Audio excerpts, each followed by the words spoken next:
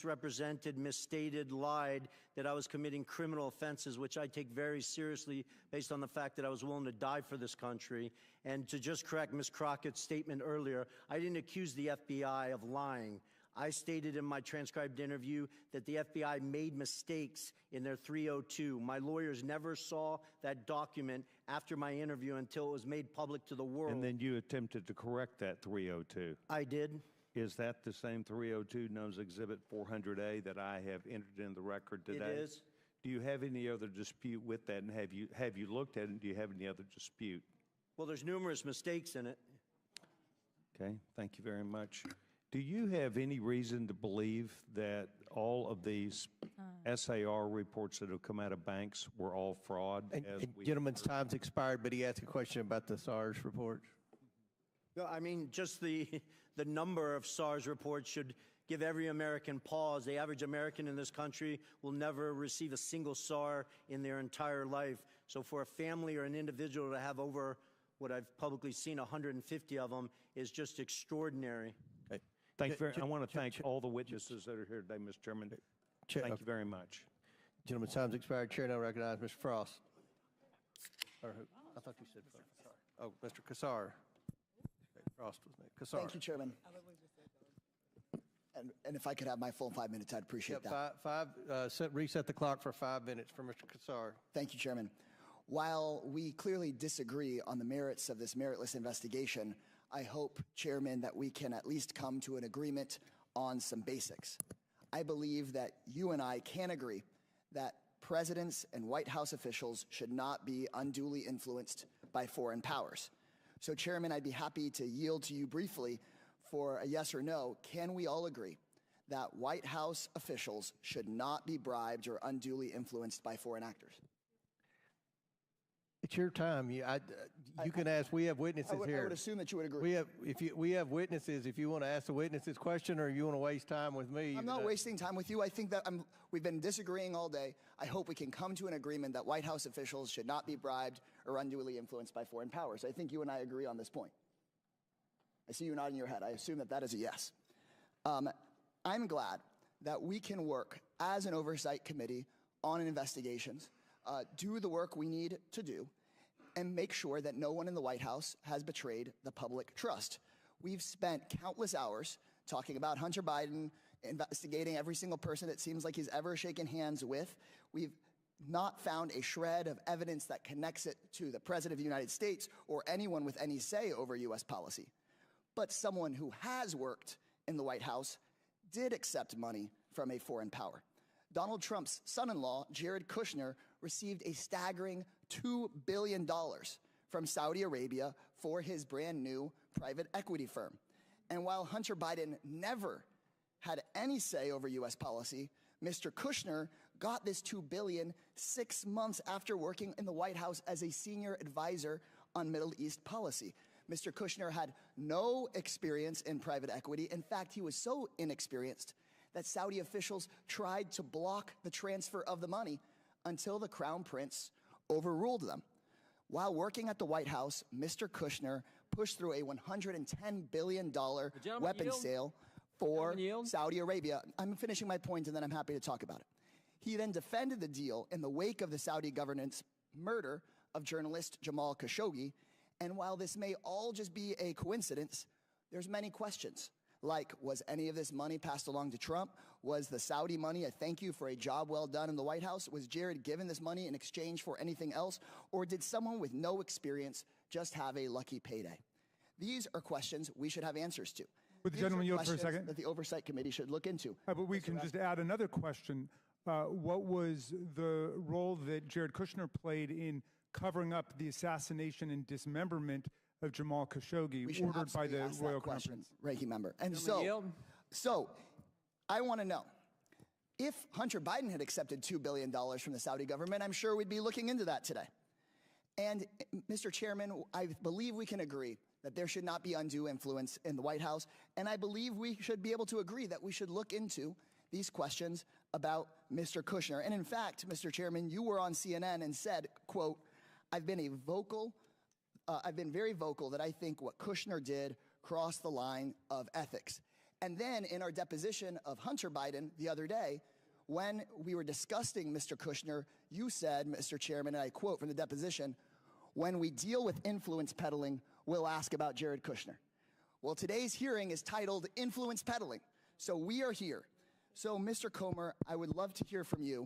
Can we fulfill our responsibility as an oversight committee and determine if Saudi Arabia bribed or unduly influenced Jared Kushner or other White House officials? Is that something we'd be willing to look into?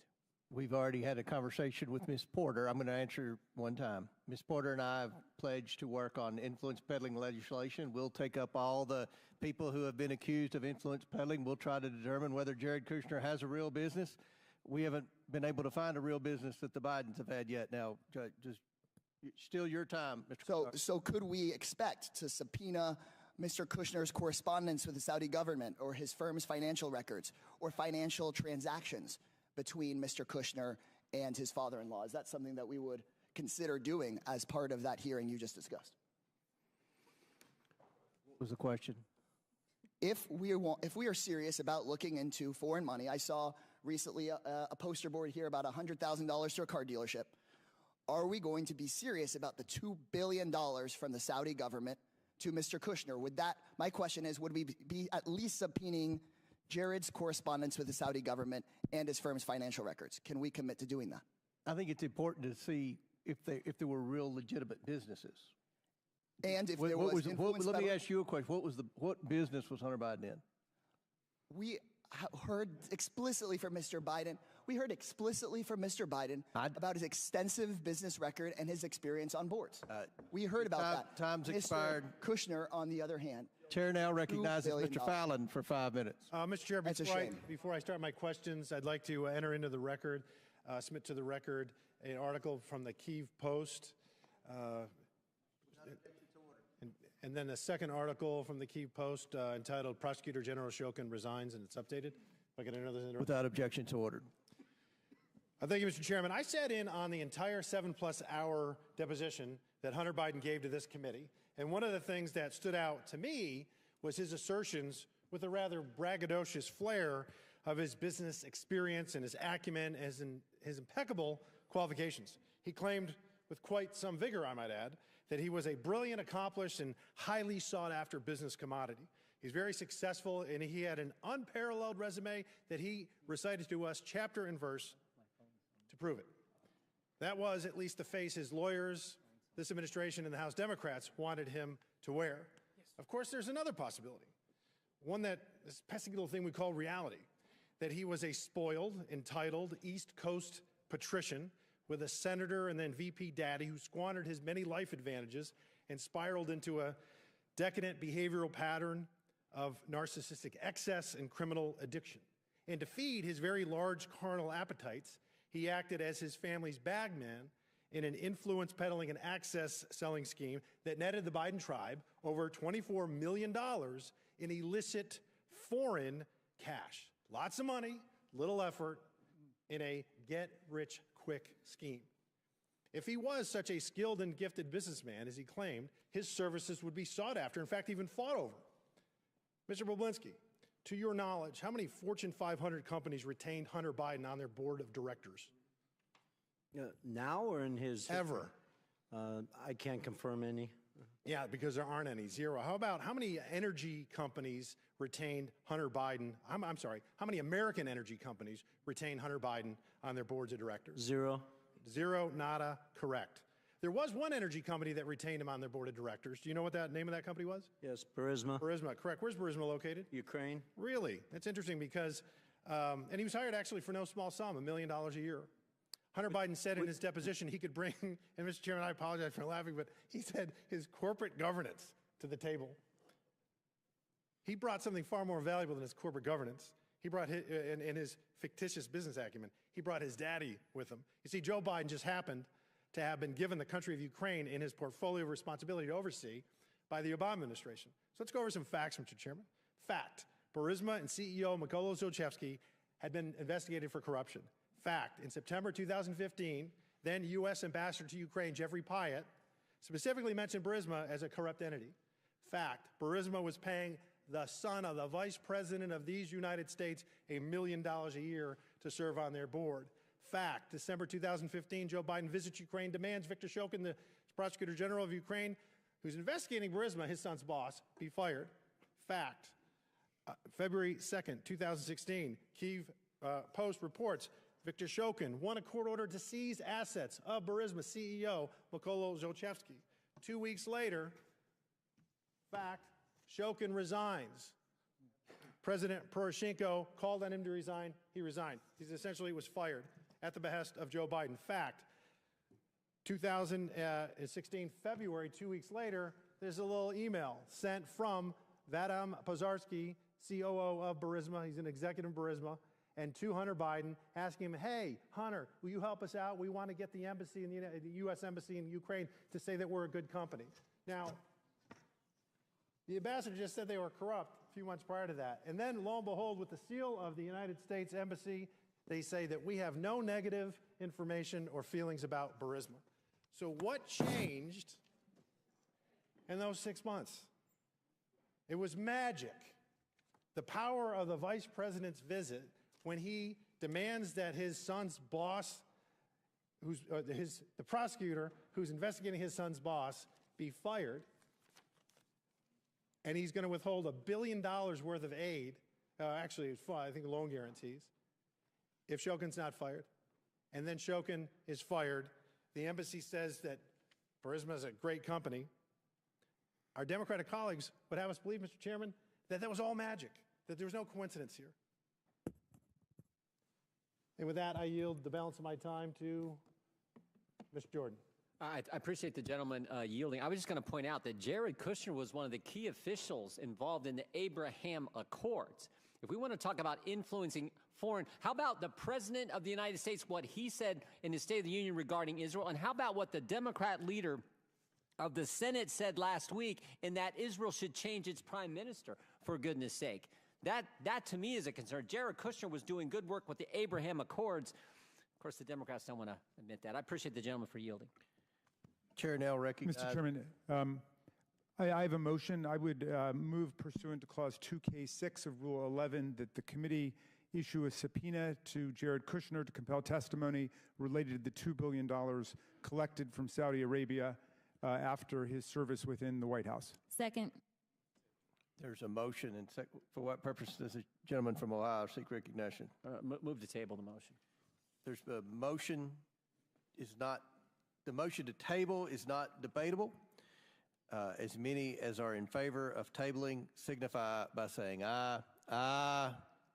All those opposed signify by saying no. No. In the opinion of the chair, the ayes have it, and the motion to table is agreed to. The committee will now resume consideration of this hearing. Now, chair recognizes, is it Ms. Lee? Who's next? Thank you, Mr. Chairman. I think it's fair to say at this point that Republicans on this committee are relying on Mr. Bobulinski as their star witness. The only fact witness they have brought in person before this committee. So I think we'd all expect that Mr. Bobulinski would have extensive inside knowledge about the involvement they allege that President Biden and in Hunter's business ventures. As Mr. Pernas can vouch for, previous impeachment inquiries relied on whistleblowers and witnesses with intimate details of what went on, firsthand accounts of high crimes and misdemeanors. You could point to exactly what the allegations were and understand what was going on.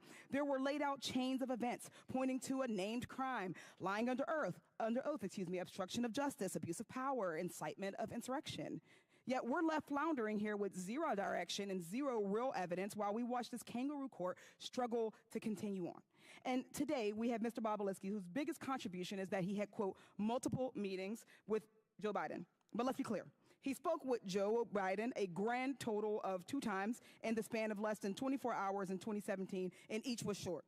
One in public, in the bar of a hotel, and then for a few minutes backstage of the Milken Conference after Biden spoke about the efforts to fight cancer, which took the life of his son, Beau. I think we also need to clarify that while Mr. Bobulinski is all of a sudden today claiming that they talked business, but at no point did he mention this during his deposition under oath with this committee. At 2 different points when asked about what was said in these conversations, Mr. Bobulinski's account made clear that he had 0 substantive business discussions with Mr. Joe Biden. Mr. Bobulinski described those conversations twice during his transcribed interview, and both times he provided the same account.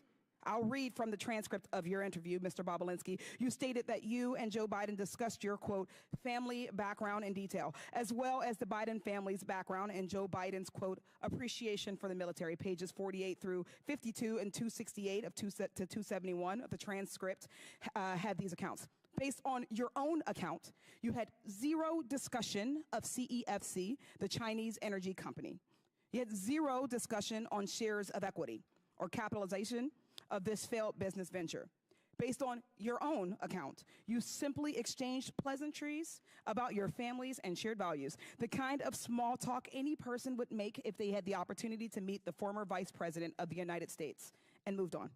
Yet today, when my Republican colleagues are so desperate for actual evidence, magically that story changes. And that's really at the heart of everything we're discussing today. Mr. Bobulinski has also been pushing his texts as records as proof, yet the Wall Street Journal found that none of it showed any role for Joe Biden and Sinahawk Holdings, and even Fox News reported that there was 0 evidence of business dealings involving Joe Biden.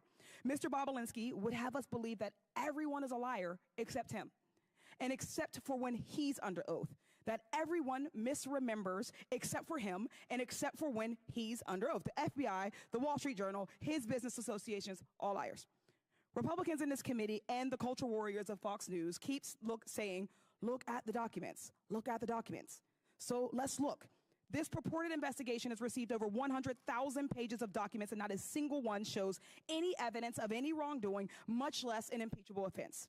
And taking a step back, even if Joe Biden had discussed his son's business ventures with Tony Bobulinski in 2017, and this is rhetorical, so what? What would be the high crime of misdemeanor? What would be the impeachable offense? We're talking about what private citizen Hunter Biden was doing with his time at the time, private citizen dad. This impeachment inquiry is not about facts or evidence. It's not even about impeachable offenses. It's about keeping the American people distracted while we do nothing on reducing gun violence, nothing on lowering healthcare costs, nothing on reforming our criminal legal system. This has been the least productive Congress in decades. We're just now, in March, finally funding the government for this year. That's shameful. This unserious hearing is a waste of our time and our resources. I yield with that, and I yield the remainder of my time to Representative Crockett.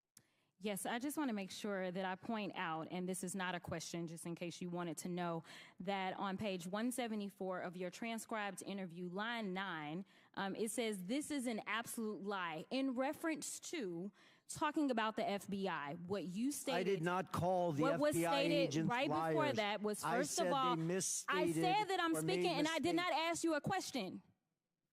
First of all, it doesn't say Tony Bobulinski told the FBI. This is a summary of 2 agents that took notes through my interview, and their summary apparently that they presented says Bobulinski first met in person with members of the Biden family at a 2017 meeting in Miami, Florida. This is an absolute lie. That is what it says. The final thing that I'm going to say is about this. What we have from Ken Buck, a Republican, I don't think that the impeachment of Biden is appropriate, and so House Speaker Mike Johnson's ability to talk me into staying here is going to be about as successful as his ability about talking me into an unconstitutional impeachment. I'll let her have 30 seconds over. Chair now recognizes Mr. Burchett from Tennessee. Thank you, Mr. Chairman. On July 30th, 2017, Hunter Biden wrote to his Chinese business associate, Raymond Zhao, "I'm sitting here with my father, and we would like to understand why the commitment made has not been fulfilled." Mr. Bobulinski, why did Raymond Zhao work for the, who did Raymond Zhao work for when this message was sent? Raymond Zhao worked for Director Zhang at CFC. Is CEFC connected to the Chinese Communist Party? It is. Is CEFC a corrupt organization? It was. From your perspective, what had occurred with CEFC from the end of May to this July 30th text message?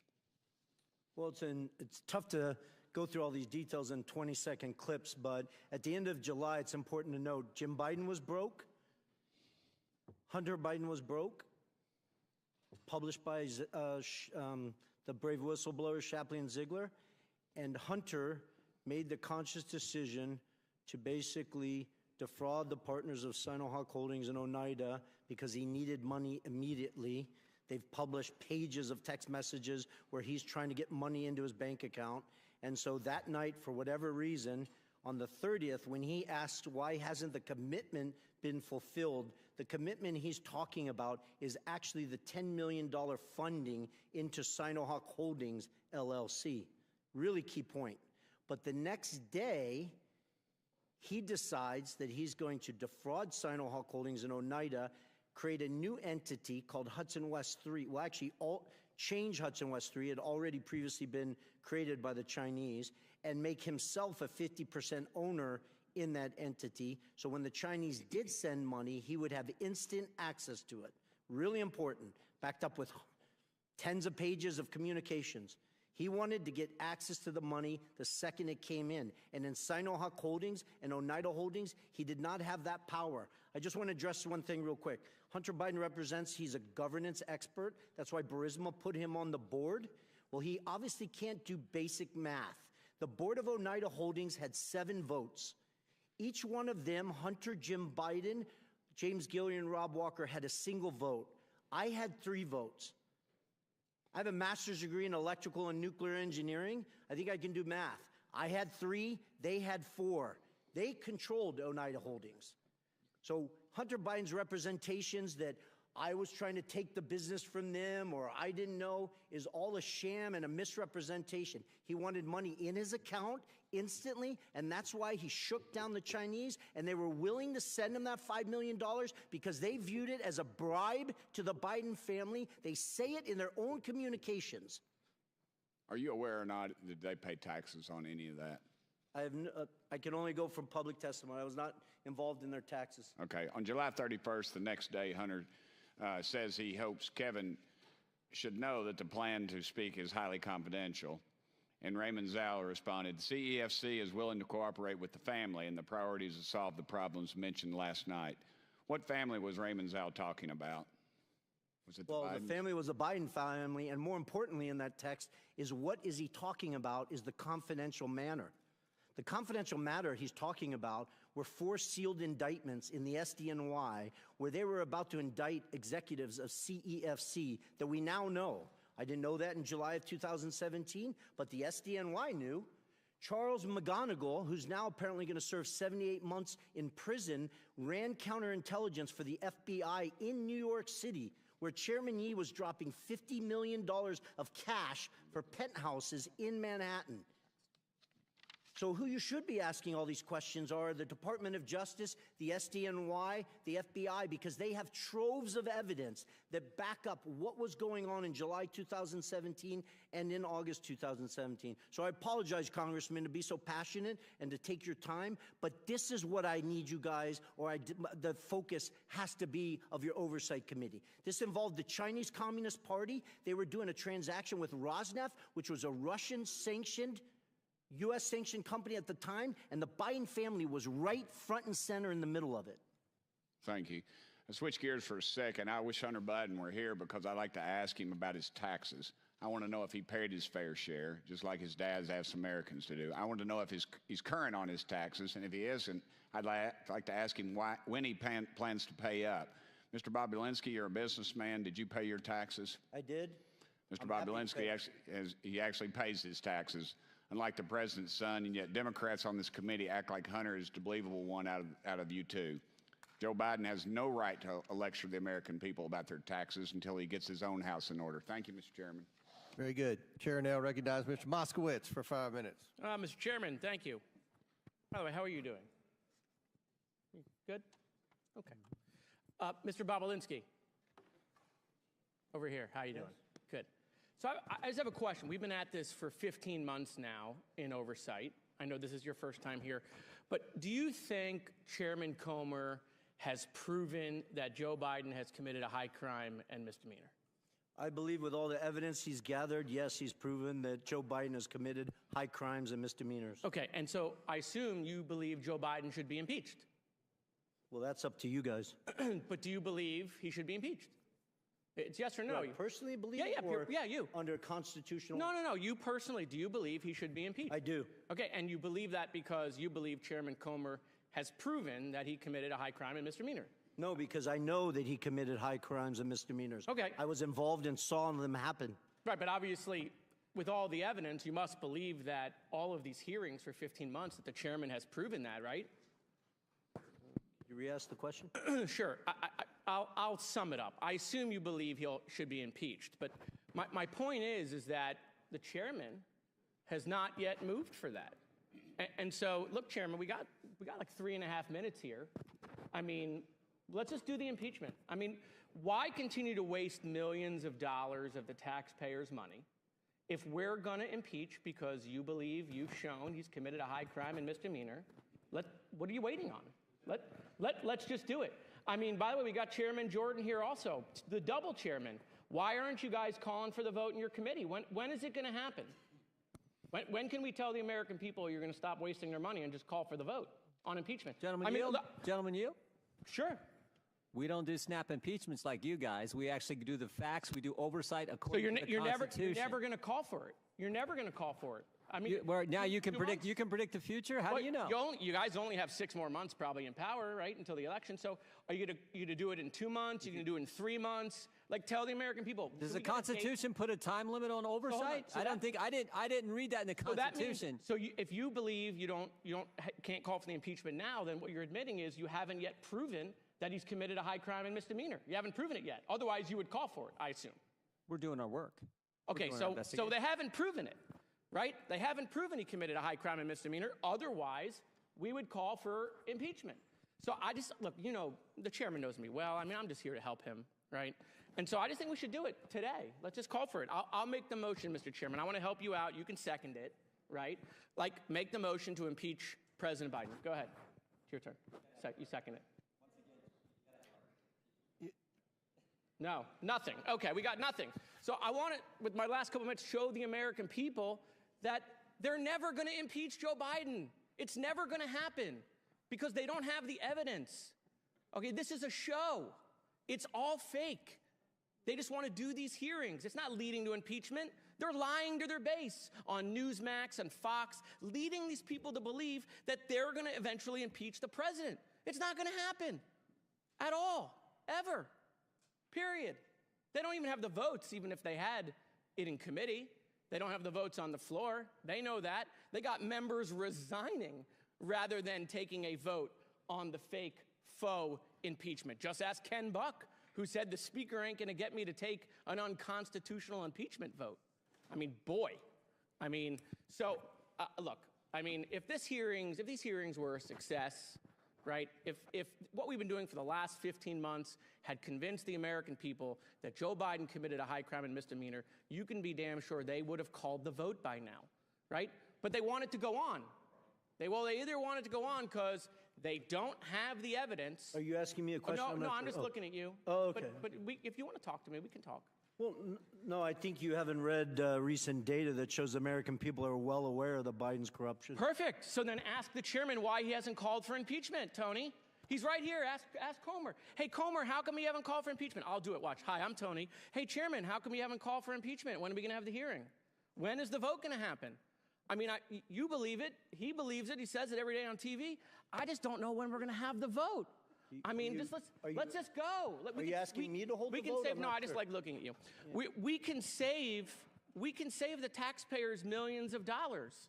So, I mean, look, I used all of my time to show that this vote is never going to happen because they have no evidence on Joe Biden. I yield back. Gentlemen's time's expired. Chair now recognizes Mr. Burleson from Missouri for 5 minutes.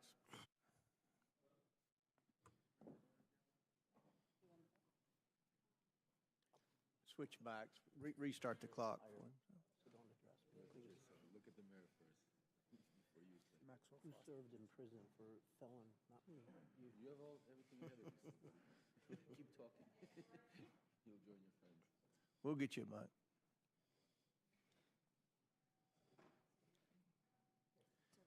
Do you want to go to that one? Apologies. Are we good? Now we are. All right.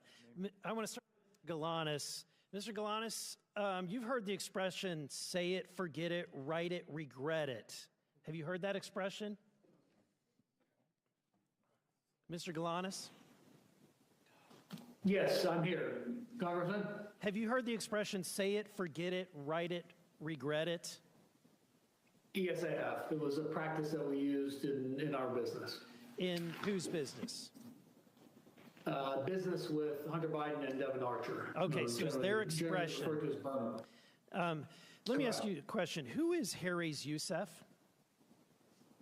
Harris Youssef is a Ukrainian investor originally from Syria, a longtime colleague of Dmitry Firtash. So he's a colleague of Dmitry Firtash. He was mentioned earlier this hearing. Who is Dmitry Firtash? He's a Ukrainian oligarch very close to the Kremlin who made his fortune primarily in trading gas from Gazprom, the Russian state oil and gas company. So connected to Vladimir Putin, correct? Very much so, yes. Yeah, in fact, during Hunter Biden's deposition with the committee, he justified his role. This is, I think you'll find this comical. He justified his role on the Ukrainian Burisma board by saying, in essence, that it was his patriotic duty, that he was serving, freedom, because there were, this is his quote, there were two gas companies inside Ukraine at the time. One of them was a state-owned, which was highly corrupt and connected to people like Firtash, which was directly going into Vladimir Putin's pocket. The only independent company was Burisma, end quote.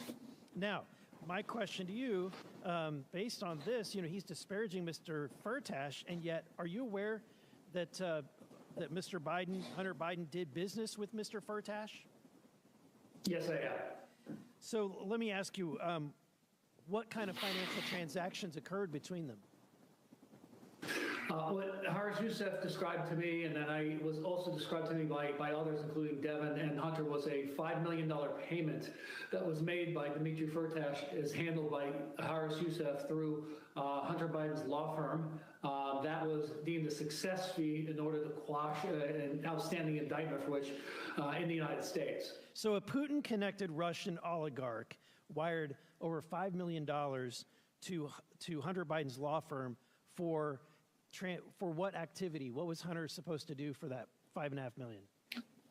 He was supposed to perform in quashing the indictment that resulted in an arrest warrant for Dmitry Firtash, who is being charged in the United States. Yeah, being charged in the United States in Indiana. So he's supposed to quash that, use his political influence to do so. So my question is, of that money, the $5 million, $3 million made its way to a company that you set up with Devin Archer called Bloom. Is that correct? That's correct, yes. And finally, from that $3 million, there was a transfer that was made, and I've got a copy of that, the bank record to prove that, of $275,000. Do you recall that transfer? I do. And it went to which account?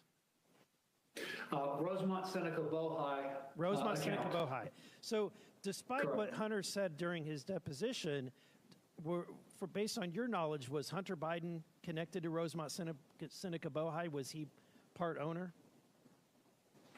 Very much so, and he said as much and had direction and control, and it was a beneficiary of the account. So there are emails that document he directed monies to be dispersed from that account, including to himself.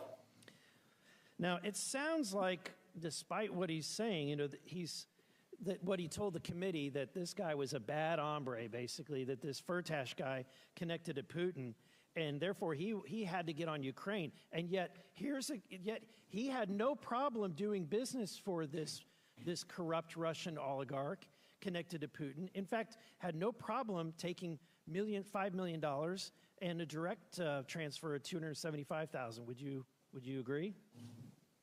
I agree with that, yes. Okay.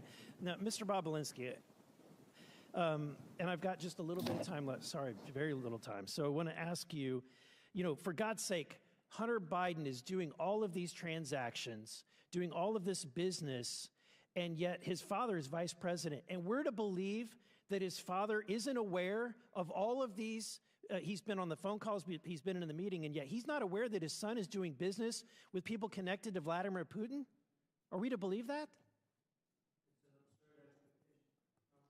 It's an absurd expectation. Thank you. My time has expired. Very good. Chair now recognizes Mr. Frost for 5 minutes.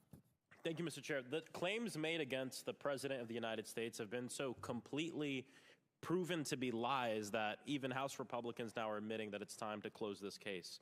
Mr. Parnas, I have a few questions for you in limited time, so I really want to try to get through these. And I just want everybody to know, especially people watching at home, that you're like one of the most credible witnesses that we've had throughout this entire impeachment inquiry. First off, I just want folks to know, for people who aren't familiar, can you tell me who you were working for between 2018 and 2019? Rudy Giuliani and Donald J. Trump. And to be clear, you answered to Rudy Giuliani? Yes. You answered to Donald Trump? Yes. Directly? Directly to Rudy Giuliani. Yeah. When former President Trump and Rudy Giuliani flew you to Ukraine to look for corruption on the part of President Biden, did you find any? No. And following your Ukraine trip, Senate Republicans, Senator Grassley and Johnson, released their Burisma report, which the New York Times concluded was, quote, unproven allegations that echo an active Russian disinformation campaign, end quote.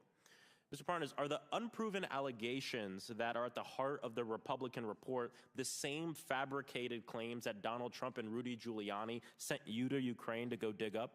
Yes. Last summer, you wrote a letter to Congress noting that when the media started to get tired of the smoke screens and using this, one of the authors of the Republican Burisma report would be your, quote, guy in the Senate to push all the information, end quote. What did you mean by that? Senator Ron Johnson was our guy in the Senate. It was told to me that when we push the information, he's going to push it in the halls of Congress. So when the media was getting skeptical about pushing disinformation after they've proven it wrong time and time again, the plan was to have a U.S. Senator, Ron Johnson, to push that disinformation even further. Correct, because we had Congressman Nunes already doing it, so Senator Ron Johnson jumped on board. This Congress, both Chairman Comer and Chairman Jordan, have centered this entire sham impeachment hearing on an FBI tip sheet. This tip sheet made wild claims about bribery that didn't even come close to being backed up. And in fact, it's all being proved to be one big lie. Mr. Parnas, is the allegation in the FBI tip sheet based on the same fabricated claims that Donald Trump and Rudy Giuliani flew you to Ukraine to dig up? Yes. I also want to make it clear that the informant allegedly behind this tip sheet is facing criminal charges for lying about the Biden family and was a known fraud for years before that.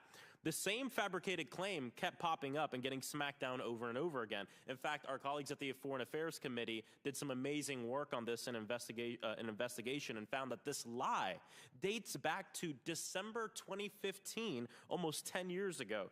Do you happen to know the article that I'm referring to?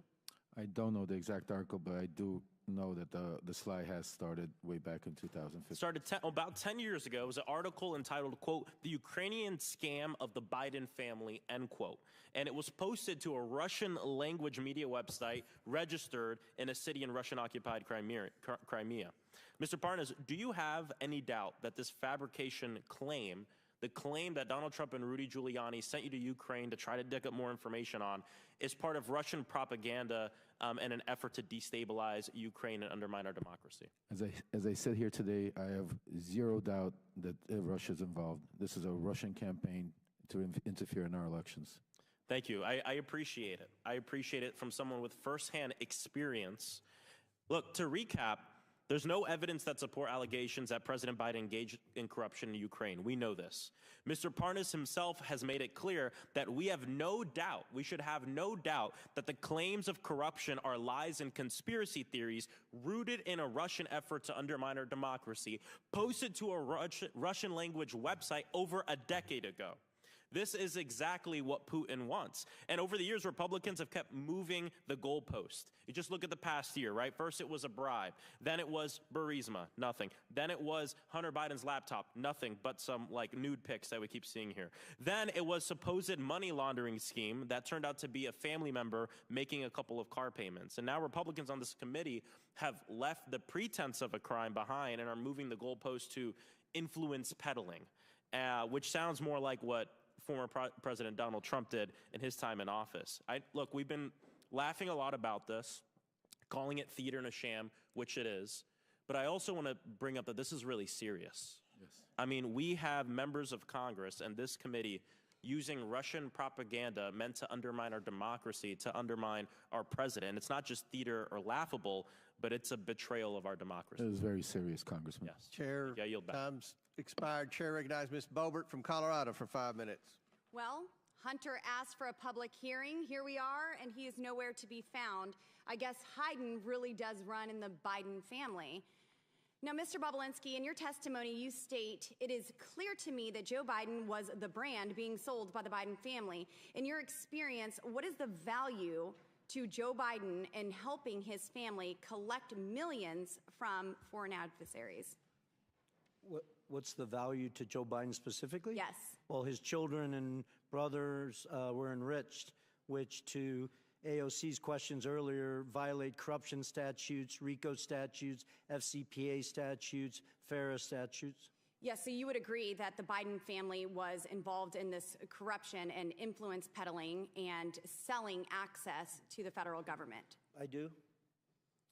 Mr. Bobulinski, in your experience, did President Biden play a more active or passive role in his son Hunter Biden's business dealings?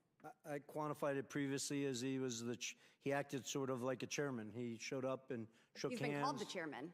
Yeah, he showed up, shook hands, and that's all the Chinese, Ukrainians, Romanians, Russians, whoever is need. It's not what the Canadians, the Australians, and Americans need, but in those parts of the world, that's what they need. Thank you. And now I'm going to switch over to Mr. Galanis. During his 2020 presidential campaign, then candidate for president Joe Biden said his son did not make any money from China. Did Joe Biden lie? Yes or no? Yes. Mr. Galanis, you are aware of the BHR fund that consisted of Bohai, a Chinese state-backed company, Harvest, a China company, and Rosemont, the Biden entity, correct? Yes, I am. And Mr. Galanis, you're aware that Hunter Biden formerly held 10% of that Chinese entity, and would it surprise you, if you were aware, that Hunter Biden held 10% of this entity well into his father's presidency?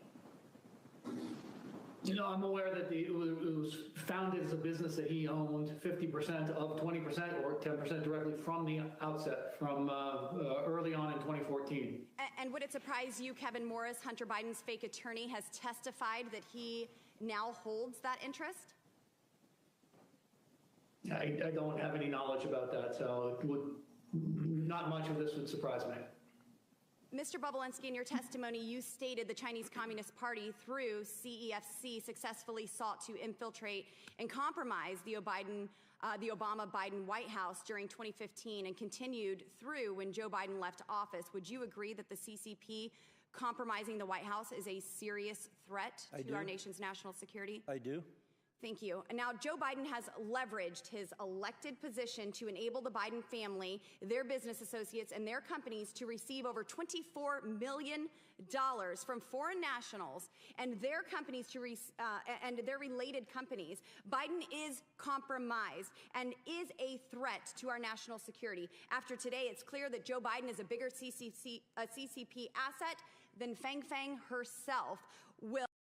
A threat to our national security. After today, it's clear that Joe Biden is a bigger CCP asset than Fang Fang herself.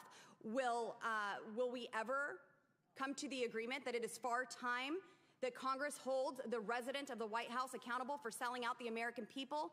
Unfortunately, my colleagues to my left have a highly coveted made in China product, a brand, if you will, and that is Joseph R. Biden. Mr. Chairman, I yield the remainder of my balance to my friend from Florida, Matt Gaetz. Mr. Parnas, how much time did you spend in prison? 4 months. 4 months. But you were indicted for crimes that could have resulted in you spending 50 years in prison, right? Right, they were false crimes. The judge saw through it. Well, you went to trial and you were convicted, right? I went to trial, correct. And the crime was that you were trying to acquire marijuana licenses, and you took money from a Russian oligarch, and you tried to use that money to go give political donations and do what you had to do to acquire marijuana licenses. Is that about right? That's what the crime was. That's what the indictment was. Yeah. Right. So it sounds like everyone here today, the only one working for a Russian oligarch was you. Right? I mean, yeah, it was. I just heard you. I mean, it's public information. Yeah, no, I just heard you wax poetic. I got paid $200,000. You know how much I got paid. You were really worried about our democracy, and you were here to warn us. But you were working for a Russian oligarch, wanting to get marijuana licenses. But then you didn't even do it. The fraud you committed against the Russian oligarch was that instead you spent the money on yourself. So, like, was that what you were doing to fight against Russia's aggression? That's a lie. Just taking their money? Well, that's what you were convicted of. No, but instead of spending 50 years in prison, you got 4 months. As this hearing continues, I look forward to hearing what Mr. Galanis thinks about how he was treated by the DOJ for telling the truth, as opposed to how you're treated for lying. The DOJ didn't listen to the truth, because if they would listen to the question, truth, the question Mr. Gates had is for Mr. Hear the truth. You can't handle the truth, Matt Gates. Look, well, the truth for you is taking money from Russians to buy marijuana businesses and then go into jail and then coming here to lie about Trump. You should know better than anybody. Gentlemen's time has expired. Chair You now. should know better than anybody. Gentlemen's time's expired. Chair now recognizes Ms. Tlaib from Michigan. Thank you so much. It's so exhausting. This is really incredibly exhausting, and I can't imagine our residents sitting at home.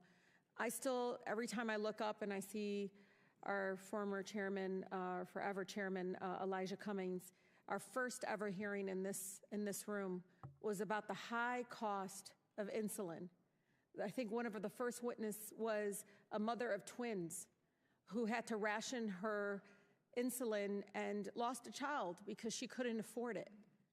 I still remember our previous chairwoman who really did a phenomenal job continuing to talk about the opiate crisis and how the Sadler family was part of a criminal scheme to increase addiction among family members, people just literally losing their family members because of profit, because of folks that were literally drug dealers in suits.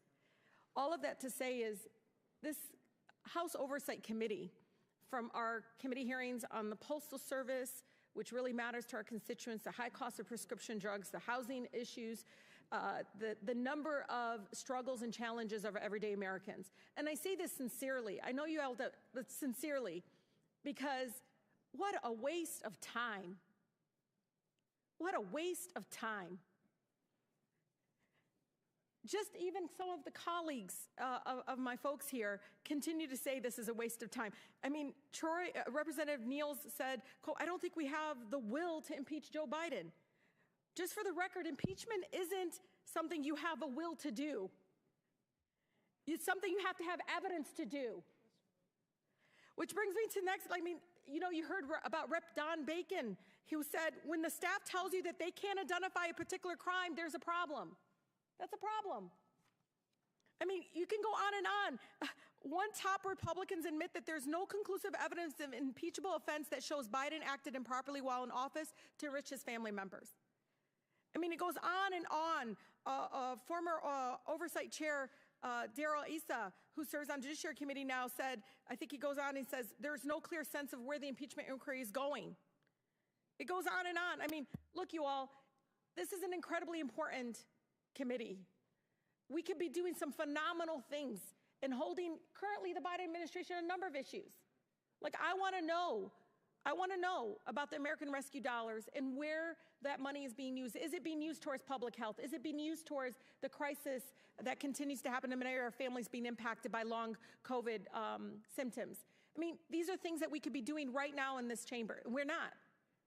We're doing this over and over again, and it's a waste of time. I literally, every time I talk to my constituents about this, they don't bring this up. They said, God, when is this going to be over with? I tell them, my colleagues do not know how to lead the campaigning at the steps of the Capitol.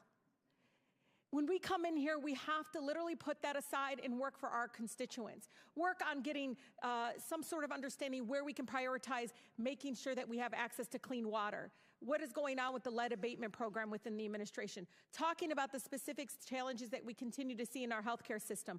All of that. Again, we can hold the Biden administration together, Mr. Chairman, on a number of issues we can see eye to eye on, and saying we need to use this committee to open it up, to be the watchdog committee that we are. Instead, we really sincerely are wasting the time of the American people doing this. This is awful. For them to see us going back and forth like this, it's so disenchanting for them. And you all wonder why the numbers out there of favorability towards Congress is so low.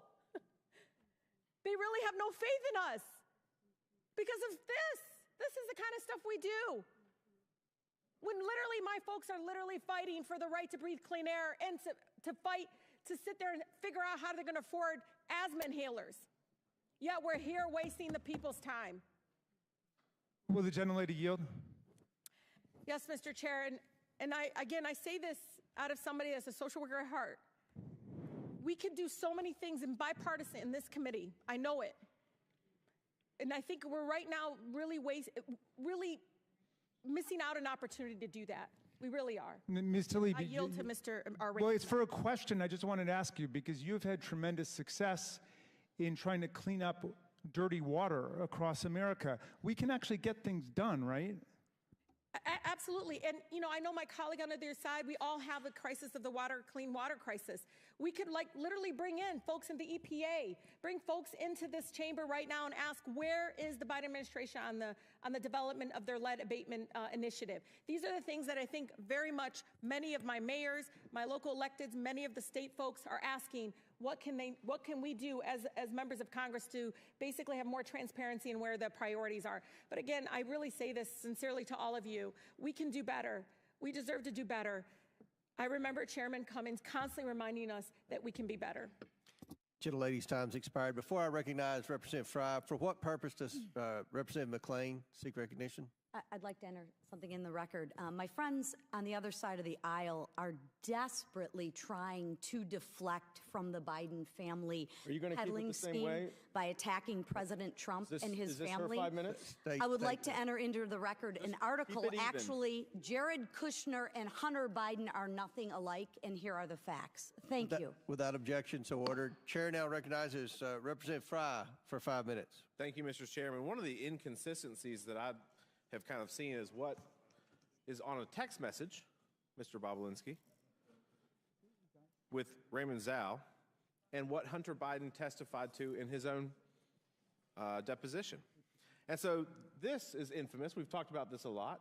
Z, please have the director call me, not James, not you or Jim. Have him call me tonight. I am sitting here with my father. We've talked about this a lot. We've kind of got ad nauseum to it. And in response, Raymond Zhao says, copy, I will call you on WhatsApp. So in Hunter Biden's testimony on page 105, he states that the Zhao that he sent this to was not the Zhao that was connected to CEFC. What do you say about that, Mr. Bobulinski? Well, I think what he's simply saying is he made a mistake. Not that he meant to send that text message, because it's crystal clear that that message was meant for Raymond Zhao, who was the interpreter for Director Zhang at CFC. But I think he tried to obfuscate in his testimony that technically maybe he made a mistake and texted it to the wrong person. I can't speak to whether then he corrected that, but I do know, based on the communications, that he got on the phone with Raymond Zhao and set the record straight and exactly went through what he thought he was sending him in that message, because it's followed up where they say, they sort of snap to and say, we'll cooperate with the family. Why were they willing to cooperate with the family? Because effectively they were bribing the Biden family to get them to help them with the 4 unsealed indictments in the SDNY, which is the only thing that mattered to CFC. And Raymond Zhao, you said he was an interpreter, but he was a little bit more than that too. He was like a chief of staff interpreter. Correct. So he was kind of the handler for the CEFC business. Yeah, he spoke good English. Director Zhang spoke very little English. Right. So to the extent that this was the wrong Zhao, I mean, I'm no rocket scientist, but if I get a text message and it's somebody that it's a different Russell, I'm going to say you've got the wrong guy. Correct? Yeah, I believe Henry Zhao probably. His argument is he sent it to Henry Zhao. I'm assuming there's a text message somewhere where either Henry Zhao responded, hey, I think you meant that for somebody else. Instead, we just see copy that. I'll call you on WhatsApp, right? Right. So if you were perplexed as to why you received a random text message that wasn't applied to, that's actually Raymond Zhao saying, I'll call you on WhatsApp. That's what I'm saying. So the purpose, the issue that he brings up, though, is that he was confused and it was the wrong Zhao. I want to ask you a couple more questions real quick. Hunter Biden's transcript on page 42, he said, I officially began to work for CEFC when I received a retainer from CEFC in early or spring of 2017. Is that true? Well, it goes back to the word official. He's parsing words. Hunter Biden started working for CFC in the fall of 2015 and worked for CFC throughout 2016. That was confirmed to me by him, by James Gilliar, by Rob Walker, numerous face-to-face conversations on it, right, numerous so meetings. So this is not true. On page 48 of his transcript, Hunter is asked, he's never interacted with any of your business associates. Is that correct? The he's referring to is Joe Biden. Is that true? That's a lie. Hunter lied to the committee about important details concerning his money demands and threats to CEFC based on this WhatsApp message right here. On page 105 of his testimony, Hunter states, quote, my father had no awareness of the business I was doing. Is that true? That's a lie. You also talked about how Jim Biden also lied extensively throughout his own testimony, and that Jim was selling plausible deniability for many years so that he could not tell the truth from a lie. On page 100 of Jim Biden's transcript, Jim is asked, do you recall having a meeting with Hunter Biden and Tony Bobulinski and Joe Biden? Jim's response was absolutely not. Jim states that Joe Biden never met with Tony Bobulinski. Is that true? That is a lie, and I'm shocked that his lawyer sitting next to him, a former U.S. attorney, allowed him to say that lie 3 different times in that transcribed interview. Right. When pressed, he continued to double down on that. He got excited. His lawyer had to calm him down, and he continued to lie about it. On page 124 of the transcript, Jim Biden states, quote, it was Hunter Biden, myself, Gilliar. I don't know. It was the 5, okay? And everybody was 20% okay. You know what? It was never executed. It was never signed. And he's referring, of course, to the contract or the agreement. Is that true? That's a lie. He fully executed the legal document, Oneida Holdings LLC, as did Hunter, James Gilliar, Rob Walker, and myself. Thank you for your testimony today. Thank you. Yours has been the consistent testimony throughout this process, unlike the other people who have come before this committee. And with that, Mr. Chairman, I yield back. Very good. Chair now recognizes Ms. Presley from Massachusetts for 5 minutes. Thank you, Mr. Chairman. When Elijah Cummings was the chair of this committee, he often reminded us that our role was to be in an efficient and effective pursuit of the truth. So I'm going to try to do exactly that because this farce has gone 15 months, 10,000 documents, and 11,000 hours too long, and we've got a lot of ground to cover here. Mr. Parnas, thank you for being here. Last year, you wrote a long letter to Chairman Comer detailing your extensive role in the, quote, campaign orchestrated by Giuliani and Trump to dig up dirt on the Bidens and to spread misinformation about them through various networks, including government officials, journalists, and Fox News personnel, unquote. When that campaign failed to find dirt because, well, there was no dirt to be found, the former occupant of the White House demanded that Ukrainian political officials announce investigations into the Biden family in order to smear Joe Biden prior to the 2020 presidential election. Yes or no, Mr. Parnas, before Trump and Rudy Giuliani tasked you to try to find dirt on the Bidens in Ukraine, did you ever interact with Mr. Trump? Before they asked me, yes, I've had many interactions. Okay. And you wrote to the committee that in late 2018, you attended a holiday party at Trump's White House, as shown in this picture. Can you describe your interactions with Donald Trump during this party? Yes. We came to the event. It was a Hanukkah party. Rudy Giuliani joined us. We were supposed to all go to the residence, but at the last second, Rudy said to wait for him downstairs. He was going to go meet Trump himself and update him on everything that was going on. He went to meet Trump at the residence. We waited at the White House. Then eventually, when Trump came down to make a speech, Secret Service came up to us and said that the president wanted to wait for us at the Red Room. So we proceeded to the Red Room and waited for Trump to finish a speech. Then he came in, approached me, and basically shook my hand and said, Rudy tells me great things. Keep up the good work. Thank you. And then we proceeded to take pictures. Mr. Parnas, when Trump told you to keep up the good work, what did you understand him to be referring to exactly? Well, at that point, the conversation was about Ukraine and Giuliani wanting me to go find Viktor Shokin. So that's what I took it as keep up the good work, go get Viktor Shokin on our way to Ukraine. And Mr. Parnas, after the party, did you interact with Trump again, or were you cut off from interacting with him? After our trip to Ukraine, we were cut off because then the BLT team was formed, and the line of communication started going through Rudy Giuliani because they didn't want anybody to notice me with him because I was in Ukraine doing the stuff. I see. So is it fair to say, Mr. Parnas, that you think you were no longer invited to interact with Trump to create a buffer between President Trump and your work with Giuliani to generate evidence of Joe Biden's misconduct in Ukraine? Oh, I was told that. Not that I wasn't invited. I was told that you're going to stop going to the events, to the private events and stuff like that because while you're doing this. I see. So despite President Trump's efforts to insulate himself from associating with you as you sought evidence of Biden corruption in Ukraine, you maintained your contacts with individuals in Trump's innermost circle, including Donald Trump Jr., correct? Absolutely, yes.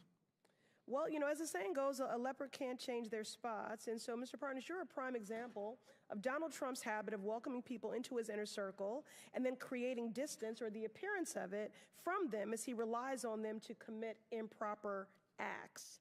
Now, Donald Trump has demanded that Joe Biden be impeached, has enlisted oversight Republicans to do his dirty work in an attempt to try to win the 2024 presidential election by promoting the same lies about President Biden, lies that are firmly rooted in Russia's disinformation and propaganda effort to influence U.S. elections and undermine Ukraine in the midst of a vicious Russian invasion.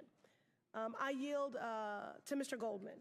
Thank you very much, Ms. Presley. I want to get back to this photograph here that I got cut off from before. You, Mr. Bobulinski, called a number of people liars, 6 FBI agents. I did not call this as 6 FBI agents liars. I'm talking. If you go to page... Well, you know better, Mr. Goldman. Okay, go to page 174 of the transcript, and you said it's not an accurate statement. It's a lie related to an FBI report. I didn't call them liars. Sorry, I don't have time. Be quiet. Lie. Now, this is a photo that was provided by Cassidy Hutchinson after you called her a liar when she said that you met with Mark Meadows and received an envelope. Do you see this photo? Do you acknowledge that is Mark Meadows in the red hat? Didn't you tell me to be quiet? I don't... I asked the question, do you acknowledge that that's Mark Meadows? I don't... Maybe you're a person can walk it closer so I can see it? Mr. Chairman, would you indulge, just since he's not answering the question, you're 15 seconds over, but it may help. Well, let me just ask it very briefly. Is that you and Mr. Meadows buy Secret Service cars with you in a mask? Are you kidding, Mr. Goldman? I'm sitting 20 feet away from it. Go up to him, please. Go right up to him. And your time's expired. Okay. Maybe Mr. Swalwell will give you some time. Could he just answer the question? He can answer the question, right? So what I see in this picture is a Secret Service agent 5 feet from me with a full mask on, and a Secret Service agent sitting in a Cadillac Escalade with all the windows up with a full mask on. Is that so you're making it a big to deal. The person in the red hat? It's the back of his head. I don't. Is that you talking to the person in the red hat? Why don't you ask me this, Mr. Goldman? Did I meet Mr. Meadows at a Trump rally in Rome, Georgia? I did. I acknowledge that. Is it you? Mr. Goldman. I did. Mr. Goldman. But Cassidy Hutchinson is a liar. Cassidy Hutchinson's a liar because she said that he handed me an envelope. Mr. Meadows didn't give me a single thing. Now, Chair recognizes... Glad we have the clear story. Your time's expired. Maybe Mr. Swalwell will yield you some time. Chair now recognizes Mr. Langworthy from Buffalo for 5 minutes. Thank you very much, Mr. Chairman. Glad it's so quiet in here. On the first day of the Biden presidency, then Press Secretary Jen Psaki claimed that President Biden's objective and his commitment was to bring, quote, transparency and truth back to government, to share the truth even when it's hard to hear. That is obviously laughable, just about as laughable as when Hunter Biden claimed that he was trying to avoid wire fees when he had Rob Walker launder a $1 million payment from a Chinese company through 16 different bank wires to Hunter, Hallie, and Jim Biden's accounts. If you're trying to avoid wire fees, then why send 4 different wires over 3 months to the same account? It's a total joke. A glaring example of President Biden's failure to live up to his promise to bring transparency is his influence peddling in Ukraine, where he pressured the Ukrainian government to fire Prosecutor General Viktor Shokin, who was investigating the owner of Burisma. While Joe Biden was vice president in 2014, his son Hunter Biden was asked by Burisma's owners to join the board, a paid position The committee has sought documents from the administration regarding Vice President Biden's influence peddling in the Ukraine. The administration, which claims transparency, has failed to produce these documents. I'll give you an example. On September of 2015, the United States was steadfast in its belief that the owner of Burisma was the face of corruption in Ukraine. The administration vowed to work with the prosecutor general to tackle corruption in the country. However, that all changed after a phone call from Hunter Biden and the owner of Burisma to Hunter's Washington, D.C. associates in 2015. A few days later, Vice President Biden delivered a speech to the Ukrainian legislature and privately pressured the Ukrainian president to fire the prosecutor general. The Oversight Committee has asked the White House for drafts of Vice President Biden's speech to the Ukrainian legislature from 2015. They have withheld those draft speeches for nearly 7 months. To this date, we have not been able to review them. We all want to know whether there were edits to the speech after Hunter called D.C. We all want to know whether the then Vice President, changed course to protect his son and his corrupt business associates. We all want to know whether the Biden family's business dealings affected American policy towards the Ukraine. The White House claims to be committed to bringing truth and transparency to government. It just seems like it's only interested when it's convenient for his administration. Now, Mr. Bobulinski, did Hunter ever tell you at any point the value of the Burisma income to him? I was not involved in Burisma. I don't recall him ever mentioning that to me. Okay, did he ever say it was his only income at that time? Oh, okay. Actually, I stand corrected. There's a text message. I never discussed it with him. I was in Monaco at the Grand Prix. He was in Monaco for the Burisma board meeting. He set up a meeting with me. He didn't show up at that meeting. Obviously, you can imagine I wasn't too happy. And he responded to a text me asking him what's going on. And in that text, he states he's on the back of Kola's yacht fighting for the only income he has, but it wasn't from Burisma, it was from the Kazakh deal that he's talking about. I never discussed that with him after that. That was a single exchange between him and I. No. Corruption and a lack of transparency from the Biden family have been common themes through the House Oversight Committee's investigation. And even when asking for simple drafts of then Vice President Biden's speech in the Ukraine, the White House has been anything but transparent. President Biden has done and will continue to do everything in his power to cover up the truth, especially when it's hard to hear. And I yield back, Mr. Chairman. The gentleman yields back. Mr. Bobulinski yields back to me for 1 minute. Is there anything that you want to respond to? No, you don't worry about Mr. Goldman. We don't pay any attention to Mr. Goldman either. But is there anything that anyone said up here that you want to take about 55 seconds to respond to? It's tempting. I mean, my biggest appeal to everyone in this room is I wish you would spend the time focusing on the fact that the Chinese Communist Party infiltrated the White House of the United States of America through the Biden family. I don't say that lightly. It's not a joke. I was willing to die for this country, as was my father and both my grandfathers and my brother. This is serious, serious stuff. We should be asking how that happened. Take the Biden name and the Biden family completely out of it. How did the Chinese Communist Party infiltrate the White House of the United States of America? Let's start there, focus on those facts, what they did, how they did it, why they used money, why they used private enterprises instead of military stuff and other stuff. That is huge to our national security. So I appreciate you yielding that time to me, Mr. Chairman. Well, thank you, and I'll just say this. Mr. Tlaib and Ms. Presley criticized the investigation, but I think most Americans care about public corruption, and they realize the FBI hasn't done the job, that DOJ hasn't done their job, the IRS hasn't done their job. They've been told to stand down. All that's left is the House Oversight Committee, and we will do our job. And pursuant to the previous order, because votes have been called again, the committee stands in recess subject to the call of the chair. The committee will reconvene 5 minutes after floor votes. Reconvene. Chair recognizes Mr. Swalwell for 5 minutes. Mr. Bobulinski, in your interactions with the Biden family, which you've told us all about throughout the day, did you ever observe the Chinese government grant 22 patents to any of Joe Biden's children while Joe Biden was in office? I did not. Did you ever observe the Chinese government, did you ever observe Joe Biden ever own or operate any hotels while he was in public office and take millions of dollars from foreign governments? I did not. Did you ever observe Joe Biden employ any of his children or their spouses in the White House as vice president or president? I did not. I can't speak to that. Did you ever observe, while observing the Bidens install a family member to be the co-chair of the DNC? I'm sorry, ask the question again? Did you ever observe the Bidens install a family member to be the co-chair of the Democratic National Committee? I did not. Did President Biden or anyone in his family take $2 billion from the Saudi government? Not that I'm aware of. Did President Biden or anyone in his family get fined $355 million for tax fraud? Not that I'm aware of. Mr. Parnas, as you've observed Mr. Bobulinski today and his fealty and dedication and loyalty to the Trump family, is that something you recognize as somebody who was also in that cult before?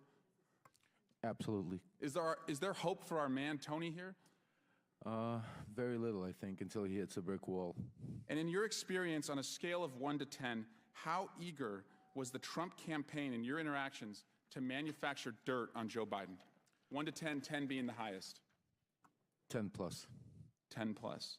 Would it surprise you, Mr. Parnas, that the Russians and in their disinformation campaign outlets have often cited Chairman Comer's testimony and allegations against the Biden family to make their own allegations against Joe Biden? No, it doesn't surprise me because that's exactly what they want to happen. Mr. Chairman, it's over. It's over. It's time to pack it up. And I want to give you the top 10 reasons why impeachment is dead. Number 10, your key witness today is testifying from the slammer. Number 9, key evidence of a bribe that you all relied on. The guy who said that has been indicted for lying about that bribe, and he's a Russian asset. Number 8, another key witness has been indicted as a Chinese agent. Number 7, during the Hunter Biden interview, Mr. Chairman, you didn't even stay for the whole time. Number 6, Chairman Jason Smith didn't show up at all to the Hunter Biden interview. The same day, number 5, Darrell Issa said it's a big nothing. Number 4, today Jim Jordan began his remarks not by relying on any evidence for this investigation, but he went off attacking the DOJ about what they're doing with the Catholics. Number 3, you all still have not sent the articles of impeachment for the Mayorkas impeachment to the Senate, and that happened last month. Number 2, you're now talking about a criminal referral, but if you had evidence for a criminal referral, then you have evidence to impeach somebody for high crimes and misdemeanors. And number 1, and I'm sorry to say this, Fox News isn't even carrying this today. In fact, one of their anchors, as they broke away 10 minutes in, said, this is the same hearing over and over and over. At what point are you going to fish or cut bait? So I just have to tell you, it's over. Impeachment's over. Dunzo. Bye-bye. Rigor mortis. Lights out. Curtain drop. Mic drop. Peace. Adios. Sayonara. Au revoir. Or a language that you all understand. Doi sivdanya.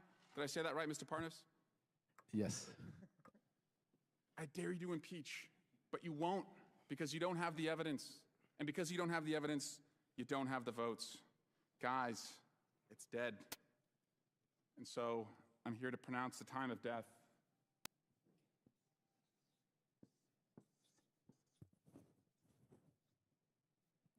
$5:16. Say it in Chinese. Impeachment is dead. 5:16. Biden impeachment's dead. Joe Biden has been acquitted.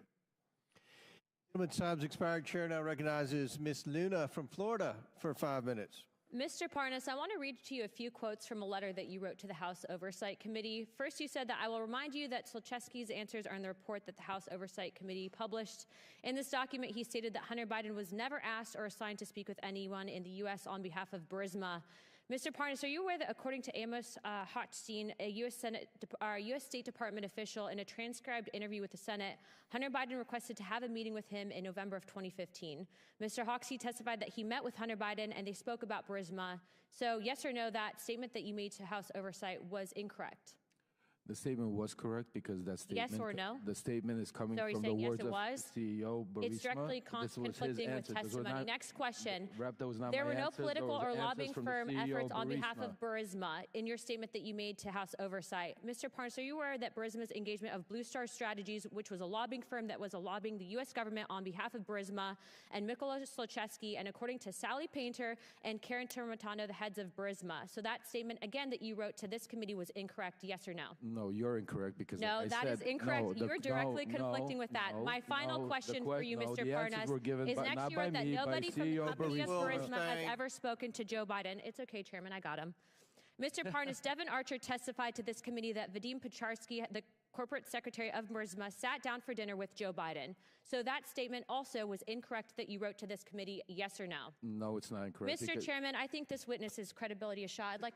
I'd like to give the remaining of my time to the amazing representative from Florida, Representative Matt Gaetz. Very good. The Democrats could have sent anyone.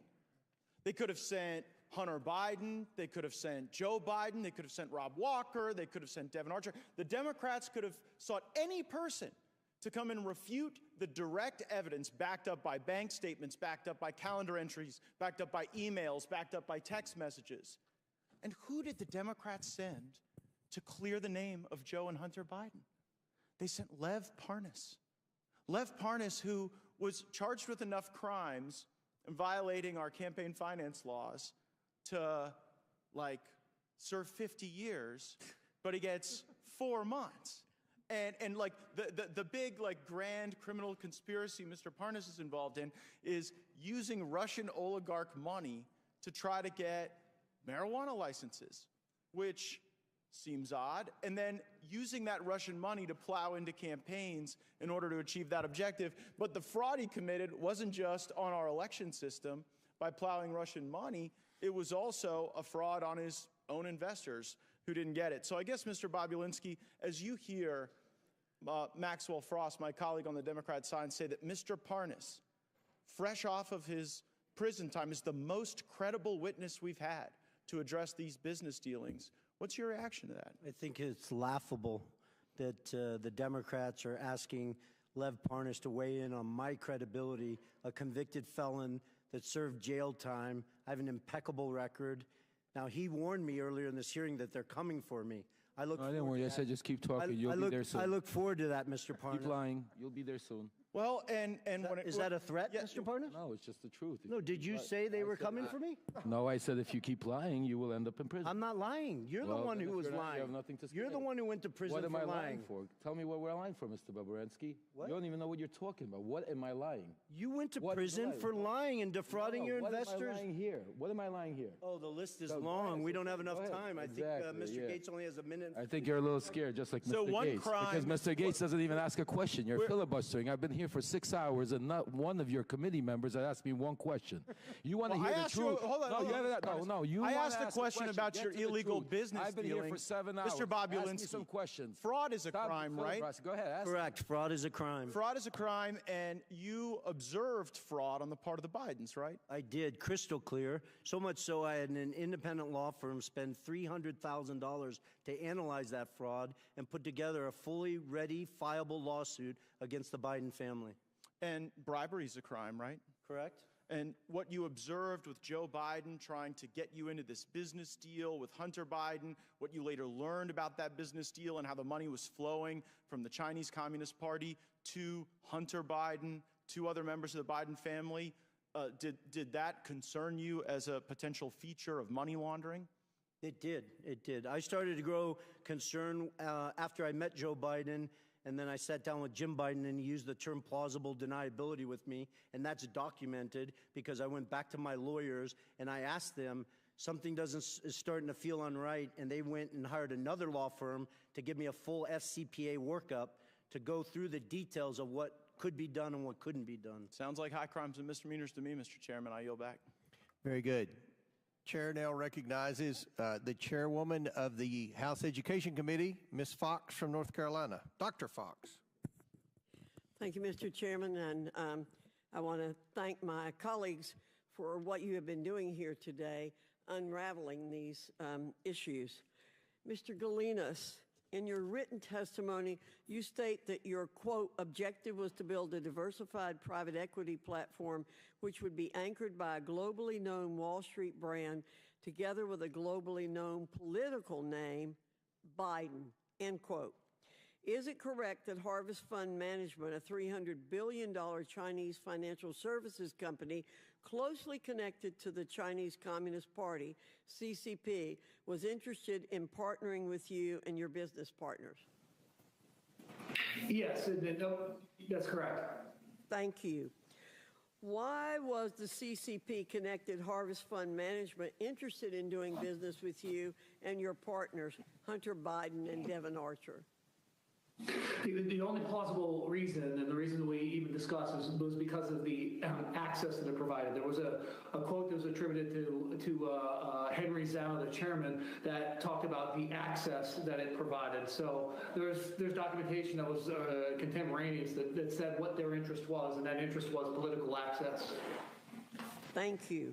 Is it correct that Harvest Fund Management believed that Joe Biden would take a seat on that company's board after his vice presidency ended?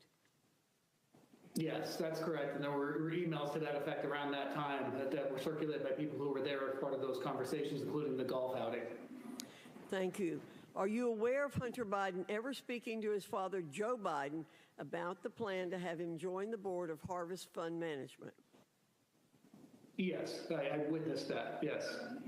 It seems clear that Joe Biden was aware of his family's use of his office and influence to do business with America's adversaries, and therefore a choice to pursue personal gain over national security.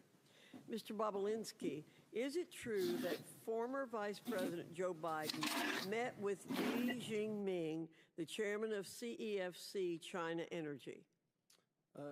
It is based on Rob Walker saying yes to that in a transcribed interview. I personally was not at that meeting. When did this meeting take place based on what Mr. Walker said? Yeah, in my understanding, it would have been February 2017. After they had a meeting in Miami, I believe James Gillier got on the corporate jet of CFC and flew with Yi Jianming and Director Zhang to D.C. in preparation for that meeting. After this meeting with former Vice President Joe Biden and Chairman Yi, were any payments made to the Biden family or associates? Yes, well, it gets to that point of obfuscation. $3 million was wired to Rob Walker's account on March 1st. Actually, they sent two wires. The first wire got kicked back, and then they sent a second wire on March 1st, 2017 to Robinson Walker, LLC. And then as your committees walked through today, they parsed that out to the Biden family in numerous different payments. Thank you. Mr. Chairman, it is clear that Joe Biden is the common element in all of Hunter Biden's attempts to do business with China. There's a pattern emerging that the Biden family and associates, including Joe Biden himself, deliberately chose personal gain over the safety and best interest of the very Americans Joe Biden was elected to serve, protect, and defend. With that, I'll yield the balance of my time to Mr. Gates. Hunter Biden's deposition. Question. Do you think some of your business associates we've spoken about today, Mr. Archer, Mr. Bobulinski, Mr. Galanis, do you think they had an expectation that your dad had any role or involvement in any of your joint business dealings? Answer from Hunter Biden. Not an expectation from me. There was never a single time I can remember saying, hey, we'll get my dad involved. Hey, let's get my dad on the phone. Hey, let's, what can we get out of dad for this? Mr. Galanis, what's your reaction to that testimony from Hunter Biden in light of you describing the Biden lift? I think it's patently false. It's belied by emails, and I think that there's documentation that says that that's just an untruthful statement. And what I'm trying to understand, Mr. Galanis, is there you are sitting in a prison cell for a financial crime where you were an associate with Hunter Biden and some of the other players there, and they're out enjoying Southern California, and you're sitting in a prison cell, and they've got the ability to come and give this false testimony to Congress. Is it your belief that the Biden Justice Department retaliates against people who speak out against the Bidens and their crimes? I'm living that. I think to clarify, I took responsibility for my crimes. I pleaded guilty. I've served 8 years, clean conduct, and I think I've rehabilitated myself quite a bit in that period of time, and evidence, a track record. But I would say that there is unquestionably a pattern of two tiers of justice, and that's become a popularized term, and it's something that I've a lived experience that I've gone through. Yield back. Before I recognize Mr. Waltz, for what purpose does Mr. Bigg seek recognition? I want to include an article in a record. The article is entitled, Tlaib renews her, quote, impeach the MFer, close quote, call against Trump. Without objection to order, for what purpose does Mr. Gates seek recognition? Mr. Chairman, I seek unanimous consent to enter into the record the press release from the Department of Justice. Lev Parnas sentenced to 20 months in prison for campaign finance, wire fraud, and false statement offenses. Without objection, so ordered. Chair now recognizes Mr. Waltz from Florida. Thank you, Mr. Chairman, and I find it incredibly rich. Mr. Swalwell is going to come to this committee and lecture us about how China penetrates our government. I think that's something he may know a thing or two about, but let's talk about how China has penetrated the highest levels of this government, including this president and this White House, because I think the visual is incredibly important. Mr. Bobulinski, Hunter Biden portrayed Chairman Yi, the chairman of CEFC, to Jim Biden as a protege of Xi. Is that accurate?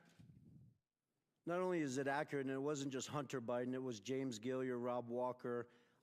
I wouldn't have used the word protege. They just basically, You don't run China's largest state-owned energy company without being close to Chairman Xi. Correct. Right, fair enough.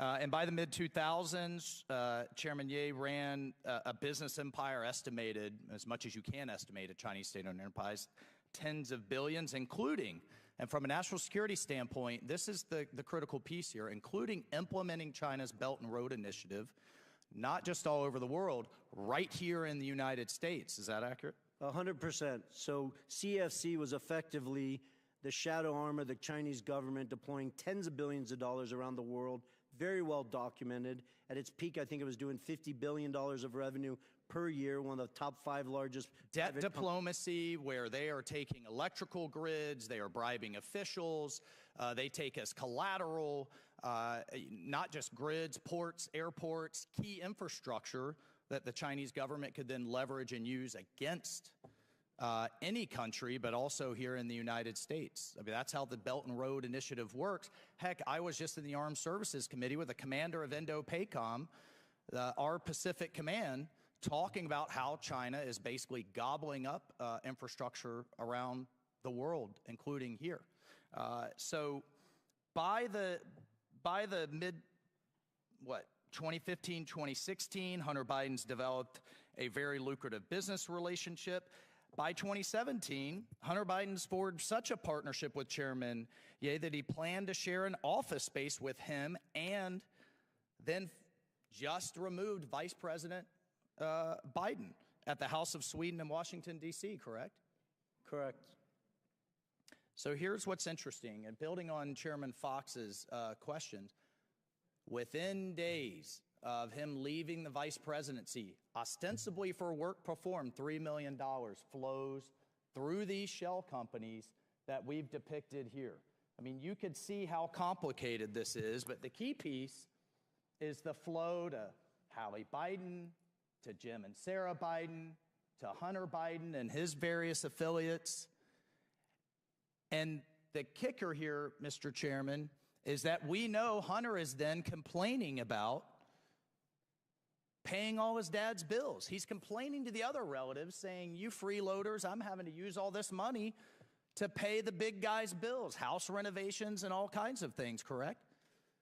Correct, and it's important for the American people to understand the $3 million was 3 of $20 million that the Bidens expected to be paid for the work in 2015 and 2016. Mr. Chairman, and that's not just my word, that is documented. That's all documented, bank records, text messages, emails. Mr. Chairman, Bob Menendez's wife can't get paid by the Egyptians and then provide that money over to pay Goldbar Bob's, Senator Menendez's bills. I can't have my daughter get paid by, I don't know, Kazakhstan, Russia, and China and then pay my bills. Sure. And we know also that they had commingled funds with the Vice President of the United States. When we talk about crimes, let's talk about the crimes. We know he perjured himself. That's a crime. We know he was acting as a foreign agent. And was he registered under FARA? Was he registered as a foreign agent? Not that I'm aware of. Was his dad complicit in him acting as a foreign agent through meetings and dinners and what have you?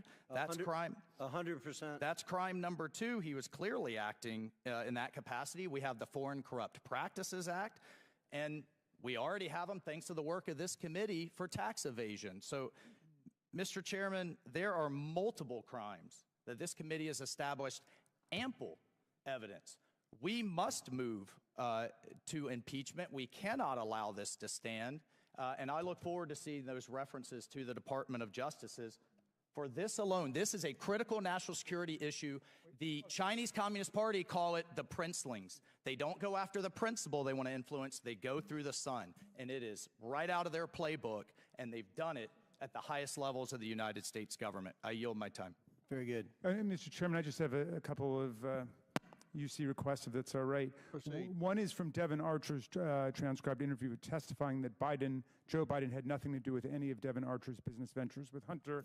Second is the declassified intelligence community assessment from the National Intelligence Council, March 2021, detailing efforts by Russian actors to interfere in the 2020 U.S. elections. And finally, most importantly, the U.S. District Court decision from the Southern District of New York in United States versus Galanis, where Mr. Galanis was described as a con artist who wanted to be in business with Hunter Biden but never was, and how they thought that they could add layers of legitimacy to their con operation.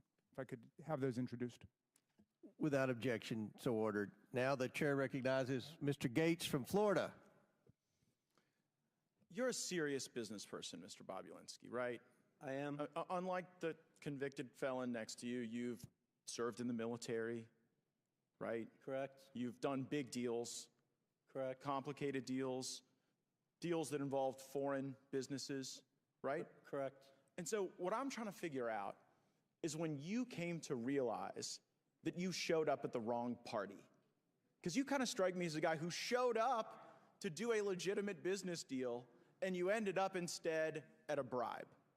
And so as you're looking at CEFC, as you're having this meeting with Joe Biden, as Hunter Biden is introducing you to his web of contacts, when did you go from serious businessman Tony Bobulinski working to make a buck in a capitalist system to a guy worried that you had been unwittingly ensnared into Hunter and Joe Biden's bribe operation with the Chinese Communist Party?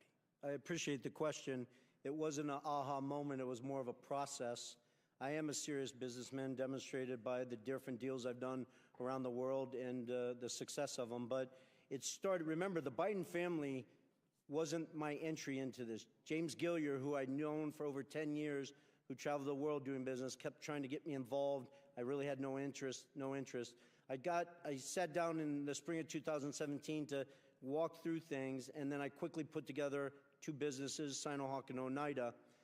After the meetings in Los Angeles with Hunter and Joe Biden, it started to sort of, bells and whistles started to go off when Jim Biden used the term plausible deniability. Plausible deniability is the first moment, straight from the lips of Jim Biden, right on the heels of your discussion with Joe Biden, where you start to think, this might not be legit. Correct. And my lawyers at the time could attest to that because I reached out to them saying, listen, I'm a former naval officer.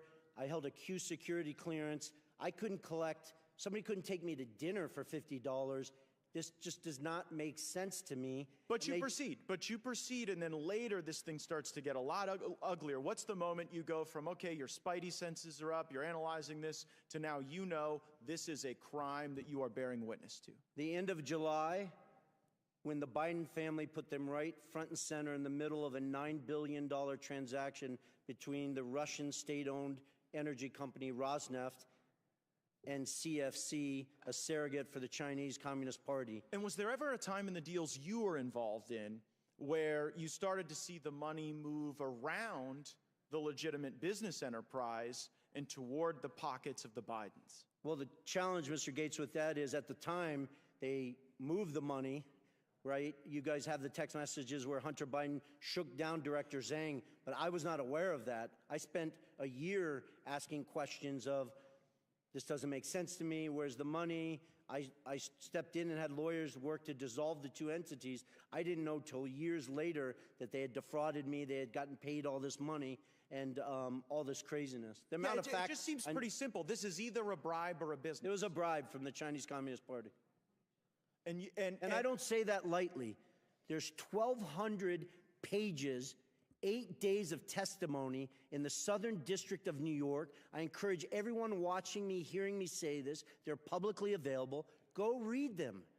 Our Department of Justice outlines in intimate detail the corruption and bribes that CFC was deploying to political officials all over the world. It wasn't so just in I'm the here United to believe that they did this in every other country, but with the Biden family, it was pristine. It was an actual clean business. That's absurd. And you came to know that, and that's when you blew the whistle, right? That's when you started to get worried, when you saw Joe Biden. I stepped away from it. There's the whistleblowers. I can't give them kudos enough for the bravery and the risk they put their family in. They publish stuff where I am voicing the concern of the Rosneft deal. And you animated your concerns when you saw that this wasn't just a corrupt bribe, a corrupt business deal happening to a guy who used to be vice president. When you see that everyone's made a big deal like you're a bad guy, that you showed up at the debate, or you're trying to give life to these facts that you've observed, that it's so bad that you did that during a political contest.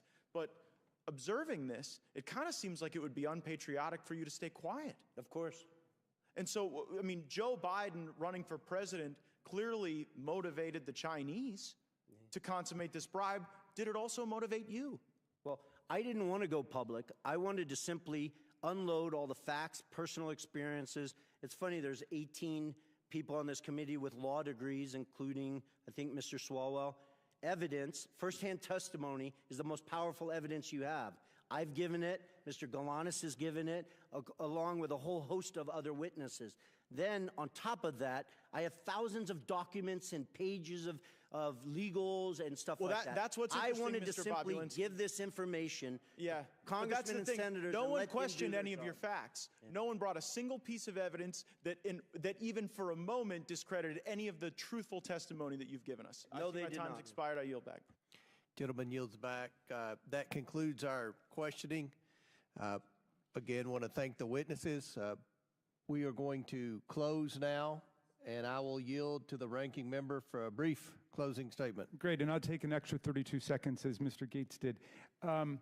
Well, and while we're on Mr. Gates, he seemed to be upset about a couple different things. One was fraud, which was fascinating to me, given that his hero, Donald Trump, has just been convicted civilly of bank and insurance fraud in New York in a civil case, and now owes, I think it's $454 million, unless that's gone up with interest. I think he's having a hard time making that, but I'm sure that Mr. Gates' constituents will help him out as they're shaking down Republican voters. You can pay either for Donald Trump's criminal lawyers or his civil lawyers. That's the big political choice, I suppose. He's also upset about China. Well, if you check out the Democrats' report, White House for Sale, how princes, prime ministers, and premiers paid off President Trump, you'll find that China actually gave more than $5 million to Donald Trump while he was president of the United States in direct violation of the Emoluments Clause, which says that nobody in federal office shall accept a present, an emolument, which means a payment, an office, or title of any kind whatever from a king, a prince, or a foreign state. And we spent the day, again, jawboning about Hunter Biden, who has never held public office, and he's never done business with the government. And yet we have right in front of us, in front of our very eyes, mammoth corruption, unprecedented U.S. history by Donald Trump as president. And my friends don't say a single word about it, but he wants to lecture Mr. Parnas about the illegal donations he made on behalf of pro-Trump super PACs. I've noticed something interesting with the people who have finally disenthralled themselves and gotten out of the Trump cult, as Mr. Parnas puts it. People like Michael Cohen, Sarah Matthews, Cassidy Hutchinson, Alyssa Griffin. There's articles about them. There are dozens of those people, and I'd be fleeing for the exits now, too. What's so fascinating to me about it is that they don't mind when these people lie for Donald Trump. then when they get out and start telling the truth, that's when they call them liars for what they did when they worked for Donald Trump. Mr. Parnas, they're not mad that you lied and went to prison for it and did your time. They're mad that you stopped lying for Donald Trump. Absolutely, Congressman Raskin. So when I was a state assistant attorney general, Mr. Chairman, I saw a judge on my very first day of work castigate a lawyer by saying, son, you forgot the very first rule of lawyering. When you go to court, you got to bring the evidence with you. You forgot to bring the evidence. There's no evidence. Hundreds of thousands of pages of documents, dozens of hours of testimony, but not a shred of evidence of presidential wrongdoing, much less an impeachable offense by President Biden. And you're making not just the majority a laughingstock, the whole committee a laughingstock. So it's hurting us. My members are saying, when will they call off this nonsense? So here we are. Again, Mr. Parnas, I want to thank you. You have explained to America that the allegations at the very foundation of this inquiry were predicated on Russian propaganda and disinformation, just as they were at the start of the hit job that you and Rudy Giuliani were sent to do back in 2018 and 19. And I want to thank you for showing America what real intellectual honesty and personal honesty look like, and how you can grow out of the deranged Trump syndrome that so many of our colleagues are still suffering from today. It's time to call this investigation for what it is, Mr. Chairman. It's not just an embarrassing failure and an historic failure at that, but it's an historic betrayal of democracy, freedom, and the rule of law as Vladimir Putin tramples the freedoms and the democracy of people in Ukraine. We should be spending our time standing up for democracy and not tarnishing it with spectacles like this. I yield back. I should have brought my waiters from the farm. I want to thank our witnesses for being here today. Mr. Bobulinski, Mr. Galanis have delivered testimony in front of the American people directly implicating President Biden and his family's influence peddling schemes. Schemes that brought over $24 million into the Biden family and their business associates' pockets. For what? I never heard the minority say what they did or what business the Bidens were in. Mr. Bobulinski and Mr. Galanis have provided documents supporting these claims and provided hours of testimony to this committee. Mr. Bobulinski and Mr. Galanis have not changed their stories. Mr. Bobulinski and Mr. Galanis did not ask for this hearing, but they showed up for it because they have nothing to hide. I also invited Hunter Biden to this hearing, in part due to his own request that he be allowed to provide transparency and testimony before the American people. Or at least he did request this hearing, and then he sat for a deposition with the Oversight and Judiciary Committees. Now he's nowhere to be found. Mr. Bobulinski, Mr. Galanis, and others have implicated Joe Biden in the Biden family business. Hunter Biden denies his father's role in the Biden family business. This is a material discrepancy among witnesses of the highest order. I attempted to solve this problem by getting the witnesses in the same room together to straighten out any misunderstandings. It should be clear to the American people that Hunter Biden's word is as valuable as the fake services he was selling. And this committee will not play games or belittle the institution of Congress by allowing Hunter Biden to call the shots about who he testifies with or when he does it. At this point, the only person who can resolve this discrepancy about Joe Biden's participation in his family's influence peddling schemes is Joe Biden himself. As I said at the beginning of this hearing, Joe Biden was either used by his family over and over again and paraded in front of his business partners to rake in millions of dollars, or he knew exactly what he was doing to enrich his family. Joe Biden was either complicit or incompetent. And the American people deserve to know which one it is, which one it was. But neither is acceptable for the leader of the United States. I don't think anyone believes that this is acceptable behavior for the family of the President of the United States to receive tens of millions of dollars from our adversaries around the world, and they can't say one single thing they did to receive the money. Nobody supports that. I don't care if you're Democrat or Republican, if you're from a big city or a small town. That's not what this democracy is about. That's not what the founding fathers set up. They set this up that we have public servants come and provide their public service and then go on. They did not set this up for public servants to enrich themselves through their family, through influence peddling.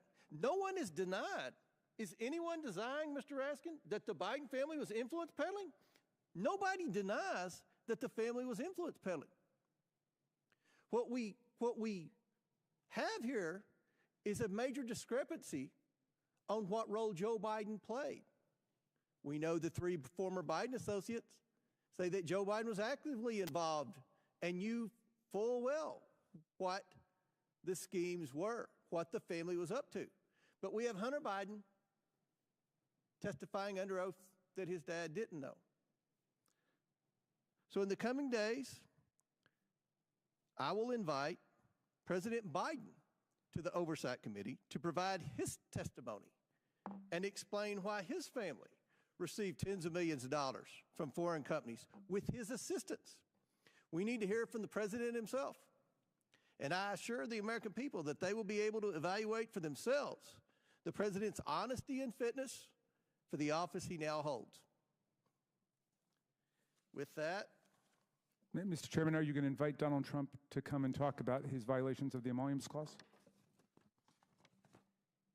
you all have investigated Donald Trump for years, and I'm pretty sure I've read in the paper that there's a lot of investigations of Donald Trump. No one's investigated.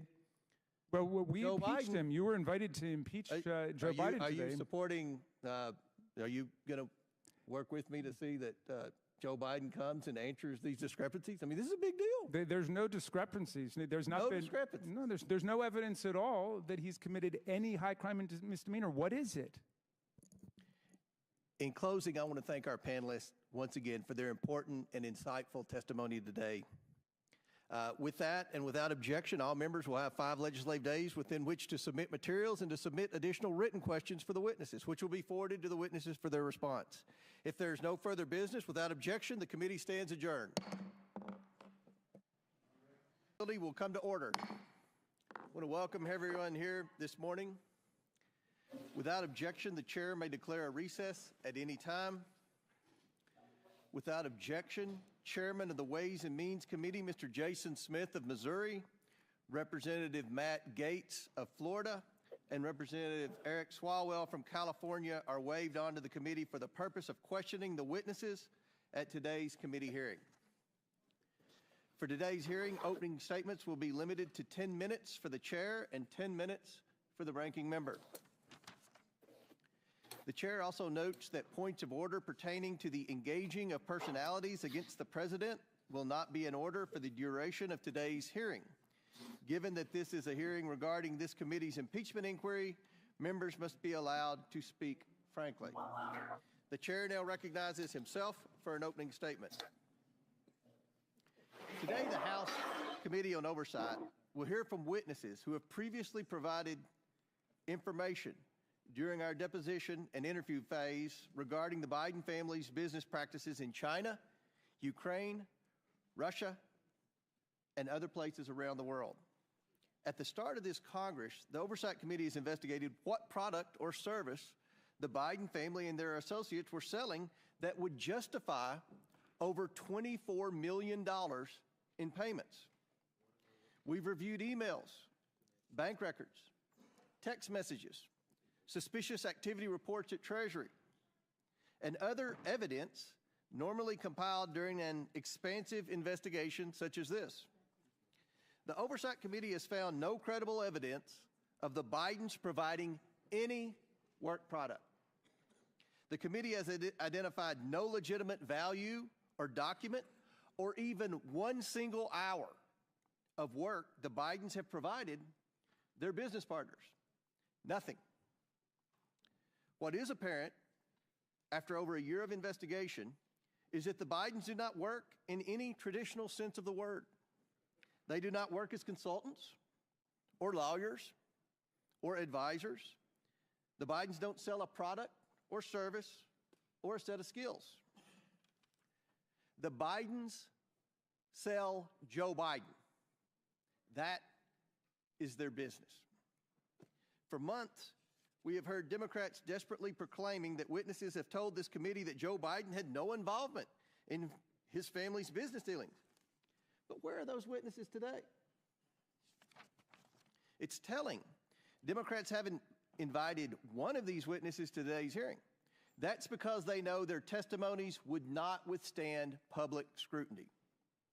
Democrats have relied on these witnesses' opening statements and have willfully turned a blind eye to the facts that have come out in these interviews once the witnesses were questioned about our record of evidence.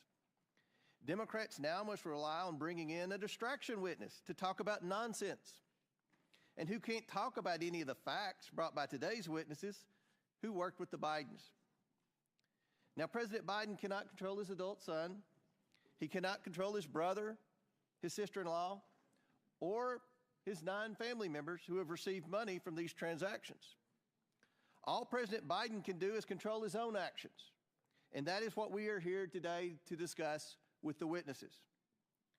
Because in the course of this investigation, we have learned that Joe Biden has taken action after action to further his family's plans to get rich. He shows up to meetings, gets on phone calls, shakes hands and tells people to, quote, look after my family. He goes to dinners with foreign oligarchs and a Ukrainian executive paying his son millions of dollars. He gets paid with money from Chinese businessmen who he has meetings with and tells other business associates he'll see what he can do to help their situations. He writes letters of recommendation for foreign business associates' children. The scam is simple. The Biden family promises they can make a foreign partner's problems go away by engaging the U.S. government. The problems can be anything: a Ukrainian corruption investigation, moving Russian money into the United States, a Romanian criminal prosecution, access for China to American energy sources. Joe shows up, shakes a few hands in front of his son, and says, quote, take care of my boy, or something similar. And the money flows to the tune of tens of millions of dollars. It's done over and over again. The Biden family promises Joe's power. Joe Biden shows up, and millions of dollars come into the Biden's pockets. Joe Biden is the family's closer. How could he not be? The Bidens aren't doing any other work for these foreign companies that would warrant tens of millions of dollars. There are only 2 explanations for this. The first is that Joe Biden knows exactly what he's doing and knows a handshake, a wink, and a smile is enough for him to maintain, as Jim Biden famously calls it, plausible deniability. Or Joe Biden is being led around by his family and has no idea who he's meeting with or what message he is sending, and is truly an elderly man with a poor memory. There's no other explanation. Either Joe Biden is complicit or Joe Biden is incompetent. Since becoming chairman of this committee in January 2023, I've promised the investigation into the Biden family's influence peddling would be based on bank records, witness testimony, and verifiable facts. After years of Democrats using this committee as a mouthpiece for every conspiracy theory they could find, like the Russian collusion hoax, under my leadership, the committee has returned to real investigations. If Democrats want to spin another Russian hoax, I will ask them to answer one question. What services did the Bidens provide to earn them and their business associates over $24 million? What did they do for the money? Democrats have the same bank records as we do, and bank records do not lie. The witnesses today are here to talk about Joe Biden. Republicans are here to talk about Joe Biden. If Democrats wish to spend their time beclowning themselves with another Russian collusion hoax for the sake of protecting President Biden, they can do so. As I said I would, I've invited Hunter Biden here today to sit alongside his business associates and provide his side of the story. Hunter Biden demanded a public hearing. I've given him one. Maybe he will show up. He has said he isn't, but he loves saying one thing and doing another. At some point, Hunter Biden saying one thing and doing another begins to reflect poorly on his ability to tell the truth at all. But this hearing is not about Hunter Biden. This investigation is not about Hunter Biden. It's about Joe Biden and the lies he continues to tell the American people. With that, I yield to Ranking Member Smith, or Chairman Smith. Thank you, Chairman Comer and Ranking Member Raskin. From the beginning of this investigation, we've made clear that we will follow the facts wherever they lead, The facts have led us to two conclusions. One, the Biden family has for years traded on Joe Biden's name in order to rake in millions of dollars, often doing so with his direct knowledge and clear involvement. Two, President Biden has been continually dishonest with the American people about his knowledge of his family's business dealings. We have testimony from multiple witnesses that Joe Biden was the brand. He knew what his son and brother were doing and did nothing to stop it. That alone makes him complicit in a scheme to make money off of his public service. But he was not just complicit. He was, as one of today's witnesses has testified, an enabler of this activity. The evidence of the two IRS whistleblowers who came to the Ways and Means Committee has been affirmed by volumes of material provided to Congress, by the testimony of others, and even by the Department of Justice, who finally brought charges against Hunter Biden that mirror those called for by the IRS investigators. The evidence obtained shows that, one, Joe Biden met with his son's business partners on multiple occasions. He used an alias to exchange dozens of emails with his son's bookkeeper. He took official government action that suspiciously coincided with those meetings and correspondence.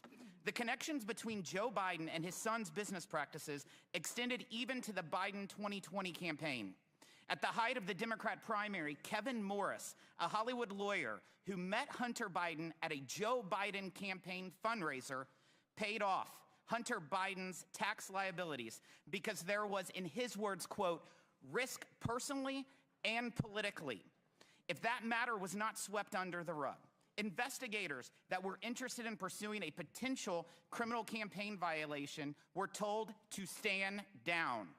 The Biden family relied on the Biden brand so much that evidence has revealed that Hunter Biden believed that, quote, all this stuff, meaning his legal troubles, would all go away when his dad became president. Why did he believe that? Because for years, the Biden family has personally benefited from Joe Biden's position of power. Joe Biden knew this, he did nothing to stop it, and he lied about it. I yield to Jim Jordan, Chairman Jordan. I thank the gentleman. Who planted the pipe bombs on January 6? Nobody seems to know. Who leaked the Dobbs draft opinion? You know, the leak that led to an assassination attempt on Justice Kavanaugh. How about this one? Who left cocaine at the White House? Biden administration doesn't seem to have time to answer these questions. They're too busy investigating parents at school board meetings, labeling Catholics extremists, retaliating against whistleblowers. They're too busy putting together a sweetheart deal for Hunter Biden, a deal that got laughed out of court. And oh, the guy who put together the deal that got laughed out of court, that's the guy they name special counsel. You know what Democrats do have time for? Going after President Trump. They've been doing it for 8 years. They spied on his campaign, then it was the Mueller investigation, 19 lawyers, 40 agents, $30 million, and found nothing. Then it was impeachment, then it was raid his home, then it was a special counsel, then it was the 14th Amendment. The party of democracy said, we're going to keep the guy off the ballot who's leading in every single poll. The ranking member said that President Trump should be disqualified from even running for office. Thank goodness we have a Supreme Court who disagreed with the ranking member and the Democrats. 9-0. Not 5-4, not 6-3, not 7-2, not 8-1, 9-0. They disagreed. Now Democrats say, how dare Republicans investigate Joe Biden? How dare they look into the money, the business, and the brand? Millions of dollars, as the chairman said, millions of dollars from foreign entities run through 20 different companies for what? 20 different companies for what? Devin Archer told us what it was for. Access to the brand. And the brand was Joe Biden. The brand that played rounds of golf, took calls and meetings, attended lunches and dinners with Hunter Biden and his business partners. The brand that said, the brand that conditioned $1 billion of American tax money on the firing of the prosecutor pressuring the company Hunter Biden sat on the board of. and oh, by the way, was getting paid $1 million a year. Today, we're going to learn more about that brand. We're going to learn more about what Mr. Galanis called the Biden lift. We'll learn about the plausible deniability that Jim Biden talked to Mr. Bobulinski about, and we'll hear about the statement, the rule that governed how the business operated around Joe Biden, the rule that said, say it, forget it, write it, regret it. So I want to thank our witnesses for coming here today. They, like the whistleblowers who came to the Ways and Means Committee, are doing it simply because they want the American people to have the truth. I yield back. Gentleman yields back. Chair now recognizes the ranking member for 12 minutes for his opening statement. Mr. Chairman, thank you very kindly. With any luck, today marks the end of perhaps the most spectacular failure in the history of congressional investigations, the effort to find a high crime or misdemeanor committed by Joe Biden and then to impeach him for it. In prior hilarious episodes of this long-running madcap series, America got to see the following. 1, nearly 20 fact witnesses who could not identify a single act of wrongdoing by President Biden, much less a high crime and misdemeanor, and who overwhelmingly testified that Biden was not involved in any of his family's business adventures. 2, 3 expert witnesses called by the majority itself who said nothing that they had seen in the tens of thousands of pages of documents adduced by the majority even remotely approached the level of a high crime and misdemeanor. Bank records would show exactly what all the witnesses told us, that Joe Biden was not involved in his family members' businesses. Repeated voyeuristic displays of pornographic images by the majority, completely irrelevant to any conceivable legislative or investigative purpose.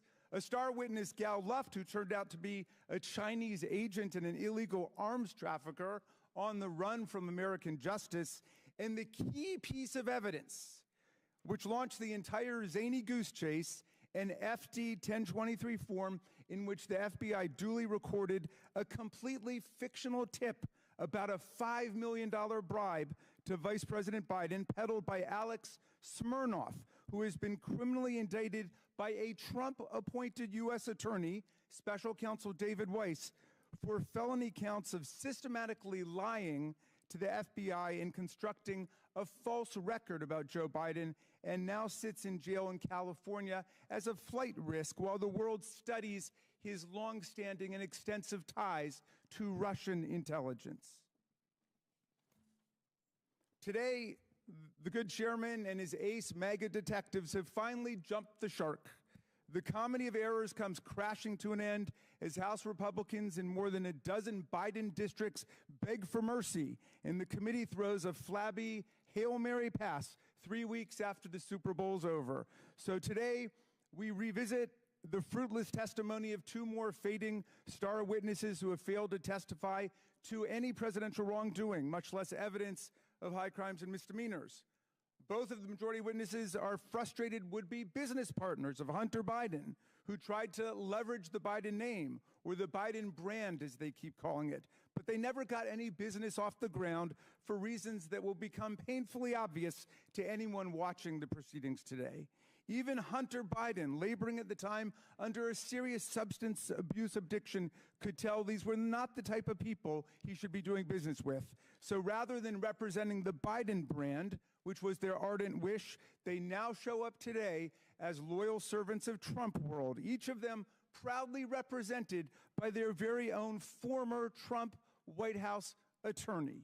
The first is Mr. Bobulinski, the bitterly disappointed wannabe Hunter business partner whose famously litigious history includes unsuccessfully suing his own dying father's charity for nearly $1 million, and just last month suing Cassidy Hutchinson for $10 million after she reported that Mr. Bobulinski, wearing a ski mask, met with Mark Meadows, which Ms. Hutchinson has now backed up with actual documentary photographic evidence, something in very short supply in this investigation. Mr. Bobulinski made his hazy allegations against the Bidens public for the first time at a press conference choreographed by the Trump for President campaign, which provided him a venue, a gaggle of journalists, and even a dress shirt that they went out and bought for him to where to the event. Hours later, Mr. Bobulinski joined the second 2020 presidential debate as Donald Trump's personal guest, where he was seated with Kid Rock and Mark Meadows. The other star witness, Mr. Galanis, who I believe is appearing by Zoom today, is a serial fraudster and convicted con man, a term I would charitably not use on a witness, except it was explicitly bestowed upon him by not one but two different U.S. federal district court judges, including the one who sentenced him to over 15 years in prison for defrauding union pension funds, a Native American tribe, and scores of innocent investors. Mr. Galanis was sentenced to pay restitution of over $80 million to his victims. That's a lot of money. That's what Donald Trump was sentenced to pay E. Jean Carroll for in that civil litigation. The very first record of Mr. Galanis' claims against the Biden family appeared, check this out, in the clemency petition that he sent from prison to President Trump. But the key point is this: even if we were to believe every single word offered by these utterly compromised and biased witnesses, Mr. Bobulinski and Mr. Galanis, their allegations don't identify any wrongdoing, much less an impeachable offense by President Biden. With the impeachment bus running on empty, our GO colleagues now are apparently preparing to save face by ending the impeachment farce with criminal referrals. But criminal referrals require evidence of crimes. And the only crimes we have seen are those of the GOP's own star witnesses, like Russian asset Alex Smirnov, Chinese agent Gal Luft, Devin Archer, and Jason Galanis. The minority witness today, our witness, Lev Parnas, casts a piercing light on what's really taking place here. And Mr. Parnas has reason to know. He, too, used to be a mega sycophant peddling lies and disinformation to smear Joe Biden. Today, he joins a long line of self-exiles from Trump world who could no longer stomach all the corruption and deceit. People like Cassidy Hutchinson, people like Michael Cohen, Sarah Matthews, Alyssa Griffin, General James Mattis, the chair of the Joint Chiefs of Staff, Mark Milley, General John Kelly, and now Vice President Mike Pence, who refuses to endorse for president the man he served with. But we do have loyal sycophants still in the room, and one day I look forward to hearing their testimony about how they got sunk into this religious cult.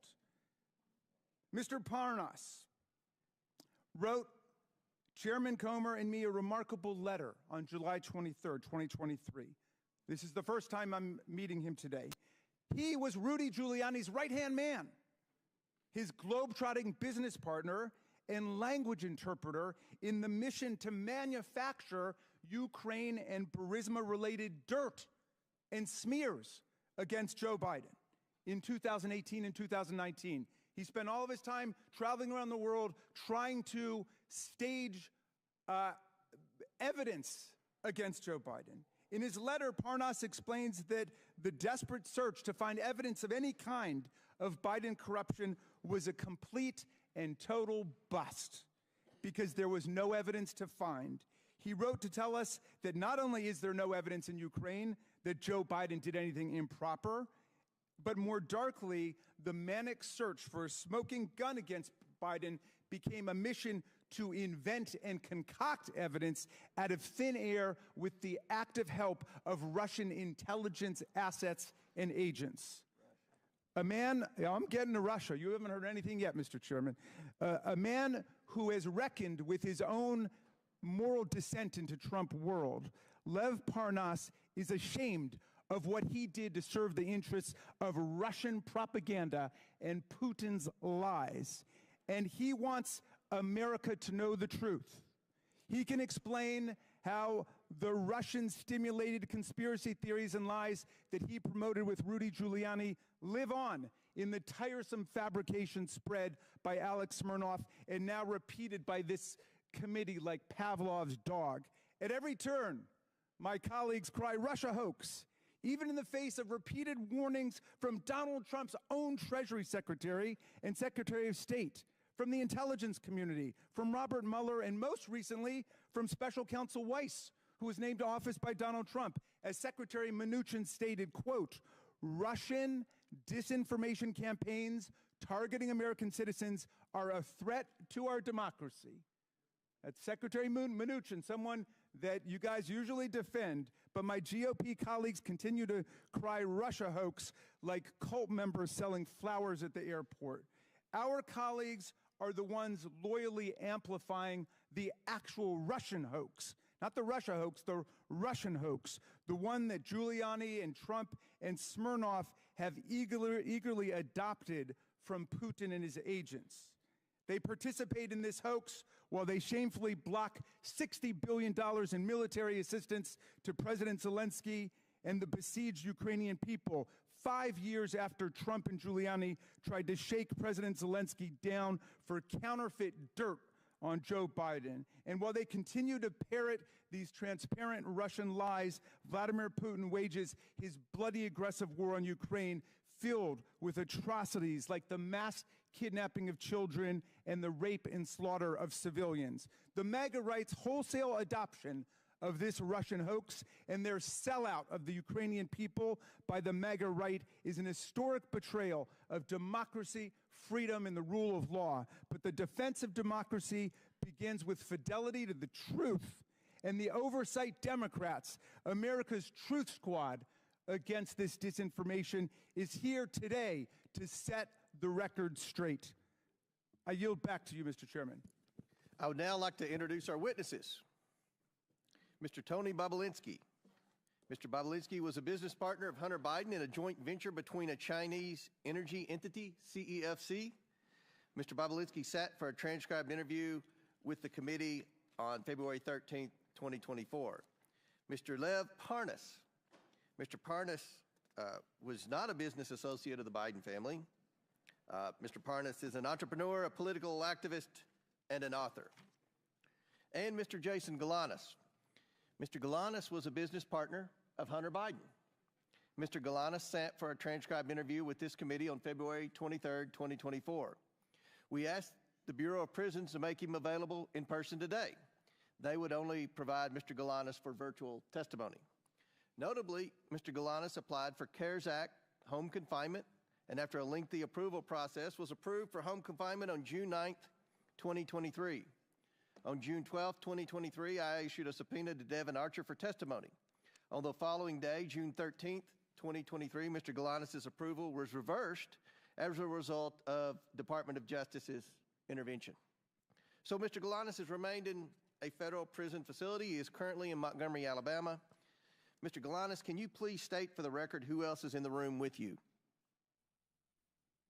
Yes, Chairman Comey. My counsel and advisor, Mark Paletta, and Nicholas Wise. Thank you. Pursuant to Committee Rule 9G, the witnesses will please stand and raise their right hand.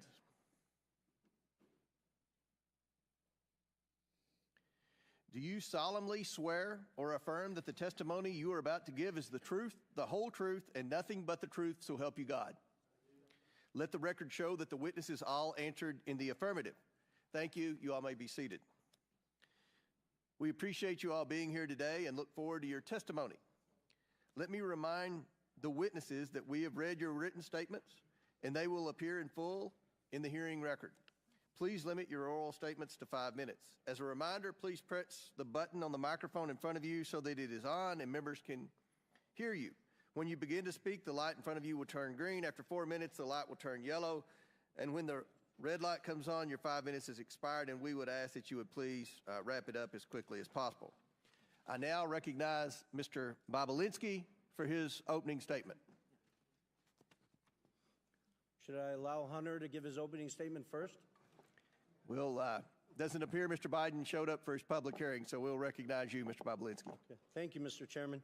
Chairman, ranking members, and members of Congress, good morning. Thank you for this opportunity to speak with you and present my truthful testimony to the American people. I sit here today under oath for one reason and one reason only. The American people deserve to hear the truth. Though the truth involving the deep corruption of the Biden family, including the malfeasance of the sitting president of the United States, might be raw and unpleasant, The American people must hear it. You're presented here today with two narratives in this investigation. A false one being pushed by Joe Biden, a serial liar and fabulous, now under this impeachment investigation for public corruption. His brother, Jim Biden, a 75-year-old man who can't keep his lies straight, including under oath. And his son, Hunter Biden, a chronic drug addict facing 2 indictments with 12 counts. You also have before you the truth, confirmed by multiple Biden family business partners over many years and backed up by mountains of irrefutable evidence, including text messages, emails, documents, recordings. I am the only Biden family business partner with an impeccable military record. I'm grateful that this country has given me the freedom to be successful. I worked hard to become independently wealthy. I've taken several businesses public, sold multiple businesses to some of the world's best private equity firms. In fact, my business success is why they sought me out. However, what they have done is repugnant to me. I am here today because I'm a patriot and I'm a truth teller. We keep hearing from certain corners that our democracy is at risk and democracy is on the ballot in 24. Yet the same people preaching this mantra know better. They continue to lie directly to the American people without hesitation and remorse. Rep. Dan Goldman and Jamie Raskin, both lawyers, and Mr. Goldman, a former prosecutor with the SDNY from New York, will continue to lie today in this hearing and then go straight to the media to tell more lies.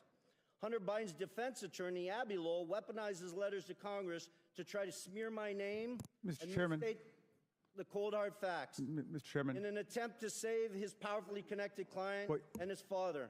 I challenge Mr. Lowell to make those claims on national television so he can be held accountable for his lies. Prior to my successful business career, I was an officer in the United States Navy. At Navy's elite Naval Nuclear Power Training Command, I later served as the command's chief technology officer.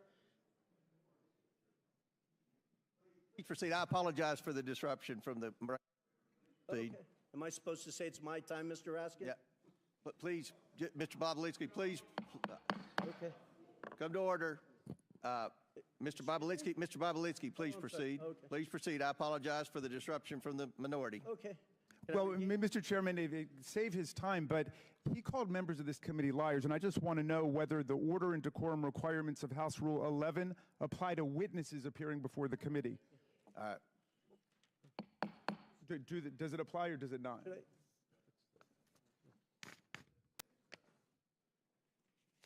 Should I address? I don't.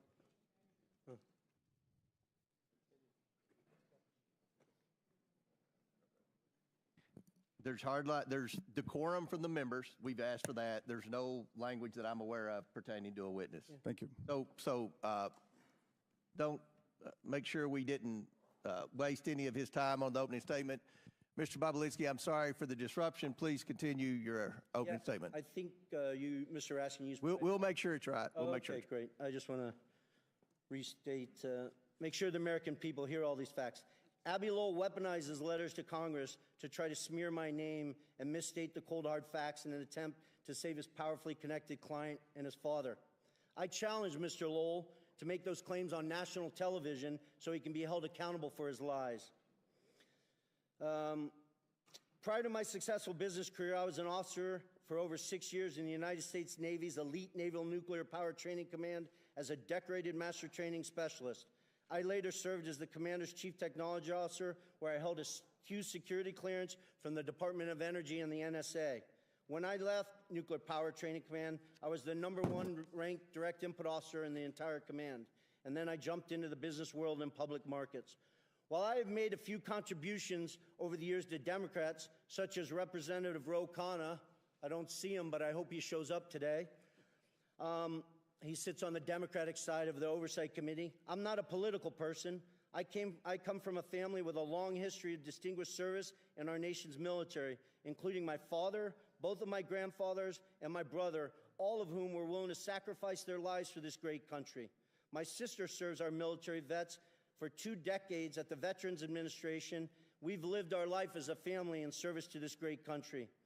I hope the American people will pay close attention to this hearing. I also hope they will understand that some members of this committee will engage in absurd attacks and efforts to try to deflect attention from the facts. And I will present today by questioning my integrity and my patriotic duty. You may see me speak passionately at this hearing, but for good reason. Not only was I willing to die for this country, every single male member of my immediate family was willing to die for this country. I want to be crystal clear. From my direct personal experience and what I've subsequently come to learn, it is clear to me that Joe Biden was the brand being sold by the Biden family. His family's foreign influence peddling operation from China to Ukraine and elsewhere sold out to foreign actors who are seeking to gain influence and access to Joe Biden and the United States government. Joe Biden was more than a participant in and a beneficiary of his family's business. He was an active, aware enabler who met with business associates such as myself to further the business, despite being buffered by a complex scheme to maintain plausible deniability. I ask this big question. If there's no evidence of corruption here today, if Joe's conduct and the conduct of his family were fully legal and proper, then why are they so dishonest about it? Not just slight misrepresentations of fact, but deep untruths about the entire corrupt enterprise.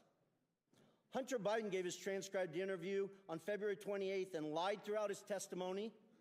Here's just one egregious example of Hunter's perjury. He lied to the committee on important details concerning his money demands and threats to CFC in text messages on July 30th and 31st, 2017. He leveraged his father's presence next to him in that infamous text to strong-arm CFC to paying Hunter immediately. Jim Biden also lied extensively throughout his transcribed interview on February 21st and perjured himself. An example of that, on page 100 of his transcript, Jim is asked specifically, do you recall having a meeting with Hunter Biden, Tony Bobulinski, and Joe Biden? Jim's response, absolutely not. The committee was so shocked by his perjury that they asked him the same question multiple times. Each time he denied meeting with me and Joe Biden. After the committee showed him text messages confirming that I met with Joe Biden, Hunter Biden, and Jim Biden at the Beverly Hilton in May 2017, Jim Biden, with a former U.S. attorney lawyer sitting next to him, still denied that meeting took place. Hunter Biden, in his own transcribed interview, confirmed that that meeting took place. Hunter confirmed his uncle perjured himself in front of this committee. I'm simply here to tell the truth to the American people, and I hope each and every one of you, congressmen and women, give me the opportunity to do that instead of focusing on Russia or smearing my family's name or focusing on facts that are irrelevant today. I yield back. Thank you. Mr. Chairman, parliamentary inquiry? Yes. Just 2 points. One is, I believe Mr. Bobulinski went over 2 minutes, 14 seconds. I hope the same courtesy will be extended. We will give Mr. Parnas equal time. Thank you. And secondly, I see that we now have a witness appearing remotely, and I thought that witnesses were required to appear in person under the rules adopted by the majority at the beginning of the Congress. And do we have a new practice with respect to that rule? Because I know that members on our side were denied the ability to participate in hearings that were conducted in Florida and Mississippi and Alabama. We wanted to participate by Zoom. So I hope... And I'll answer that. It requires, to be able to testify remotely, requires a letter from me and an approval from the majority leader, which we have. And I'll enter that letter into the record without objection. Thank you, Mr. Chairman. I hope we'll extend the same courtesy to members of this committee when they can't get to a hearing as in Mississippi or Florida. Thank you much. Mr. Chairman, parliamentary inquiry. State your point. Mr. Chairman, Mr. Bobulinski just referred to text messages that I believe he is referring to photos of a BlackBerry. What's your parliamentary inquiry? State your parliamentary inquiry, because we've got a very important hearing here, and we don't have time for stunts. What's your parliamentary inquiry? It's not a stunt. It's I'm simply asking that Mr. Bobulinski. You don't have a parliamenary inquiry. Chair now recognizes Mr. Parnas for equal time. Mr. Chairman, Chair recognizes Mr. Parnas. Does the committee have the text messages that Mr. Bobulinski? Mr. Chairman, we don't have time for games by Democrats today. We have important witnesses here. This is a credible... I'm asking a question about the important You asked for a parliamentary inquiry. You will have 5 minutes whenever Jamie Raskins tells me it's your time to speak. Mr. Parnas, the chair recognizes you for equal time that Mr. Bobulinski had, which was 7 minutes. Thank you. Hello. Honorable members of Congress, Chairman Comer, Ranking Member Raskin, and members of the Oversight Committee. I am humbled and thankful before you to show up before you today. I came to the United States from Odessa, Ukraine in 1976 when it was still the former Soviet Union. My mother and father and sister and I had left the Soviet Union, escaping anti-Semitism and persecution. While in Rome en route to Israel, my sister and I won the most important opportunity that we have ever been given. We won a U.S. green card lottery. My family came here with literally no more than shirts on our back and the hopes of rebuilding our lives in the land of freedom. I say this to you because I love this country. From shortly after my arrest on October 9, 2019 to now, I have been trying to share the irrefutable truth with you. The American people have been lied to by Donald Trump, Rudy Giuliani, and various cohorts of individuals in government and media positions. They created falsehoods to serve their own interests, knowing it would undermine the strength of our nation. From November 2018 to October 2019, I was a key participant and a witness to numerous efforts to prove that Joe and Hunter Biden were linked to corruption in Ukraine. Rudy Giuliani, on behalf of then President Donald Trump, tasked me with a mission to travel the globe, finding dirt on the Bidens so that an array of networks could spread misinformation about them, thus securing the 2020 election for Donald J. Trump. Ironically, when I was arrested, my original indictment linked me to an individual referred to as unindicted co-conspirator 1. We now know this individual to be Congressman Pete Sessions, who sits on this very committee today. Today, I ask you to consider the following. In nearly a year traveling the world and interviewing officials in different countries, I found precisely zero evidence of the Biden's corruption in Ukraine. No credible source has ever provided proof of criminal activity, not the FBI, CIA, nor the NSA. No respectable Ukrainian official has ever said that the Bidens did anything illegal, including former President Poroshenko and former Prosecutor General Yuri Lutsenko. Even when CEO of Burisma, Mykola Zlochevsky, was offered a deal by Rudy Giuliani in exchange for information on the Bidens, he provided none, because there is none. The only information ever pushed on the Bidens in Ukraine has come from one source, and one source only: Russia and Russian agents. The impeachment proceedings that bring us here now are predicated on false information spread by the Kremlin.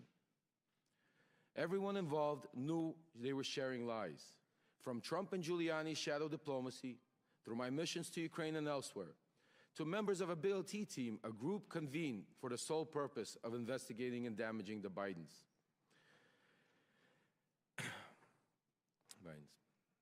Everything was for the ultimate benefit of Donald Trump and thereby Vladimir Putin. Because the team's investigations were centered around Biden and Ukraine, I was designated the point person in every matter they pursued. That is how I know with certainty that these Biden stories are untrue then and are untrue now. Congressman Pete Sessions, then Congressman Devin Nunes, Senator Ron Johnson, and many others understood they were pushing a false narrative. The same goes for John Solomon, Sean Hannity, and media personnel, particularly at Fox News, who used this narrative to manipulate the public ahead of the 2020 elections. Sadly, they are still doing this today as we approach the 2024 elections. We cannot separate this conspiracy from the Russian-Ukraine war because Trump has no intention to keep aiding Ukraine. Without the support of the United States and NATO, millions in Ukraine will suffer and die. If we allow Russia to defeat Ukraine, eventually that suffering will reach American shores. Today, I admit my own wrongdoings. I have been a convicted federal election campaign and fraud crimes and served my sentence. I do not hide that from reality. It is part of my truth. Despite rigorous attempts by those in power to silence me, I will be silenced no longer. Thank you to the committee for allowing me to speak. I look forward to answering any and all of your questions. Thank you. Chair now recognizes Mr. Galanis for his opening statement. Chairman Comer, Ranking Member Raskin, and members of the committee, my name is Jason Galanis. I was a business partner of Hunter Biden and Devin Archer, among others, during the years of 2014-2015. Our business included the acquisition of 85-year-old Wall Street firm Burnham & Company, the $1.5 billion surviving division of Drexel Burnham Lambert. Our objective was to build a diversified private equity platform, which would be anchored by globally known Wall Street brand together with a globally known political name, Biden. Our goal, that is Hunter Biden, Devin Archer, and me, was to make billions, not millions. The entire value add of Hunter Biden to our business was his family name and his access to his father, Vice President Joe Biden. In 2014, we believed that the Burden enterprise would be significantly enhanced by forming a partnership with Harvest Fund Management, a $300 billion Chinese financial service company closely connected to the Chinese Communist Party. This effort was led by Hunter Biden's contact with Henry Zhao, the Harvest chairman. Mr. Zhao was interested in this partnership because of the game-changing value add of the Biden family, including Joe Biden, who was to be a member of the Burden Harvest team post-vice presidency. My lawyers provided the committee a drafted email dated August 23rd, 2014, drafted for Hunter Biden that reflects this understanding. It states, and I quote, Michael, please also remind Henry Zhao of our conversation about a board seat for a certain relation of mine. Devin and I golfed with that relation earlier this week, and we discussed this very idea. And as always, he remains very, very keen on the opportunity, end quote. I'm certain that this phrase, a certain relation of mine, refers to Vice President Biden. Devin told me about this golf course conversation shortly after it happened. Ultimately, this paragraph was deleted from the final version, with Hunter following our general rule of thumb on business deals: say it, forget it, write it, regret it. Further to that, I recall being with Hunter Biden and Devin Archer at the Peninsula Bar in New York, where Hunter took a call from his father and told him things were going well with Henry Zhao and Harvest, and that he might need a little help getting across the finish line. It was not the only time I heard Hunter speak with his father for business reasons.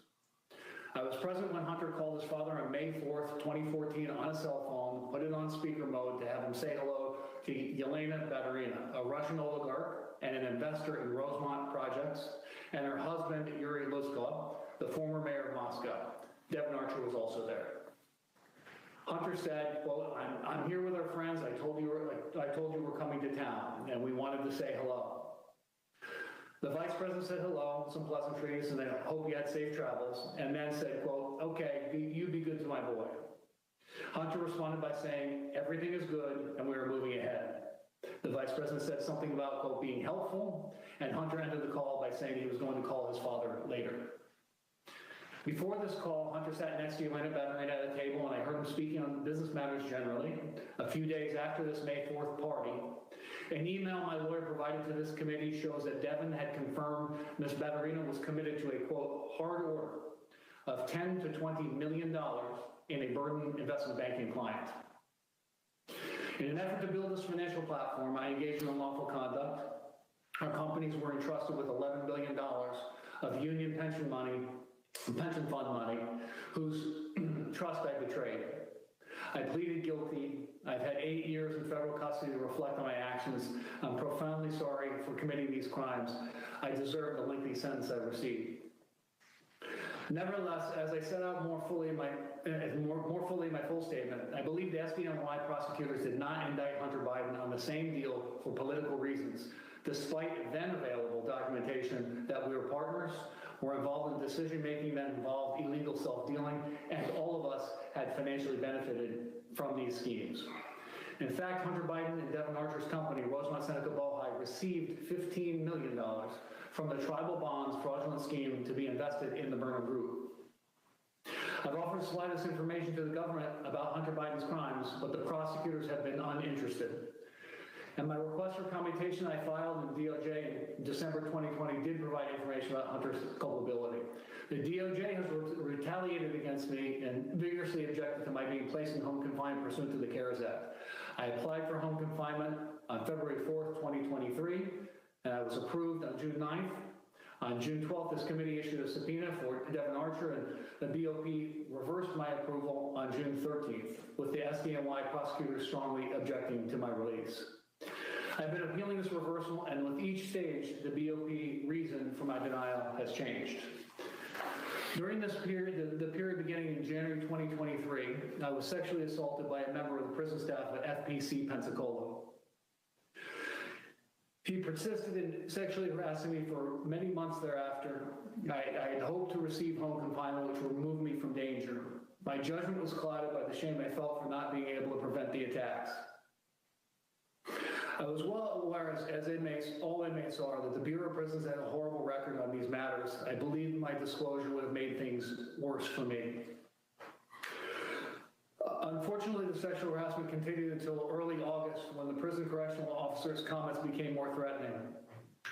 I feared for my safety. I decided to seek counseling from Chaplain Dixon the next day, on August 10, 2023. The chaplain was visibly upset by the events and asked to bring in Warden Salisbury, who quickly opened a PREA investigation, which is a reference to the Prison Rape Elimination Act passed by Congress. After further debriefings, I was immediately escorted to a vehicle and driven by senior staff hours to FPC Montgomery, a separate facility. I'm grateful the committee has opened up an investigation of these matters, and I appreciate Chairman Jordan and Comer and Subcommittee Chairman Biggs signing the letter. I believe I've been a victim of a pattern of retribution by the Department of Justice.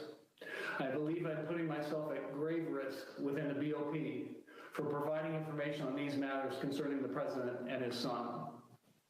I've been treated professionally at Montgomery. I want to thank Case Manager Coordinator Anthony Barnes and Warden Randy Keyes for their help in facilitating access to my attorney prior to this interview. Thank you, Mr. Galanis, and I want to thank all the witnesses again for being here today. We will now begin the questions, and I want to remind members on both sides of the aisle, each member has 5 minutes. I'm going to adhere to that and hit the gavel. If the question has been asked, then we'll allow the witnesses time to respond. But we are going to try to get in a lot of questions from a lot of members, and I will begin the questioning, followed by Ranking Member Raskins. Again, Mr. Bobulinski, thank you for your service to our country, your military service. Appreciate you being here. During the 118th Congress, this committee has investigated Joe Biden's involvement in his family's influence peddling schemes around the world. So let's start with that. Mr. Bobulinski, was Joe Biden involved with any of your business dealings with Hunter Biden and James Biden? Was Joe Biden involved in his family's attempts to sell their access to him? You set out a form.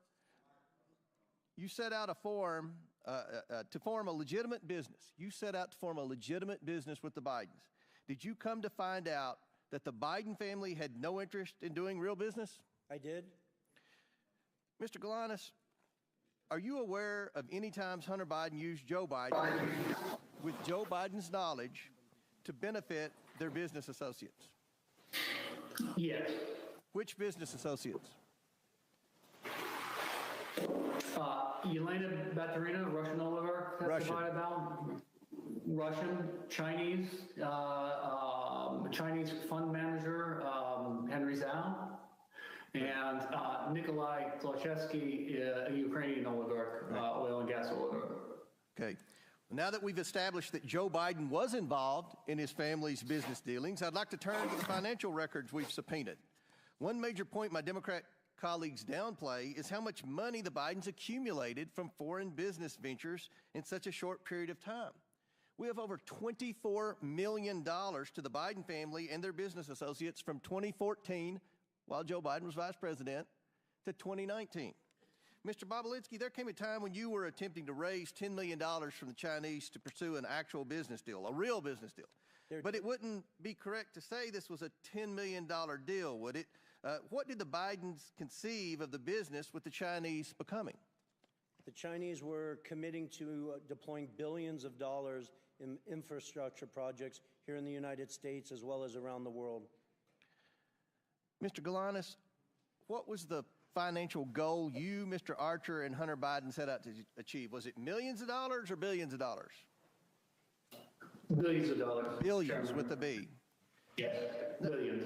Now I'd like to turn to some of the statements Joe Biden has made during his presidency about the findings of this investigation. Mr. Bobulinski, Joe Biden has said he never interacted with his family's business associates. Did he meet with you? He did. In fact, are you aware that Joe Biden also met with... I'm sorry, Mr. Chairman. He did multiple times. Okay. Are you aware that Joe Biden also met with Rob Walker, Eric Sherwin, and Devin Archer, too? I'm generally aware of it. Mr. Galanis, as you discussed earlier regarding Yelena Baturina, the Russian oligarch, you were present for Hunter Biden calling his then Vice President father with the Russian oligarch, Yelena Baturina. Present, correct? That's correct. You also were present for Hunter Biden's conversation with his father about a board seat on a Chinese company board. Is that correct? I was present for a call when Chinese transactions discussed, yes. So, Mr. Galanis, isn't it true that when Joe Biden said he didn't interact with his family's business associates, that's not true, is it? I believe it would be misleading to the point of being an untruth. I want to touch on the fact about the absent seat in the middle. Hunter Biden has chosen not to attend today's proceedings. I've given Mr. Biden exactly what he asked for before his deposition. It's clear that Hunter Biden knows his testimony would not withstand public scrutiny. Joe Biden has not been truthful about his participation in schemes to sell access and influence. And today's witnesses will show the American people a side of the story that the president and his allies on this side of the aisle are eager to hide. Mr. Bobulinski, can you tell us about your meeting at the Beverly Hilton with Joe Biden? The short version or long version? Long version, but within a minute. Okay. So Hunter Biden, Jim Biden, and Joe Biden were in Los Angeles for a variety of business discussions. Joe was there to speak at the Milken Conference in May of 2017. I had lunch with Hunter Biden at the Chateau Marmont, and he had asked me to meet with his father that night. He set up a meeting at the Beverly Hilton where they hold the Milken Conference, and I got there a bit early and sat with Jim Biden, Hunter Biden, and we're just talking about what we were doing with the Chinese and the legal documents I was working through. And they had sort of coached me before Joe showed up to, listen, we're going to just keep things at a very high level. We're not going to go into a lot of details in this meeting. And I just remember that discussion generally because it just struck me as odd, honestly. Joe wasn't in the White House then, and that they were sort of framing it that way. And then Joe showed up, walked through the lobby of the Beverly Hilton Hotel. I stood up to shake his hand, and we sat down and spent 45 minutes to an hour going through my background. You met with him that long? Yes. This wasn't a handshake, a 2-second discussion about the weather. This was a 45-minute long meeting to an hour where we talked about a lot of stuff. Very good. Thank you. Chair now recognizes ranking member asking for his questions. But we're actually going to go to Mr. Garcia to begin. Great. Thank you very much. And thank you again. I just want to, just for the record, be very clear that in Mr. Bobulinski's testimony, he has provided zero evidence of any sort of link between Hunter Biden and the president as far as it relates to the business dealings. And so once again, we're back to a hearing where no evidence is being provided of any sort of wrongdoing by the president. But I want to go back, that's Mr. a blatant lie. Actually, it's my time, sir. Mr. Bobulinski, I want to go back to the private deposition that we had. I was one of a handful of Democrats in that private, on the record, under oath conversation we had. And during that deposition, I asked you a question of which you gave a false answer to, and I want to go back to that. I asked you specifically who got you into the presidential debate that was attended by you and others, and that, of course, was a huge moment in that campaign, and you could not recall. In fact, you said, quote, "I do not recall who got me into the debate." Do you remember telling me that, sir? You were playing semantics, trying to ask me as if somebody called me directly and gave me a ticket, like sir, I to a movie. Sir, I asked you. Let me. I asked you. I'm going to reclaim my time, sir. I'm going to reclaim my time. What I said was. Just ask me a question, Mr. I'm reclaiming my time. Thank you, sir. What I asked you was, do you recall who actually got you into the presidential debate? You actually said, quote, "I do not recall who got me into the debate." You did not remember who got you into the debate between President Biden and between Joe Biden and Donald Trump. That's not a true statement. Sir, you quoted, "I don't recall who got me into the debate." It's on page 102 of the transcript. You did not ask me whether I was a guest of Mr. Biden. Thank you. I'll reclaim my time. I'm not asking you a question right now. Thank you very much, sir. In fact, here, as was shown by Ranking Member Raskin, we know that you were in the debate actually sitting adjacent and next to Trump officials. When we were confronted again on this same question, Mr. Bobulinski, if you were a guest of Mr. Trump's at the debate, you responded and you quoted, once the Wall Street Journal called you out, quote, "Is the Wall Street Journal God or something? Like you act like this is some encyclopedia of fact." And you refuse to still confirm that you were a guest of Donald Trump. So I want to ask you one more time, sir. Were you a guest of Donald Trump at the presidential debate? Mr. Garcia, those were not the questions you asked me in my transcribed interview. Wow. You were trying to ask answer the question, sir. Were you a guest of Donald Trump?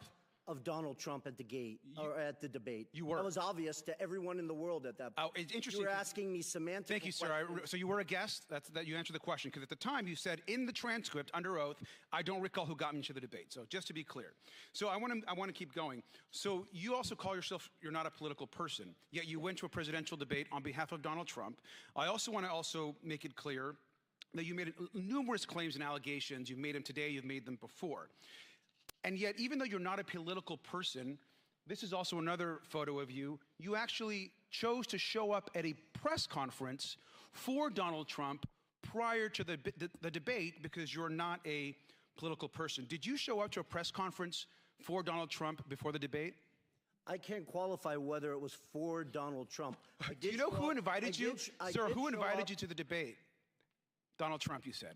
Who invited you to the press conference?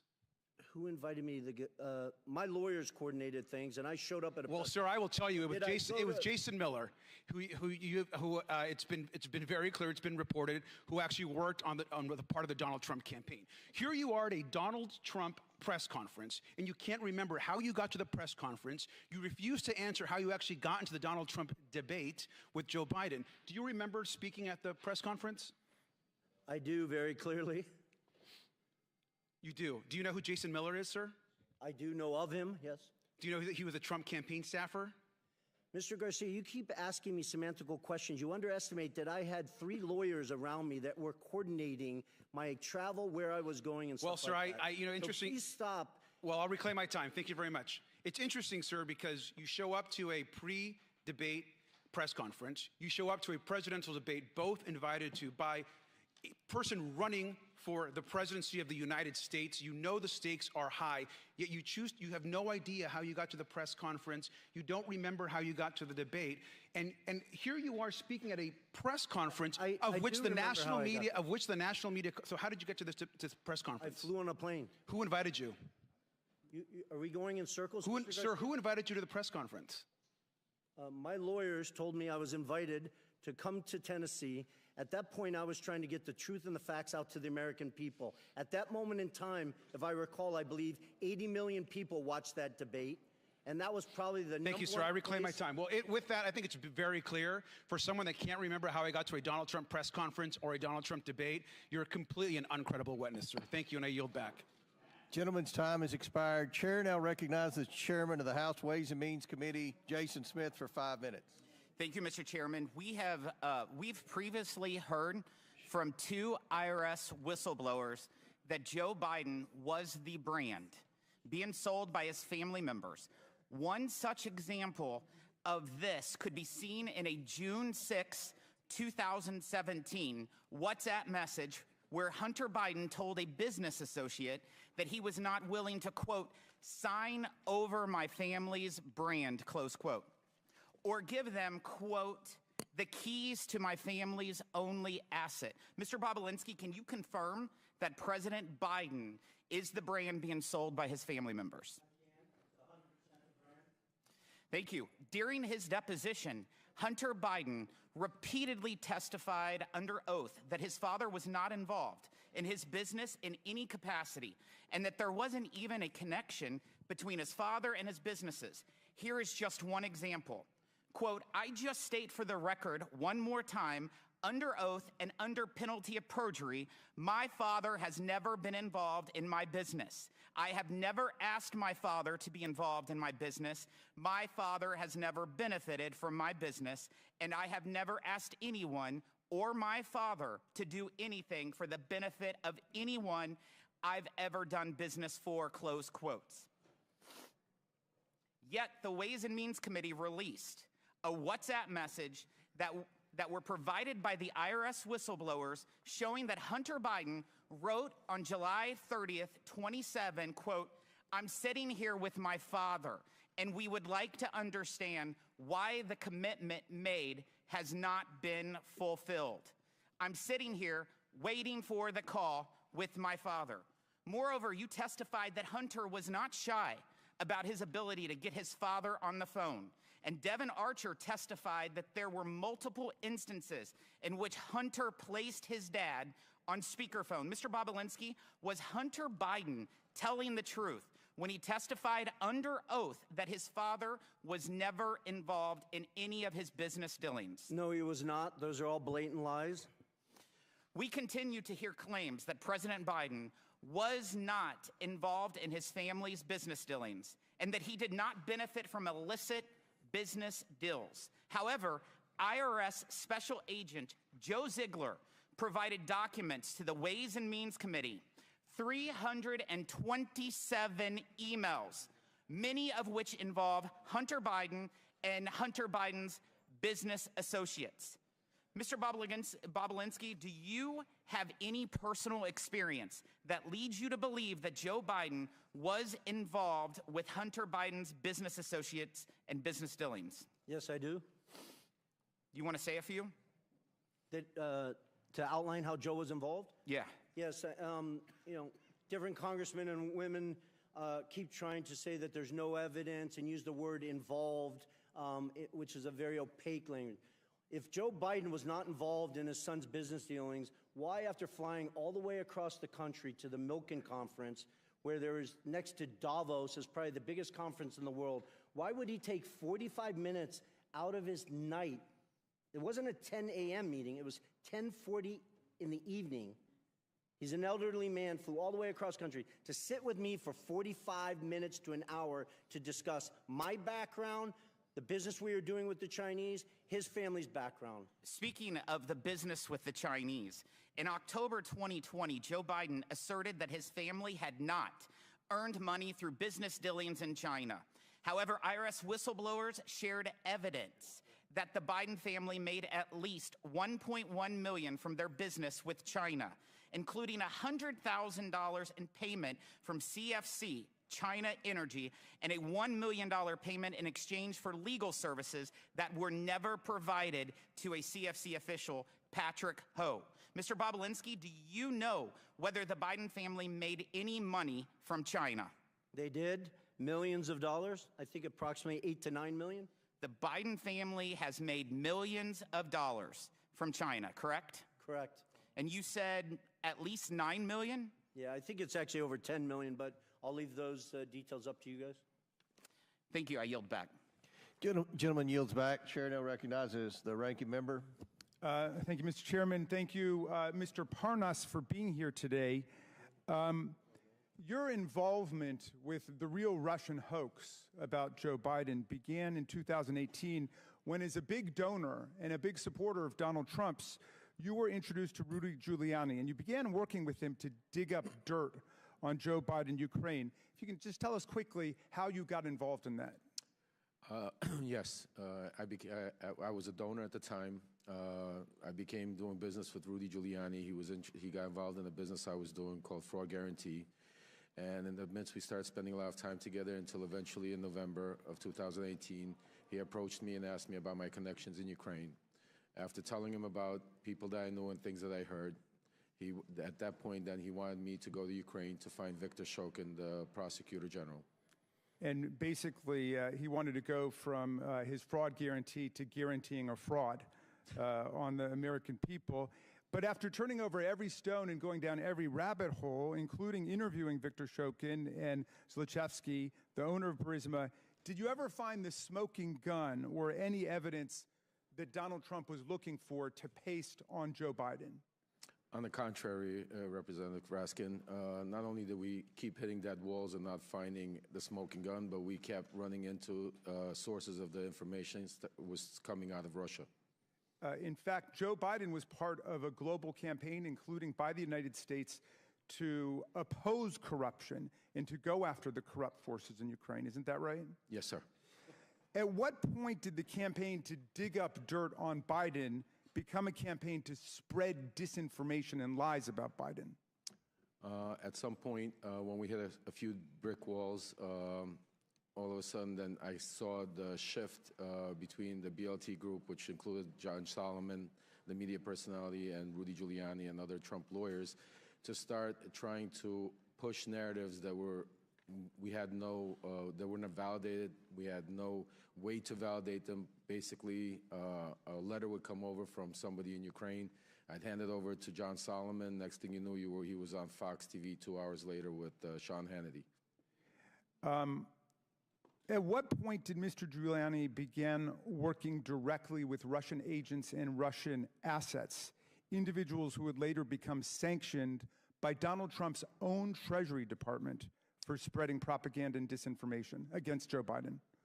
It was sometime in probably around May, June of 2019. Were you aware, was Mr. Giuliani aware that these people were basically just doing the bidding of Vladimir Putin? Absolutely. So he had no hesitation about spreading lies that were concocted by Russian agents? As long as it fit the narrative, absolutely not. How were you and Giuliani able to take these false allegations peddled by corrupt officials and Russian agents and promote and amplify them here in the United States, in our political system? Weren't media groups skeptical of your claims?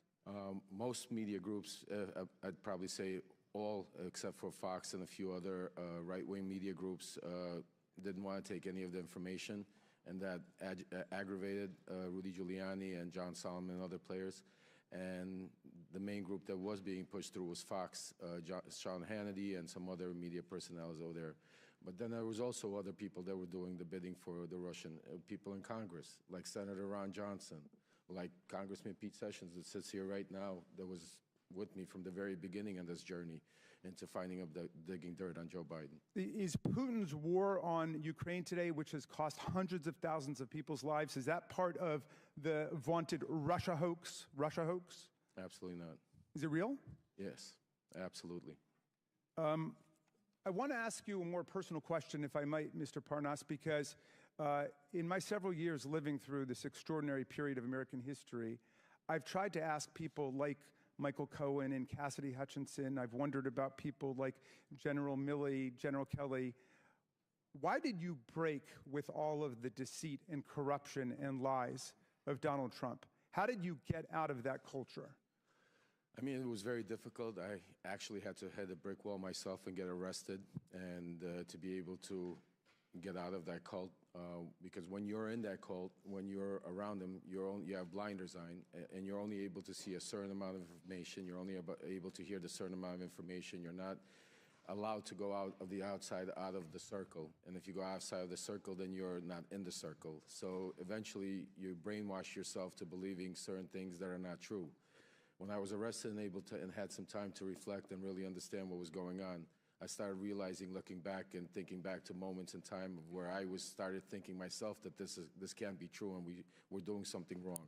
Well, thank you for telling the truth and helping America to end this nightmare. I yield back to you, Mr. Chairman. Chair now recognizes the chairman of the House Judiciary Committee, Jim Jordan. Thank you, Mr. Chairman. The ranking member just said that quote, Joe Biden was opposed to corruption. Really?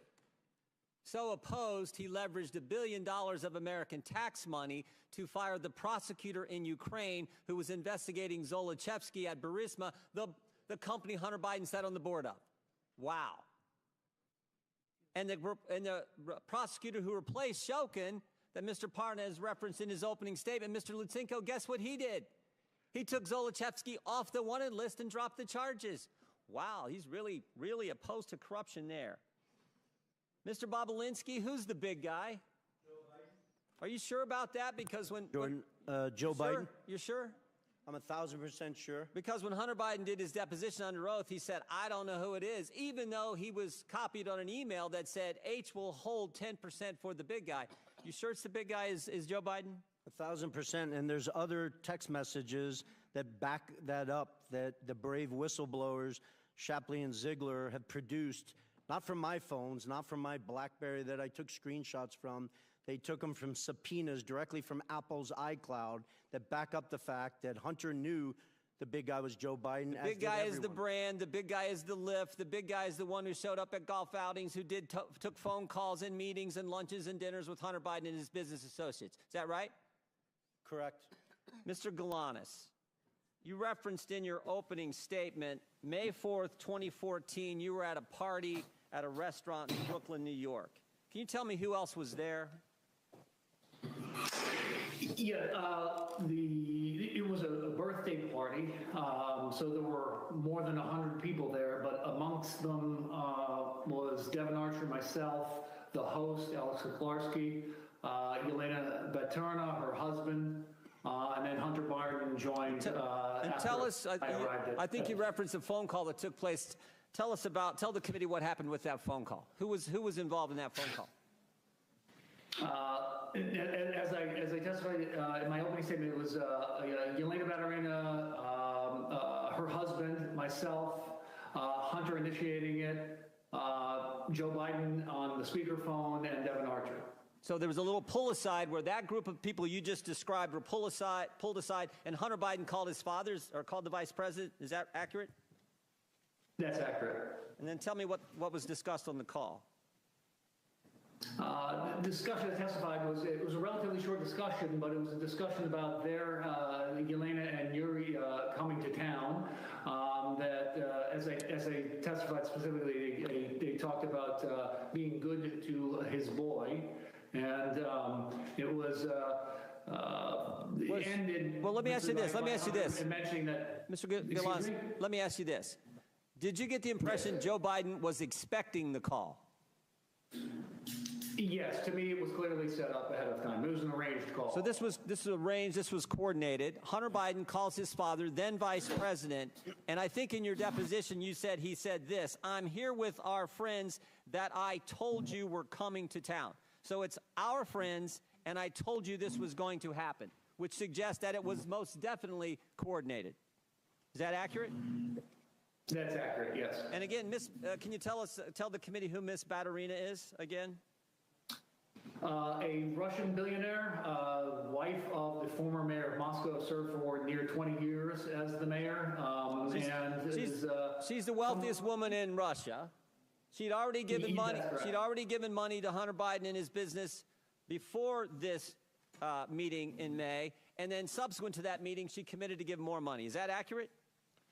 That's accurate. So subsequent to the coordinated call, the arranged call that Hunter Biden had with the Vice President of the United States, the wealthiest woman in Russia commits to give millions of dollars more to Hunter Biden's business. Is that all accurate, Mr. Galanis? That is accurate, yes.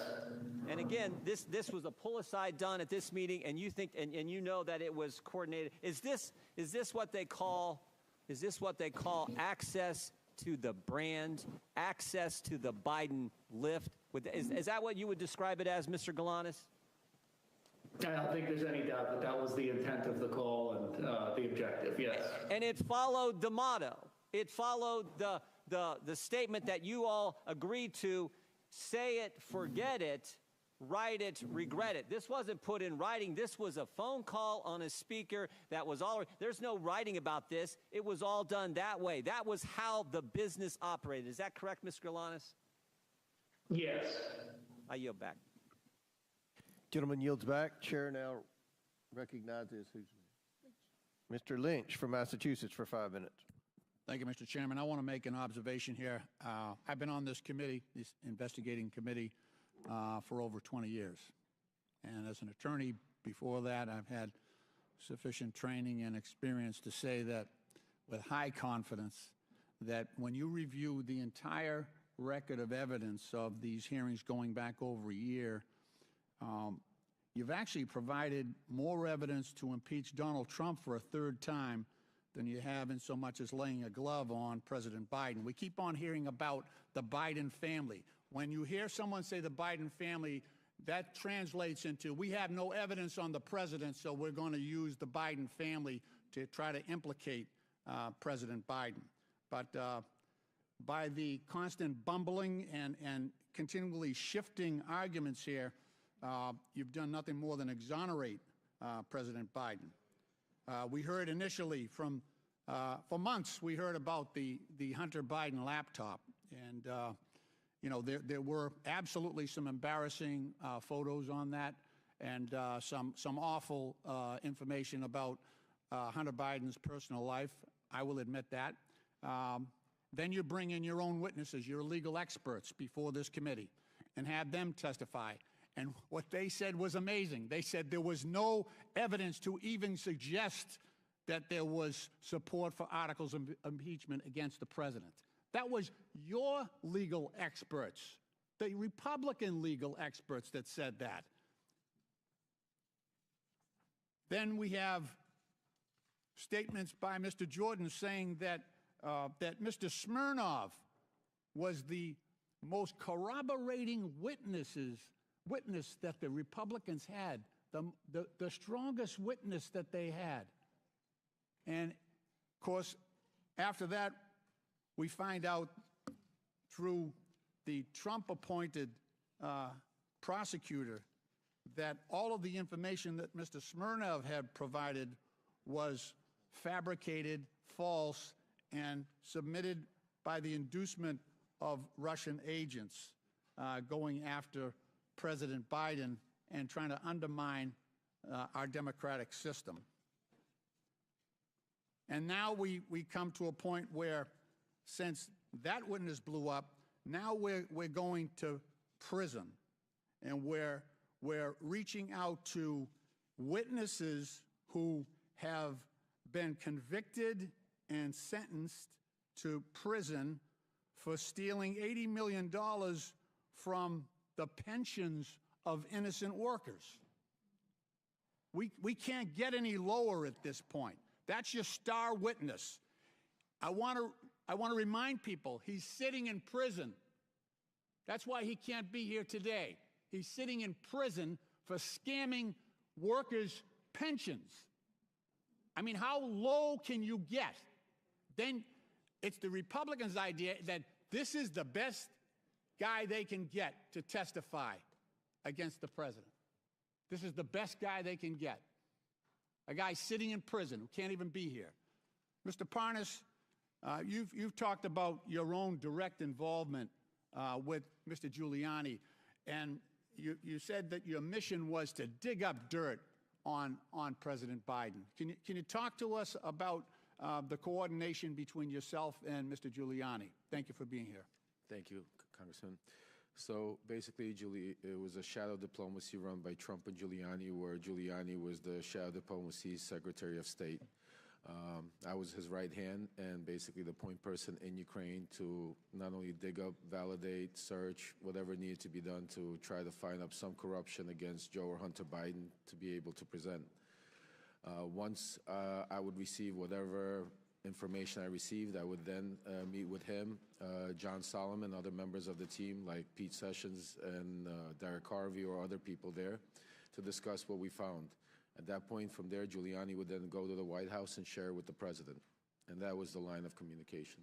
You said also in your testimony that members of this committee, the Republican leadership, should have known before Smirnov was indicted that this information was fabricated about President Biden. Could you talk about that? Congressman Lynch, not that they should have known, they did know. They knew exactly what was going on. They knew that the evidence was not vetted. This information was just coming in from anywhere from left, right field, and it was being pushed straight to the halls of Congress without zero verification of it. Okay, thank you.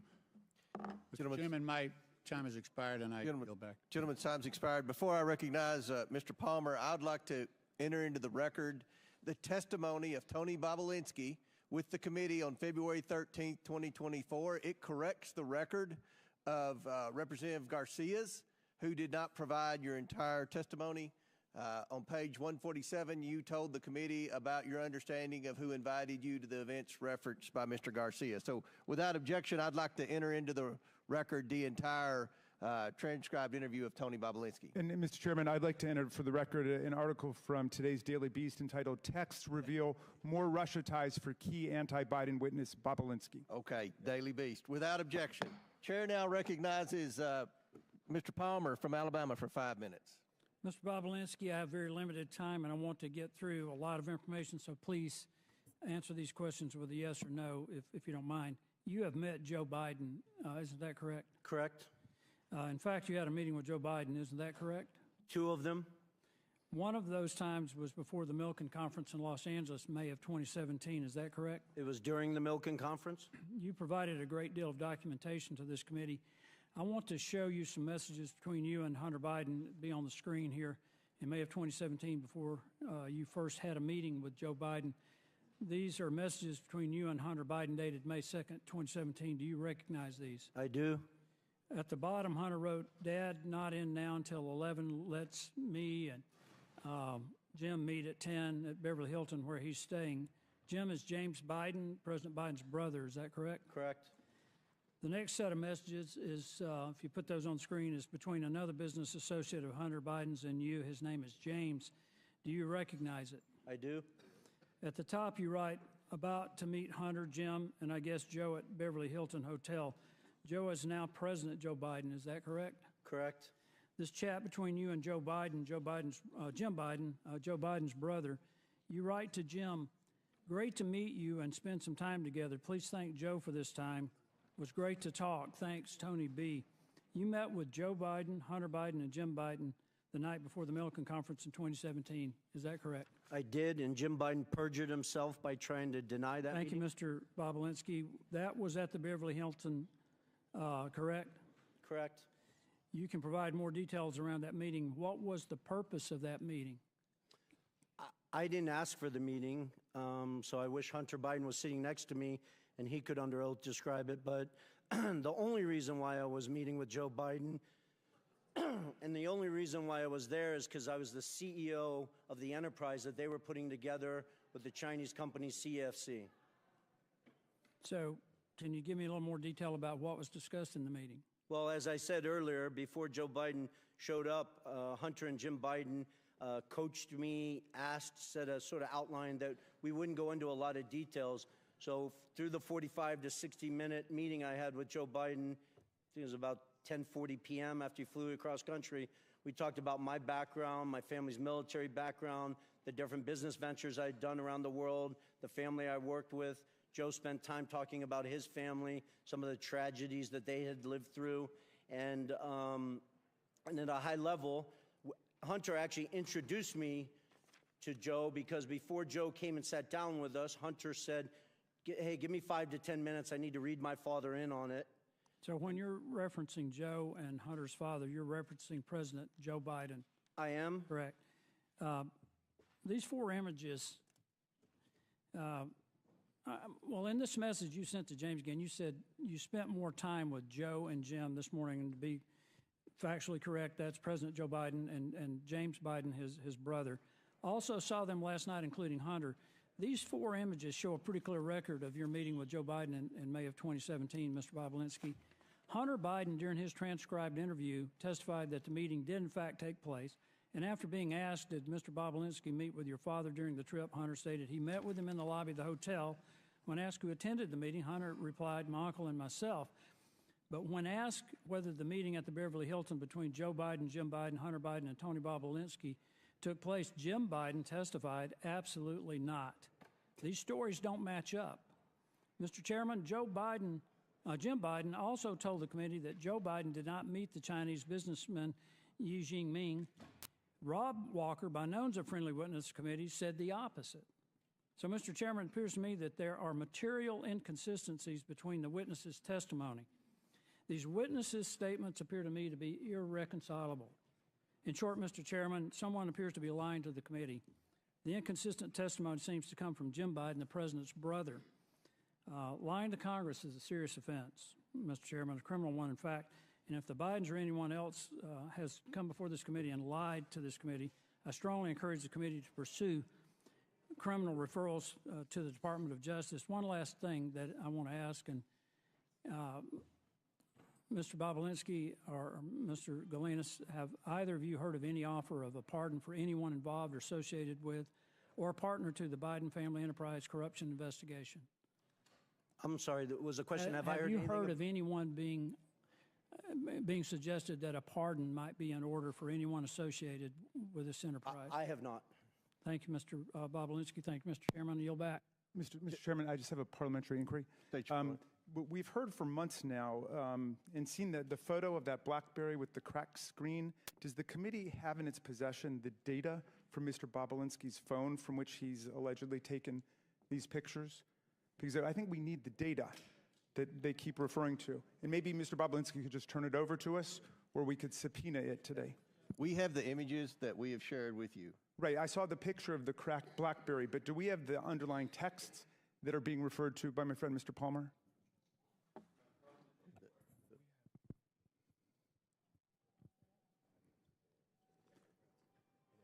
Mr. Bobulinski previously said he'd be happy to turn over his phone. We have pictures of all the text message screenshots that we've provided with everyone on the committee.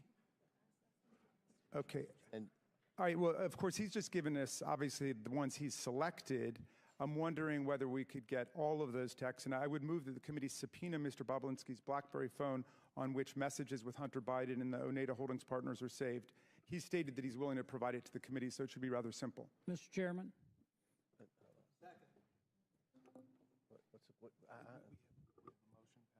Yeah. Okay, there's a motion to subpoena Bobulinski's BlackBerry. Yeah, with the texts that were just referenced by Mr. Palmer. Chair recognizes Mr. Jordan. I move the table the motion. There's a motion to table. I request the motion is to table is not debatable.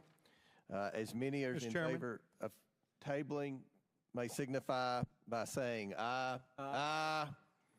All those opposed signify by saying no. No. In the opinion of the chair, the ayes have it, and the motion to table is agreed to. Mr. Chairman, what we're doing is we're tabling evidence here, which you keep relying on, so I'm going to ask for a recorded vote for that. Yeah. That just makes no sense. A recorded vote is ordered.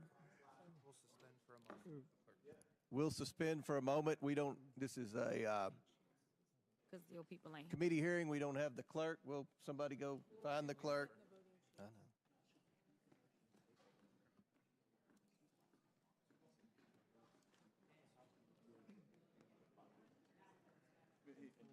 I know. He said it. Did he say under oath? In the. Did he say? Would, Mr. Speaker, Mr. Chairman, Mr. Minority Leader, do you think it's possible that the witness would voluntarily just give it? But I had understood actually that Mr. Bobulinski had volunteered when he was asked about this. It would simplify things if he would just turn it over the BlackBerry. Well, he did very clearly say he's happy to turn over his BlackBerry to the committee. We then asked for it at the deposition. He didn't. We've asked the majority to ask for Mr. it. Goldman, you're out of order. We're in suspension here waiting for the clerk to come so we can take the vote that your side of the aisle requested. You can't make this stuff up. You can't. This is Jurassic Park. Gee.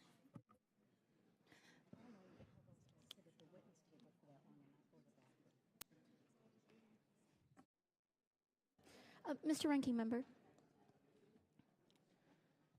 Mr. Ranking Member. Yes. I solely want to underscore the importance of I'm this. sorry, gentlelady's out of order. You can come back here and talk to him if you want.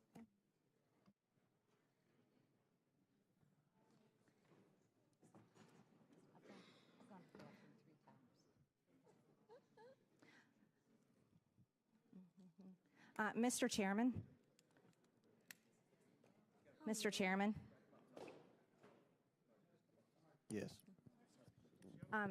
We don't even have. You're going to. I said Ms. Ocasio-Cortez would have to come up. You will as well. Sorry.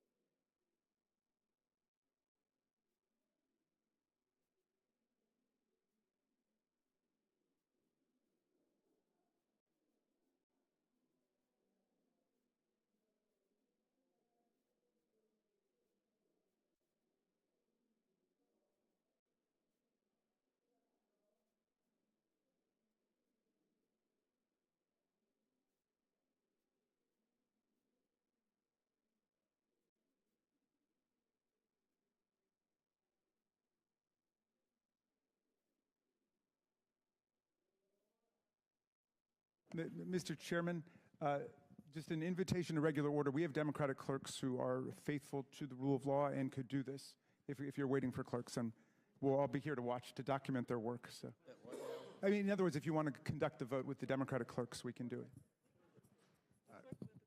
Well, a recorded vote is ordered. The clerk will call the roll. Mr. Jordan. Mr. Jordan votes yes. Mr. Turner. Mr. Gosar. Ms. Fox. Mr. Grothman. Mr. Grothman votes yes. Mr. Cloud. Mr. Cloud votes yes. Mr. Palmer. Mr. Palmer votes aye. Mr. Higgins. Mr. Higgins votes yes. Mr. Sessions. Mr. Sessions votes aye. Mr. Biggs. Mr. Biggs votes aye. Ms. Mace. Ms. Mace votes aye. Mr. LaTurner. Mr. LaTurner votes aye. Mr. Fallon. Mr. Donalds. Mr. Donalds votes yes. Mr. Perry. Mr. Timmons. Mr. Timmons votes aye. Mr. Burchett. Ms. Green. Aye. Ms. Green votes aye. Ms. McLean. Ms. McLean votes aye. Ms. Boebert. Mr. Fry. Mr. Fry votes aye. Ms. Luna. Mr. Langworthy. Mr. Langworthy votes aye. Mr. Burleson. Mr. Waltz. Mr. Waltz votes aye. Mr. Raskin. No. Mr. Raskin votes no. Ms. Norton. Mr. Lynch. No. Mr. Lynch votes no. Mr. Connolly. Nay. Mr. Connolly votes nay. Mr. Krishnamurthy. No. Mr. Krishnamurthy votes no. Mr. Khanna. Mr. Mfume. No. Mr. Mfume votes no. Ms. Ocasio-Cortez. Nay. Ms. Ocasio-Cortez votes nay. Ms. Porter. Ms. Bush. Ms. Brown. Ms. Stansbury.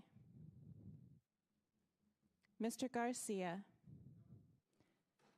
Mr. Garcia votes no. Mr. Frost. Ms. Lee. Ms. Lee votes no. Mr. Kassar. Mr. Kassar votes no. Ms. Crockett. No. Ms. Crockett votes no. Mr. Goldman. No. Mr. Goldman votes no. Mr. Moskowitz. Mr. Moskowitz votes no. Ms. Tlaib. Ms. Tlaib votes no. Ms. Presley. Ms. Presley votes no. Mr. Chairman. I vote yes. And how is Mr. Burleson recorded? Mr. Chairman votes yes. Mr. Burleson is not recorded. Mr. Burleson votes yes. How is Ms. Boebert recorded? Ms. Boebert is not recorded. Ms. Boebert votes aye. How is Mr. Turner recorded? Mr. Turner is not recorded. Mr. Turner votes aye. How is Mr. Frost recorded? Mr. Frost is not recorded. Mr. Frost votes no. Porter. How is Mr. Fallon recorded? Mr. Fallon is not recorded. Mr. Fallon votes aye. How is Ms. Porter recorded? Ms. Porter is not recorded. No. Ms. Porter votes no. Will the clerk tally the report?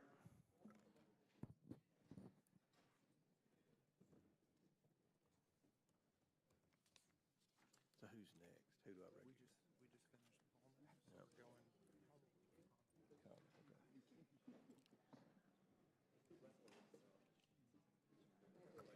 recognize? Mr. Chairman, on this vote, the ayes are 21, the nays are 16.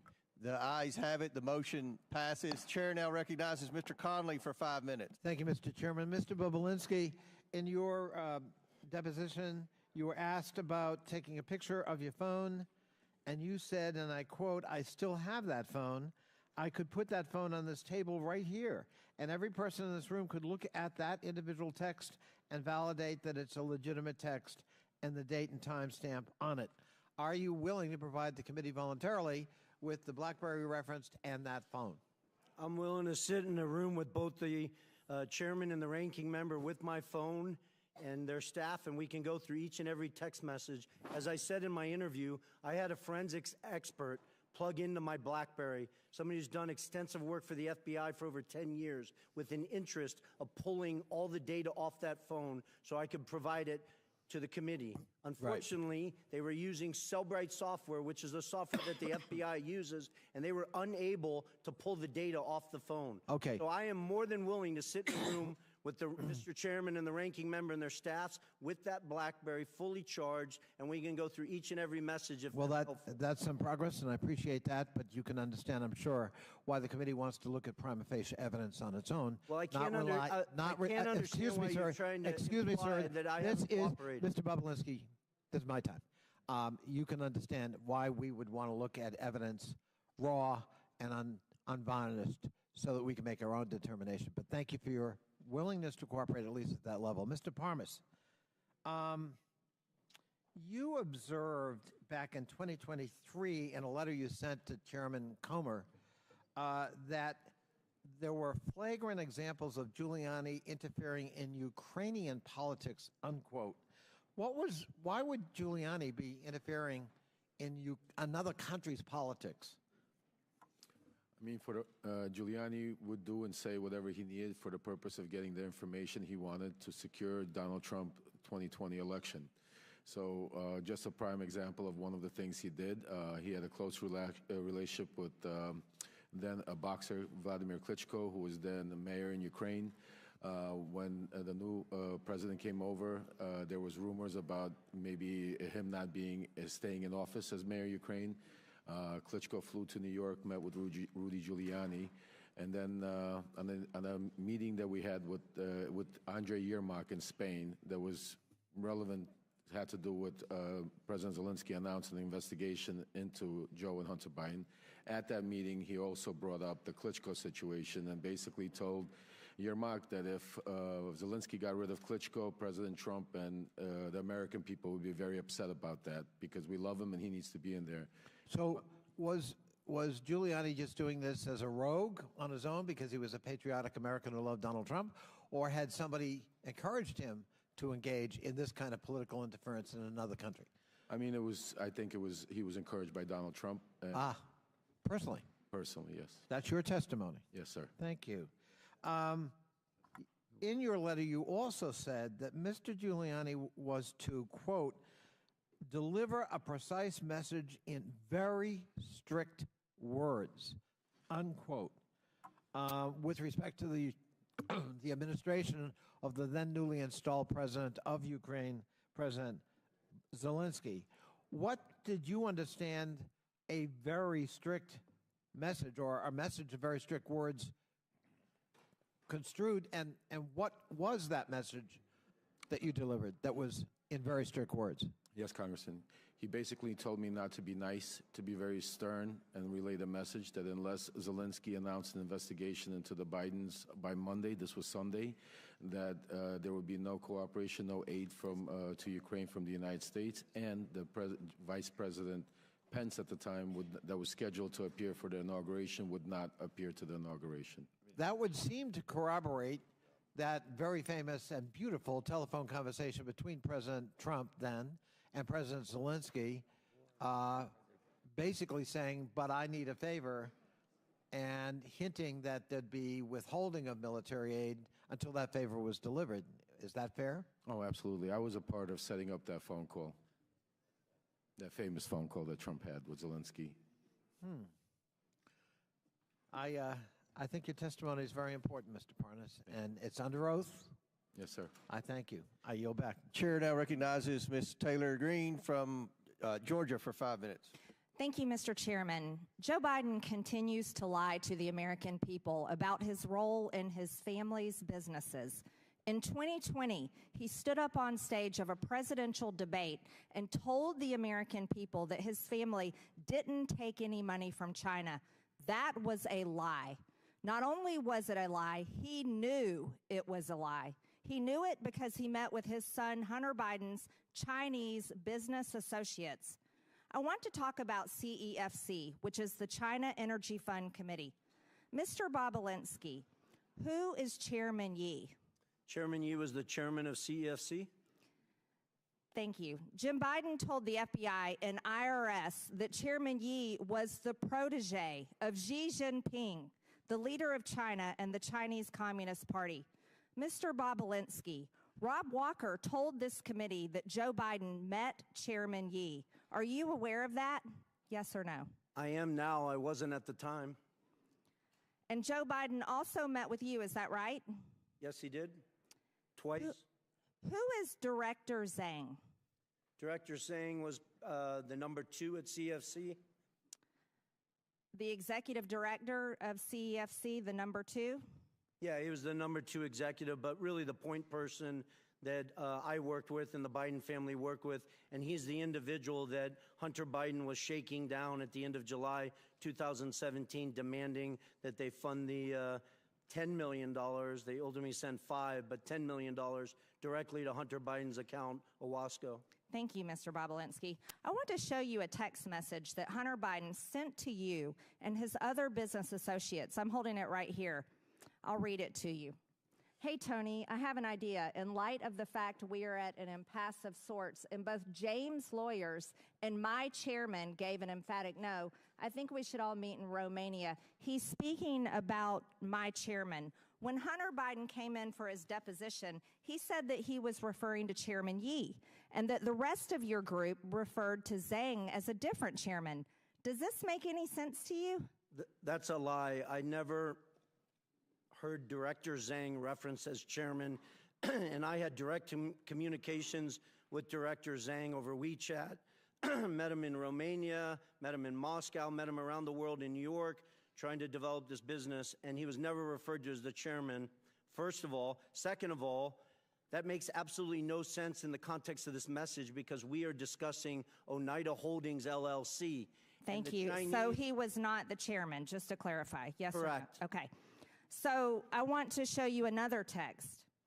When he said his chairman, he was talking about his dad. This is from Rob Walker. It didn't seem to make much sense to Rob Walker either. So he said that when Hunter, he said this to you, when Hunter was talking about his chairman, he was talking about his dad.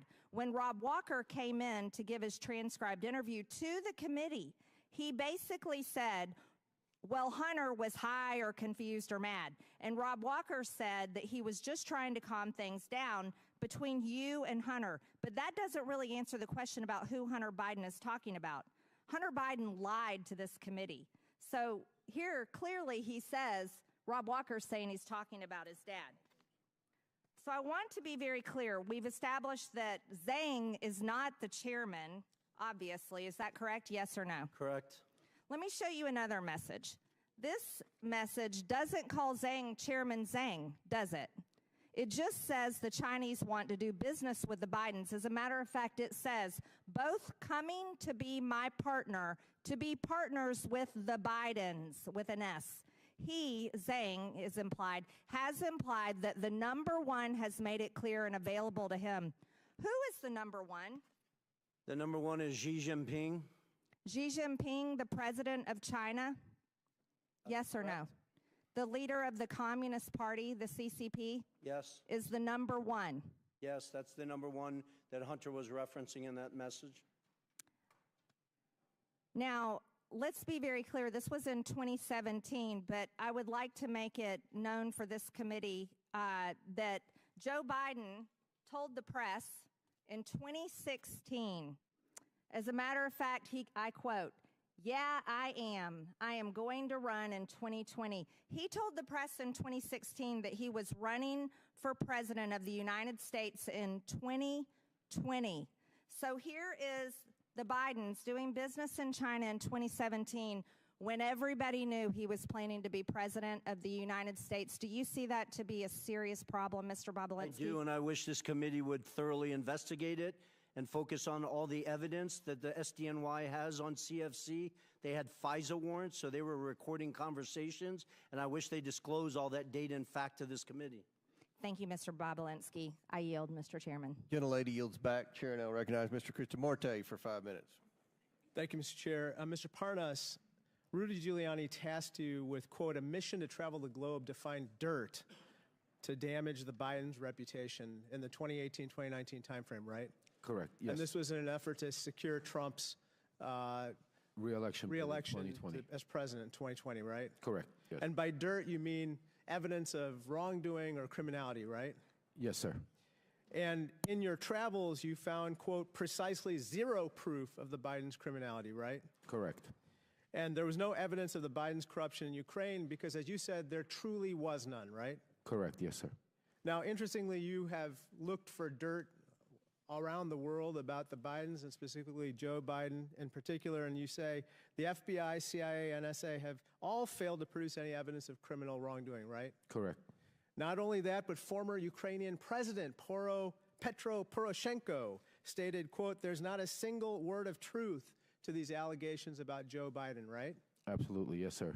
Now, there's a guy named Yuri Lutsenko, who's the former prosecutor general of Ukraine, and he also, quote, confirmed that nothing ties the Bidens to criminal activity in Ukraine, right?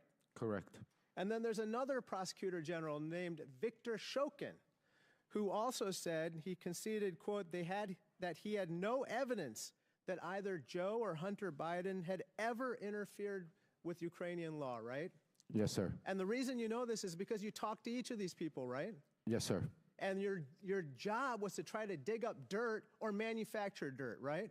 Yes, sir. And yet we have conducted months of hearings, and because there's been no evidence of wrongdoing, you've called this whole impeachment inquiry a, quote, wild goose chase, right? Yes, sir. Now, interestingly, we've heard from the other side that, quote, the real quid pro quo wasn't Donald Trump. It was Joe Biden when he tried to hold up foreign aid when he was vice president in exchange for firing the federal prosecutor in Ukraine that was investigating the corruption from his son. Now, you, again, looked for evidence to support this claim. There is no evidence, correct? Correct. That was false. In fact, firing the prosecutor would make it more likely that they would go after the company in question, Burisma, not less, right? Well, the ironic part is the reason why majority of the world and Ukraine and the Obama administration wanted to get rid of Viktor Shokin because he was corrupt, not because he was investigating Burisma, because he was stalling investigations for UK that was looking into a $23 million they wanted to get out from Zlochevsky, and Shokin stalled that investigation. So it was the logic is just the opposite of what the majority claims is to be the case, namely that they say that somehow Joe Biden was out to fire the prosecutor to reduce the chances of a prosecution of Burisma. But actually in firing that prosecutor, he increased the chances of prosecuting Burisma, right? Absolutely correct, yes.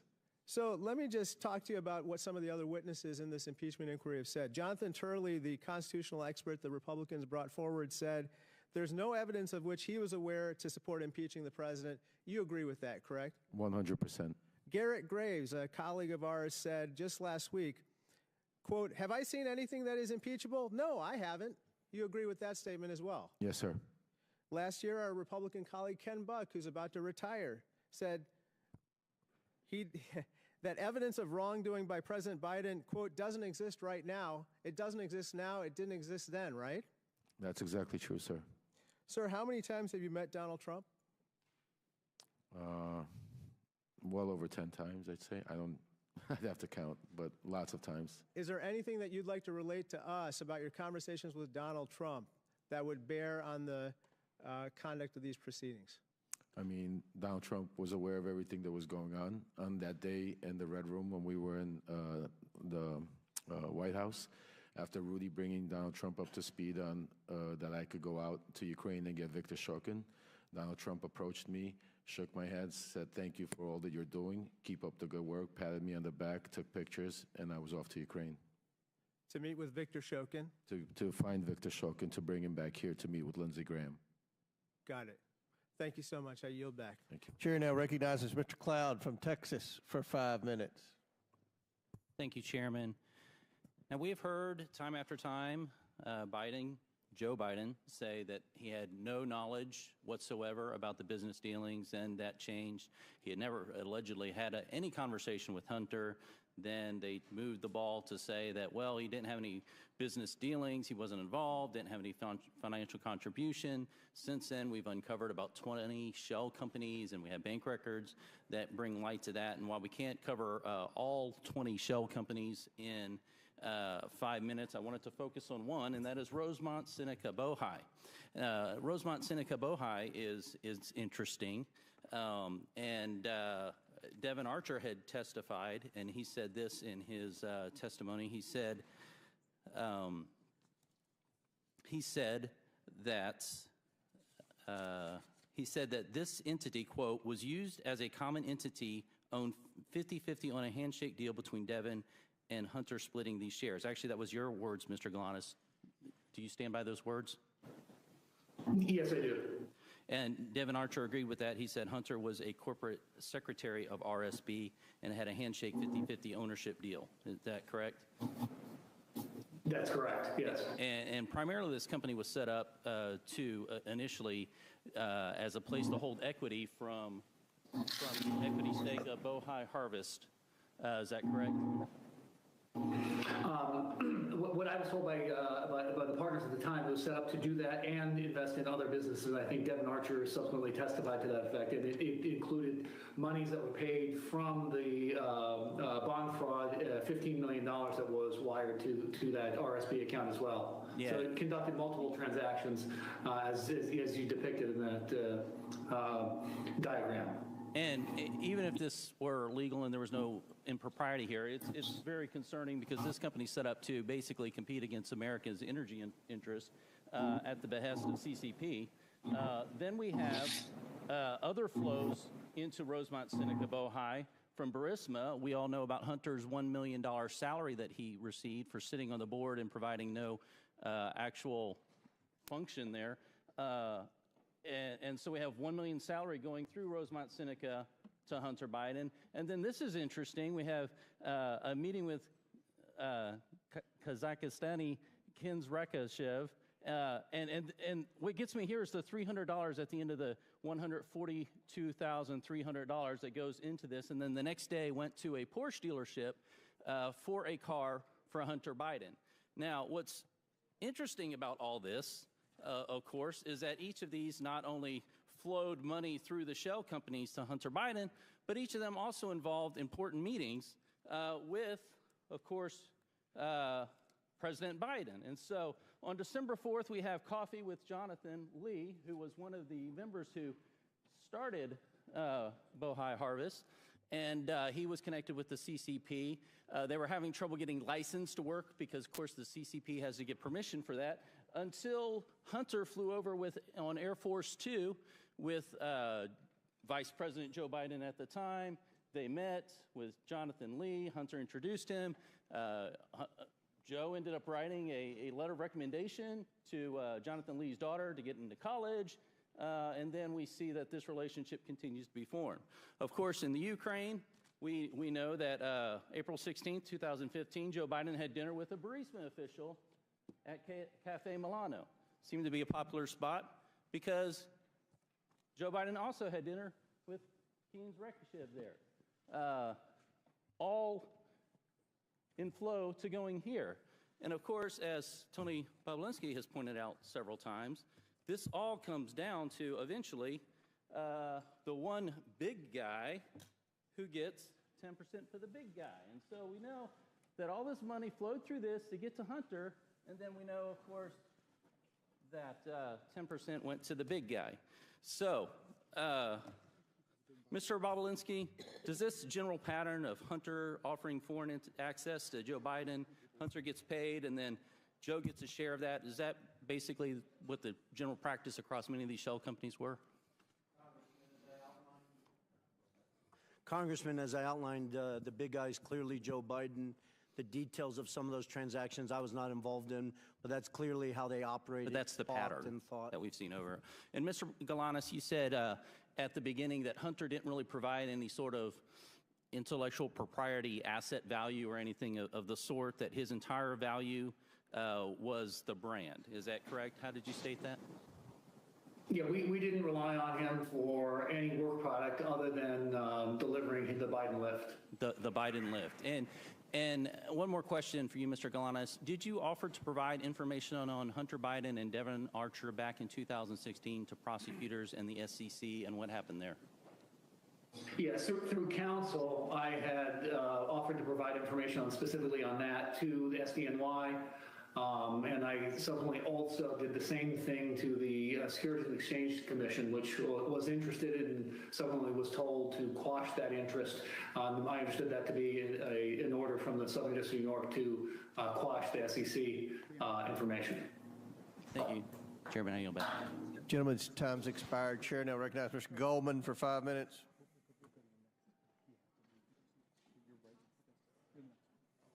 Thank you, Mr. Chairman. I only have 5 minutes, Mr. Bobulinski, so I'm going to try to move quickly, and I'd appreciate if you just answer the questions.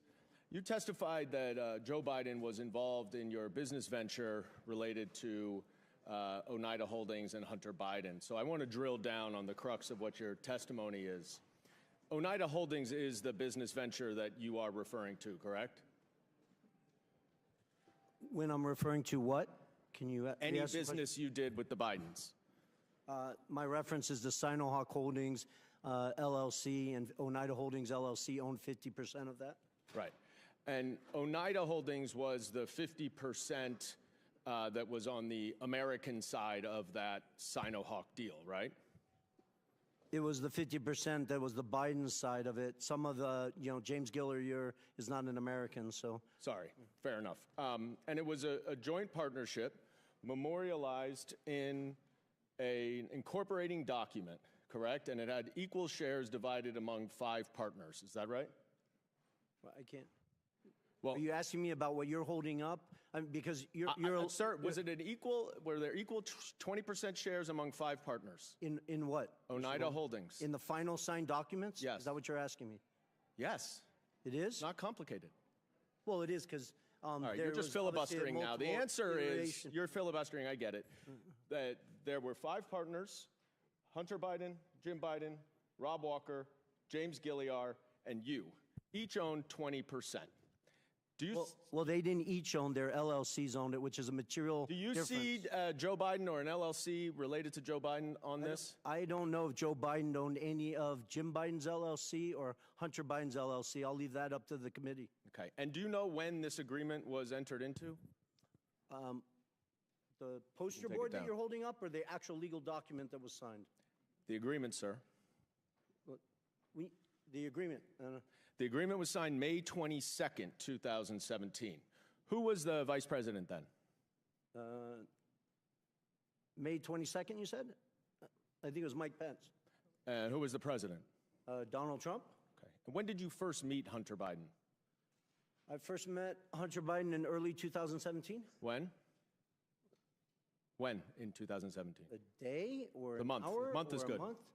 I believe I briefly met him in New York, but I spent the first meeting I had extensive time with him was in early May 2017. Okay, and that was around the same time that you had those 2 meetings with Joe Biden, right? It was, but prior to that, I had numerous discussions you have with said, Hunter. You have said I had lawyers working through the documents that you're Can I asking? please reclaim my time, sir? As I said, we have to move quickly here.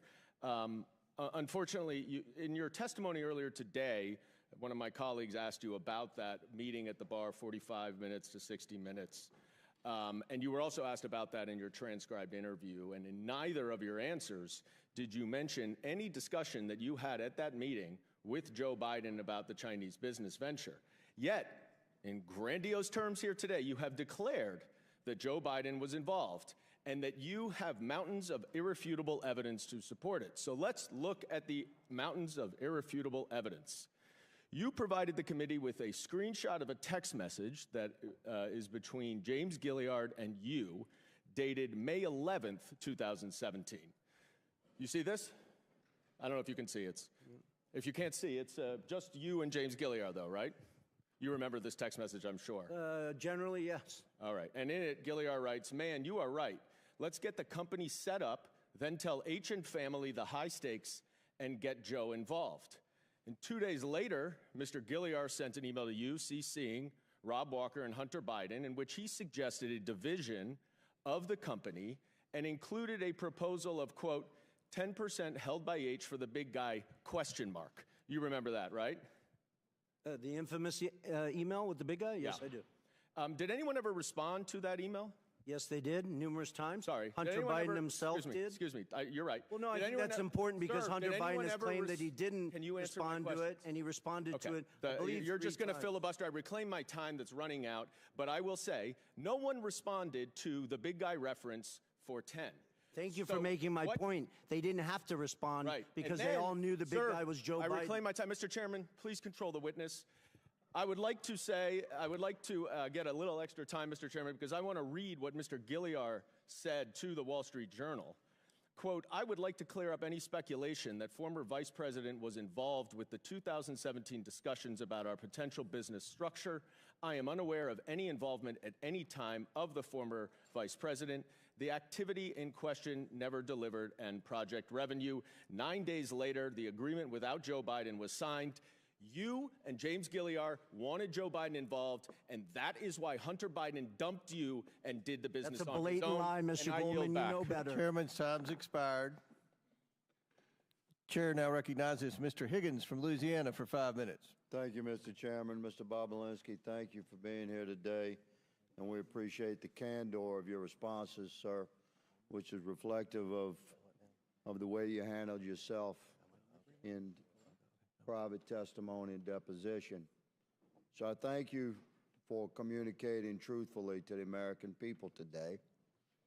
I'm going to ask you about the China Energy Fund Committee, the CEFC. You familiar with that, sir? I am. Was this a multi-billion-dollar company, like a Fortune 500 company at one time? It's even bigger than that. If you go back and look at its financials in 2016 and 17, it was probably one of the 5 largest private companies in China. So exactly. So this was a major operation that had a lot of money, and apparently, I'm going to hold up a memo here from this is a chart from the second bank memo, and it shows disbursement of a total of almost $24 million for diamonds. So you have a major Chinese company spending a lot of money on diamonds, and apparently diamonds were used as a means of payment for the Biden family. We know that the Bidens have testified that admitted to having 2 diamonds.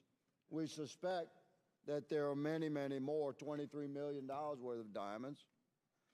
Are you familiar with the exchange of valuable assets to pay the Bidens other than electronic transfers of monies? Are you aware of payments in diamonds, payment in cash, payment in board memberships, et cetera? Am I generally aware of it, Yes, or was sir. I involved? Yeah, I read Jim Biden's and Hunter Biden's transcript multiple times. Jim Biden in that transcript references 2 diamonds that were given to Hunter Biden. One, he implies, was in 2015 by an individual who he couldn't recall his name, but the individual's name is Scott O. who was a surrogate for CFC. And then apparently a second diamond was given at a meeting in Miami. And I really want to set the record clear. I was not at that physical meeting. I was in Miami, but I was not at that physical meeting. That's what I told the FBI in my transcribed interview. Are you aware, Mr. Bobulinski, of a pattern of bribery, of bribe payments coming from the China Energy Fund Committee? I appreciate that question. I wish everyone on this committee would read the 1,200 pages of testimony in an 8-day trial in the SDNY where Mr. Goldman used to work while the actual trial was going on, that accused numerous executives, ultimately Patrick Ho, of corruption, bribing, leaving shoeboxes of cash to a variety of political figures in Africa. Exactly. So, Mr. Bobulinski, from your perch within the Biden family operations and their interactions with major businesses in China in the exchange of millions of dollars that are known, we've tracked them through bank records, through suspicious activity reports, through emails, through communications that this committee has documented. There's no debate that millions and millions of dollars flowed into the Biden family's bank accounts. But the existence of other forms of payment is fascinating because diamonds are untraceable. We really don't know how many diamonds the Bidens received, do we? We don't. And for somebody who's been to mainland China probably 10 plus times, Hong Kong probably 15 plus times, I had hundreds of people, Congressman, I had hundreds of people working for me in mainland China. At one point, I never got a diamond from any businessman or woman. So, Mr. Bobulinski, I shift quickly to a text message. Are you familiar with this? It's from a gentleman named James. Generally, yes. Yes, says, don't mention Joe being involved. It's only when you're face to face. I know you know that, but they are paranoid. And there's a response saying, okay, they should be paranoid about things. And then there's a response saying, for real. So what is meant by don't mention Joe being involved? It's only when you're face to face. I know you know that, but they are paranoid. Well, I think it outlines how the Bidens operated, not specifically just with CFC. You have Galanis here testifying and numerous other witnesses that have given you tremendous amount of evidence that outline they worked to obfuscate it, create layers of obstruction. That's the reason why Rob Walker was getting sent millions of dollars instead of Hunter Biden directly. That's the reason why Devin Archer was receiving millions of dollars instead of going to Hunter directly. You guys have a mountain of evidence that stacks high and answers that question on how they obfuscated. They lived in a world of plausible deniability. Thank you, Mr. Bobulinski. Mr. Chairman, my time has expired. I yield. Chair now recognizes Ms. Norton from D.C. for 5 minutes.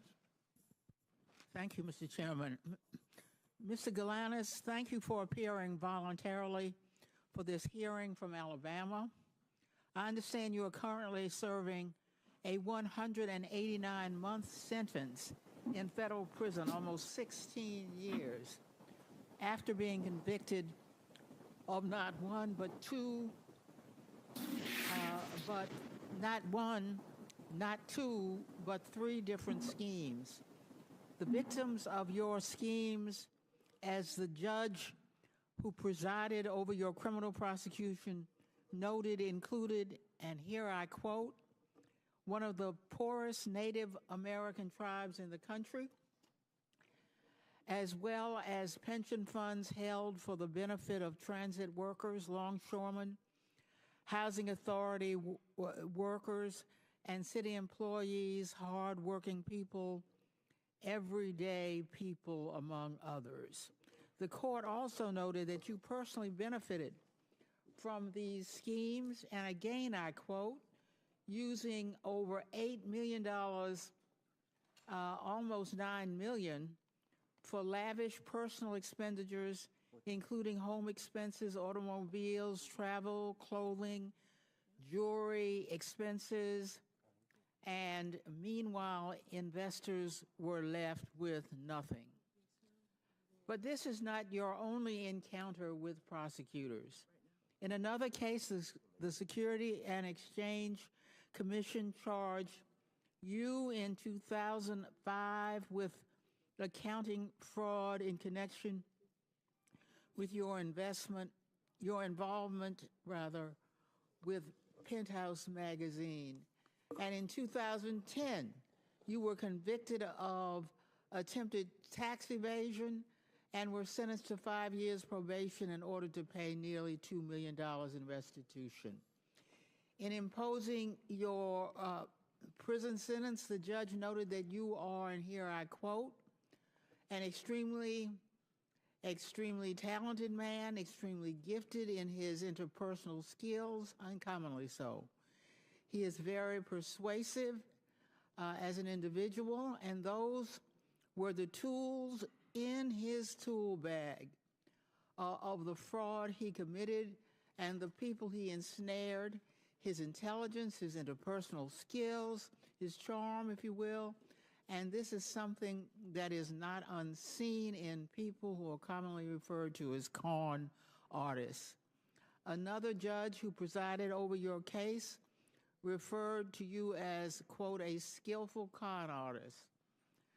A skillful con artist, that is who my Republican colleagues are relying on to carry their water in this sham impeachment inquiry after their last star witness, the author of the infamous FBI Form 1023, was indicted for lying and outed as a likely Republican agent. It is time we put an end to this pathetic and desperate inquiry. I yield my remaining time to Ranking Member Raskin. Ms. Norton, thank you very much. So for more than a year now, we've heard innuendo, rumors, propaganda, big lies, but no facts, no evidence that could reasonably support the finding of impeachable high crimes and misdemeanors against President Biden. In our first real impeachment hearing, the majority invited several expert witnesses who came together, and their witnesses agreed with that there was nothing that remotely approached the level of proof needed to support a finding of high crimes and misdemeanors that one would impeach a president for. And now we come back again today, and the majority has two witnesses. One, the designated con man as determined by two different federal courts, not without talent, but someone who deploys his talent towards the purposes of exploiting Native American Indian tribes, pensioners, and other innocent investors. And then Mr. Bobulinski, who offers a lot of rhetoric and a lot of hot air, but absolutely no facts that could indict the President of the United States for high crimes and misdemeanors, impeachable offenses against the Republic, the kinds of offenses which James Madison said are great attacks on the Republic itself, great affronts to our Republican form of government. And nobody on their side can even tell us what is the impeachable high crime and misdemeanor, which suggests that they are moving in the direction of criminal referrals, and they should start by looking at their own witnesses. I yield back to you, Mr. Chairman. And I'd like to remind the ranking member and Ms. Norton, the witness, Mr. Galanis, was partners with Hunter Biden. That's why he's here. We have their partners. You could have invited partners, but you invited this guy. Yeah, Donald Trump's partner, Mr. Parnas, who was working with Donald Trump and Rudy Giuliani. Rudy Giuliani's partner. Okay, yeah. All right. Chair recognizes Mr. Groffman. Yeah, we got a variety of things I'd like to go through, but first, Mr. Lynch complained about Mr. Galanis testifying from prison. So I'd like to ask unanimous consent to enter into the record the Department of Justice's own press release announcing the sentencing of the Democrats' witness, led Parnas, to 20 months in prison for, among other things, making false statements. Without objection on Donald Trump's partner. You're Thank you. Now, Mr. Chairman, you know, we had originally hoped that we'd see a few more witnesses to here today. They're not here, but I would like to run a brief tape because I showed up today hoping I'd be asking these witnesses a little bit more about this tape. I know that, you know, there's some mystery, or some people feel it's still ambiguous as to how this prosecutor was fired in Ukraine, and I wonder if this tape could do a little bit more to shed light on why that prosecutor was fired and why we want Hunter Biden and Mr. Archer here today. And so I got Ukraine, and I remember going over convincing our team, or others, to convincing us that we should be providing for loan guarantees. And I went over, I guess, the 12th, 13th time to Kyiv, and I was supposed to announce that there was another $1 billion loan guarantee. And I had gotten a commitment from Poroshenko and from Yatsenyuk that they would take action against the state prosecutor, and they didn't. So they said they were walking out to the press conference. I said, no, I'm not going to, we're not going to give you the $1 billion. They said, you have no authority. You're not the president. The president said. I said, call him. I said, I'm telling you, you're not getting the $1 billion. I said, you're not getting the $1 billion. I'm going to be leaving here. And I think it was, what, 6 hours? I said, I'm leaving in 6 hours. If the prosecutor's not fired, you're not getting the money. Oh, son of a bitch. Got fired. And they put in place someone who... I just wanted to put that up there because I do eventually want further efforts made to get Hunter Biden or Mr. Archer here, because we have Joe Biden himself bragging that they got rid of a prosecutor who would have provided his son's business dealings with a little bit more tough going or more observation. I'll put it that way. Now, Mr. Bobolinsky, in previous interviews, in previous interviews with this committee, you said that Joe Biden not only knew about the family's business dealings, but enabled them and participated in them. You went so far as to say, it's clear to me that Joe Biden was the brand sold by the Biden family. Could you elaborate a little bit why you felt that way again? Correct. That's one of the challenging things I've had to deal with over the last 4 years, with the focus of just simply telling the truth. The obfuscation around these facts are just beyond beyond insane. So I'll use a meeting at the Four Seasons Hotel in Washington, D.C. that I was not at, but apparently 8 to 10 Chinese executives of CEFC were at, with Chairman Yi and Director Zhang. Director Zhang I interacted with extensively. And James Gilliar was in that room, Rob Walker, Hunter Biden was in that room, and my understanding, based on Rob Walker's testimony, is that Joe Biden walked into that room, sat down, shook hands with people, and spent 5 or 10 minutes talking about his family, I guess. I was not in the room. People have tried to obfuscate that meeting like Joe Biden was walking in there to ask about the weather, and Rob Walker said that the Chinese didn't even know that Joe Biden was the former vice president of the United States, which is beyond absurd. The power that those 10 Chinese individuals had to go back to mainland China and say that they were in a room with Joe Biden is the value of what they were giving. Okay. You stated that the Biden family concocted a scheme to give Joe plausible deniability. Could you elaborate on that a little bit? Well, I would just point to all the different text messages and communications. They call him the big guy. I wasn't involved with Mr. Galanis or Mr. Archer, but they're giving you numerous data points. There was obfuscation. They didn't use his name. They used the big guy. You weren't supposed to talk about it. It was just, you know. And you personally met with the vice president? I did twice.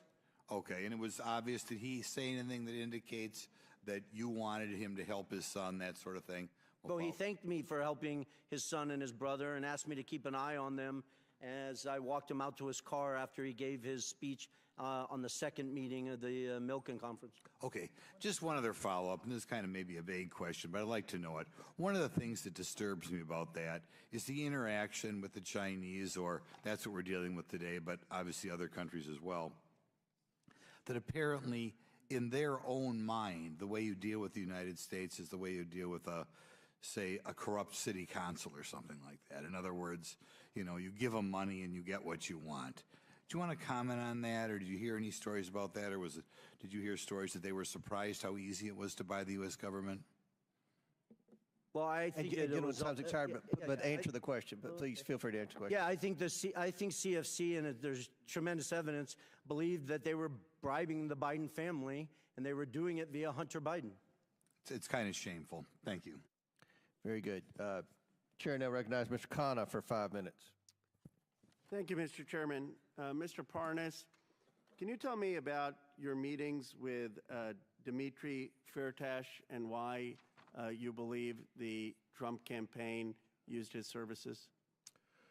Yes, well, I was sent to meet with Dmitry Firtash because Dmitry Firtash had resources. He's an oligarch that was in Vienna waiting to be extradited to the United States. But he was very close with Vladimir Putin, Ukraine, and lots of characters in that part of the world. And my objective at the time was to have him help us lean on Mykola Zlochevsky and get dirt on the Bidens. And what type of dirt were you trying to get? We were searching for Hunter's hard drive that we were told was out there. We were searching for bank records to validate certain bank records that was given to me, Hunter's personal bank records that was given to me by John Solomon that he said he got from the FBI to validate certain payments that were going for car purchases. But the objective was to try to find a link from any of the payments that would go into Joe Biden's account. And who told you to get this dirt? Well, who told me? Rudy Giuliani. Anyone else that you remember? John Solomon. I mean, everybody that was part of the team. I mean, did Bill Barr know that you were involved in getting this dirt? Absolutely. Bill Barr was notified of our investigation from the day he took office. Did you ever have a conversation with Bill Barr of being lenient towards Dmitry in his role, in Bill Barr's role as Attorney General? I personally did not, but I was witness to Victoria Tunzing and Joe DeGenova having a conversation with Bill Barr about Dmitry Firtash. What did they say to Bill Barr? Basically, they were telling him that the charges were false and that he needs to drop the charges and basically end the case. And why did they tell him to drop the charges on this Russian oligarch? Because Dmitry Firtash was going to help us getting dirt on the Bidens or whatever else the Trump campaign needed. So my understanding is you have the Trump campaign telling you to talk to a Russian oligarch to get dirt on the President of the United States for political reasons, and then someone from the Trump campaign is talking to the Attorney General to drop the charges because this foreign national is helping get dirt on a political candidate? Absolutely. Did Bill Barr indicate any willingness to drop the charges? After a meeting that Victoria Tunzing and Joe DeGenova had with DOJ, they came back and informed me that we're going to Vienna because to tell Dmitry Firtash everything's going to be okay. Do you know if Bill Barr in any way told you to say that? I was not privy to in that meeting, no. Do you have any evidence that Bill Barr would have indicated to signal to Dmitry that the charges would be dropped? Only from conversations from Rudy Giuliani or Victoria Tunzing. And what did they say about what Bill Barr said? They basically told me that this would be taken care of as long as Firtash played ball, and that's the message they relayed to me to tell Firtash. And they said that Bill Barr was conveying that to them directly? Yes, after meetings. There were several meetings. There was a private meeting at where Rudy Giuliani went and bumped into actually Bill Barr at the Trump International Hotel, and he used that as a moment to take him aside, speak to him. And then there were certain official meetings through official channels where Victoria Tunzing met with him. So, yes. Do you know anything, if anything was done with the charges? Till this day, Dmitry Firtash is not here. Do you believe that Bill Barr should be investigated for his conduct in potentially dropping these charges? I absolutely believe that, but not only that, I believe Bill Barr should be investigated into the cover-up and trying to silence me to get the truth out of what really happened in Ukraine. And explain the cover-up and what you believe he should be investigated with your last minute. My arrest was set up strictly to shut me up, to seal my documents, take away all my information, and turn me into a crazy man that had no way to prove what was going on. But the real story was Bill Barr was trying to save Donald Trump from impeachment and use me as a scapegoat. What he didn't realize was Donald Trump was not going to stop and was continue doing what he wanted to do. And that's why it blew up in Bill Barr's face. He also hired special counsel at the time, Brady, to look into Ukraine. When we tried to reach out with my attorney to special counsel Brady, he never returned our phone call. Nobody wanted to hear anything I had to say that had to do with Ukraine, Donald Trump, or Rudy Giuliani. Mr. Chairman. Will the gentleman yield? Yes. Thank you. Mr. Parnas, I just want to say you have stuck to the facts today. We don't hear bombast and rhetoric from you, but you're telling a true story, and you've conducted yourself with great purpose and great dignity, and I know your son is here with you today, and I hope he and the rest of your family are proud of what you're doing for America. Yield back. Thank you. Chair now recognizes Mr. Donalds from Florida for 5 minutes. Thank you, Chairman. It's been an interesting hearing so far. Let's actually get to the actual paper trail of money flow from the CEFC into the bank account for President Joe Biden. And I want to start with a text message, July 31, WhatsApp text message between Hunter Biden and one Mr. Zhao. Real quick, Mr. Bobulinski, who is Mr. Zhao? Congressman Donalds, I'd just actually like to spend 20 seconds. If you noticed, Congressman Khanna scurried out of here very quickly, and I'm actually disgusted as I sit here that he didn't address me based on the fact that I'm sitting here in front of the world trying to testify to the truth. In October 2020, I have messages I'm willing to produce to both the Democrats and the Republicans that Ro Khanna sent to me saying, you have always demonstrated to me that you're nothing but an honest with the highest integrity individual, and I was begging for him to go on CNN and tell the world in October 2020.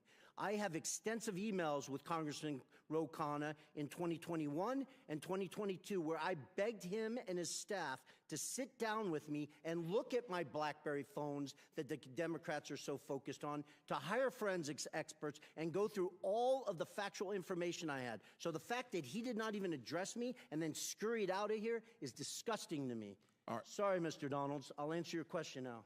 All right, so we're gonna have to come off of that because now we're at 3 minutes, 30 seconds.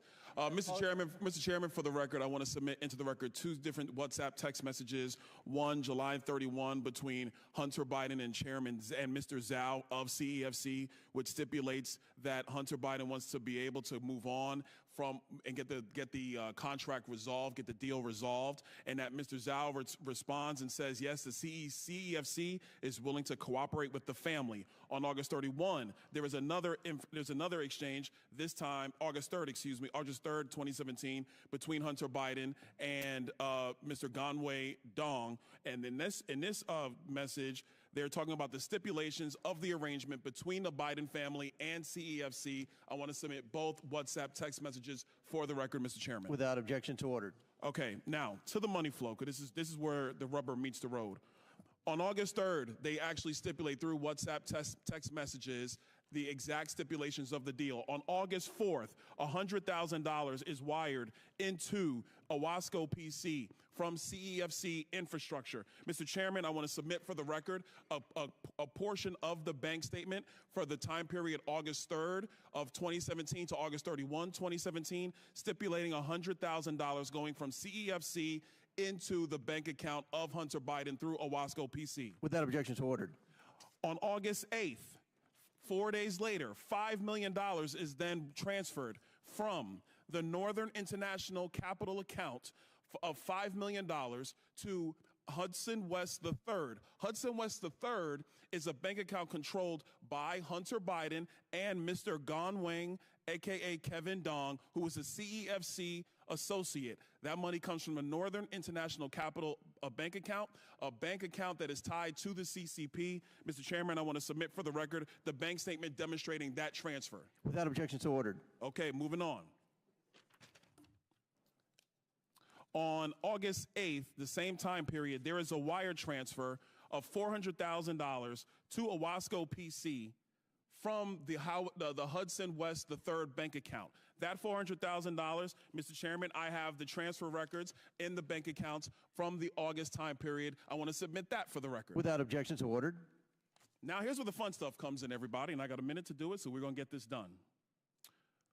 On August 14, there is $150,000 that is transferred from Owasco PC, which is controlled by Hunter Biden, to Lion Hall Group, which is controlled by James Biden. I have the records here, Mr. Chairman, of the $150,000 that has gone to Lion Hall Group from Owasco PC. I want to submit that for the record. Without objection to ordered. On August 28th, and I believe we have a screenshot for everybody in the room. On August 28th, Mr. Chairman, we have the withdrawal ticket from Lion Hall Group that is signed by Sarah Biden, who is the wife of Jim Biden, for $50,000 to withdraw from Lion Hall Group. I want to submit that withdrawal receipt for the record. Without objection to ordered. On September 3rd, on August 28th, actually, Mr. Chairman, we have the deposit reference into Sarah Jones Biden's account on the same day she withdrew it from Lion Hall. I want to submit that. Without objection to ordered. Last document.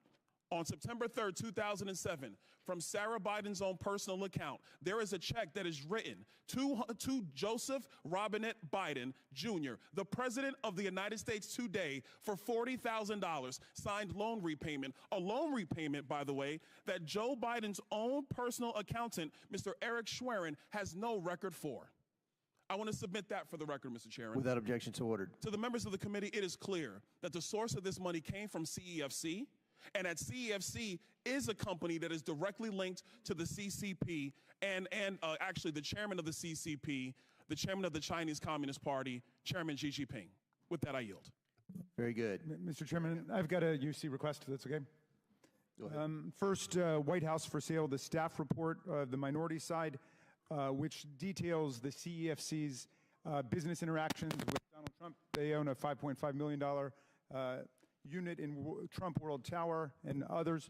And then the Department of Justice press release announcing the sentencing of Jason Galanis in federal court to a term of 189 months in prison, ordering him to pay restitution of more than $80 million for 3 criminal fraud conspiracies against a Native American tribe, pension funds, and other investors. Without objection, so ordered. Chair now recognizes Mr. Mafume for 5 minutes. Mr. Chairman, thank you. I'm sitting here and imagining what I would be thinking if I were not here, but rather somewhere around the country watching the Congress of the United States, and in this case, this committee, for 15 months hold these hearings on Hunter Biden and come up with not one impeachable offense in all that time. 15 months. Over 10,000 documents and more, as you can see today as a result of that. This is a do-nothing Congress, and we should be doing the jobs that we were sent here to do, which is not to have investigation hearing after investigation hearing over and over and over again, and then run to our favorite TV outlet to give interviews afterwards. We were sent here to get a job done. Taxpayers are looking at all of us.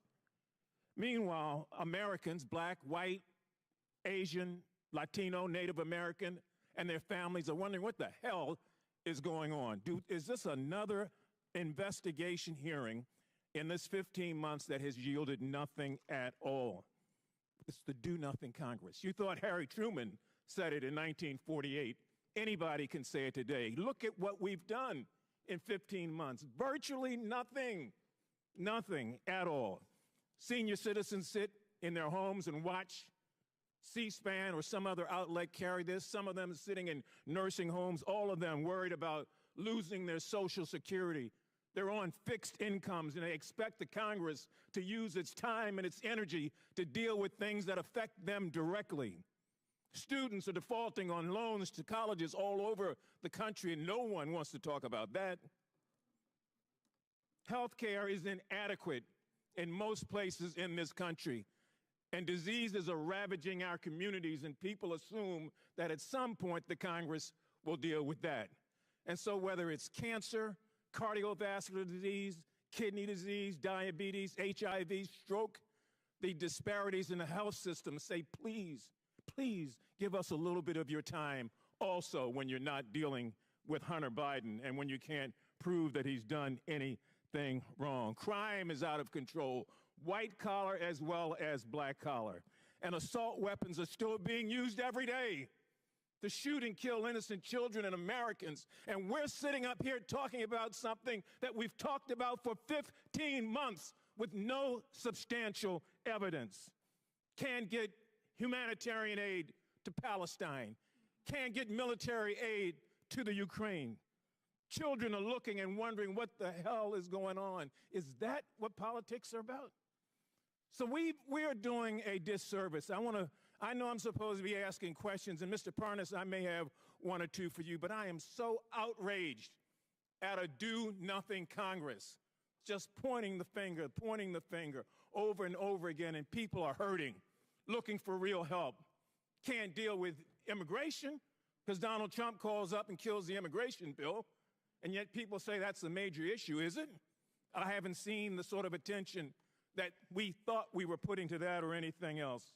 And so this particular hearing will probably be followed by another hearing and another hearing and another hearing until this Congress expires in January of next year. And we haven't done a damn thing to move the ball forward, except make accusations. Life is too short. Now, maybe some of you have a guarantee you're going to be around forever, but I don't. I came to this body first in 1987. I worked under Ronald Reagan and the first Bush and Bill Clinton and Donald Trump and now Joe Biden. This Congress is not doing anything. It's not like the previous Congresses, trust me. That's why people have such a low esteem of those of us who say, well, I'm Congressman so-and-so. People on the street don't buy that. They don't see the action. So I'm done. I know I've exhausted my time. Mr. Parnas, a couple quick questions, and I'll let you go. Is it your understanding that Rudy Giuliani worked for an individual identified by the Trump administration as a Russian agent? Yes. Do you know what these Russian line actors were trying to do? Quickly. Push a conspiracy theory about the Bidens. Did you know that, did you warn Rudy Giuliani? Yes, I did. And what was his response, succinctly? He told me that he agreed with me, but then proceeded to work with these people behind my back. And these people have been identified as Russian agents. Yes, sir. And we've got a meeting here of Mr. Giuliani with one of those. I'm disgusted, as most people are, about this process.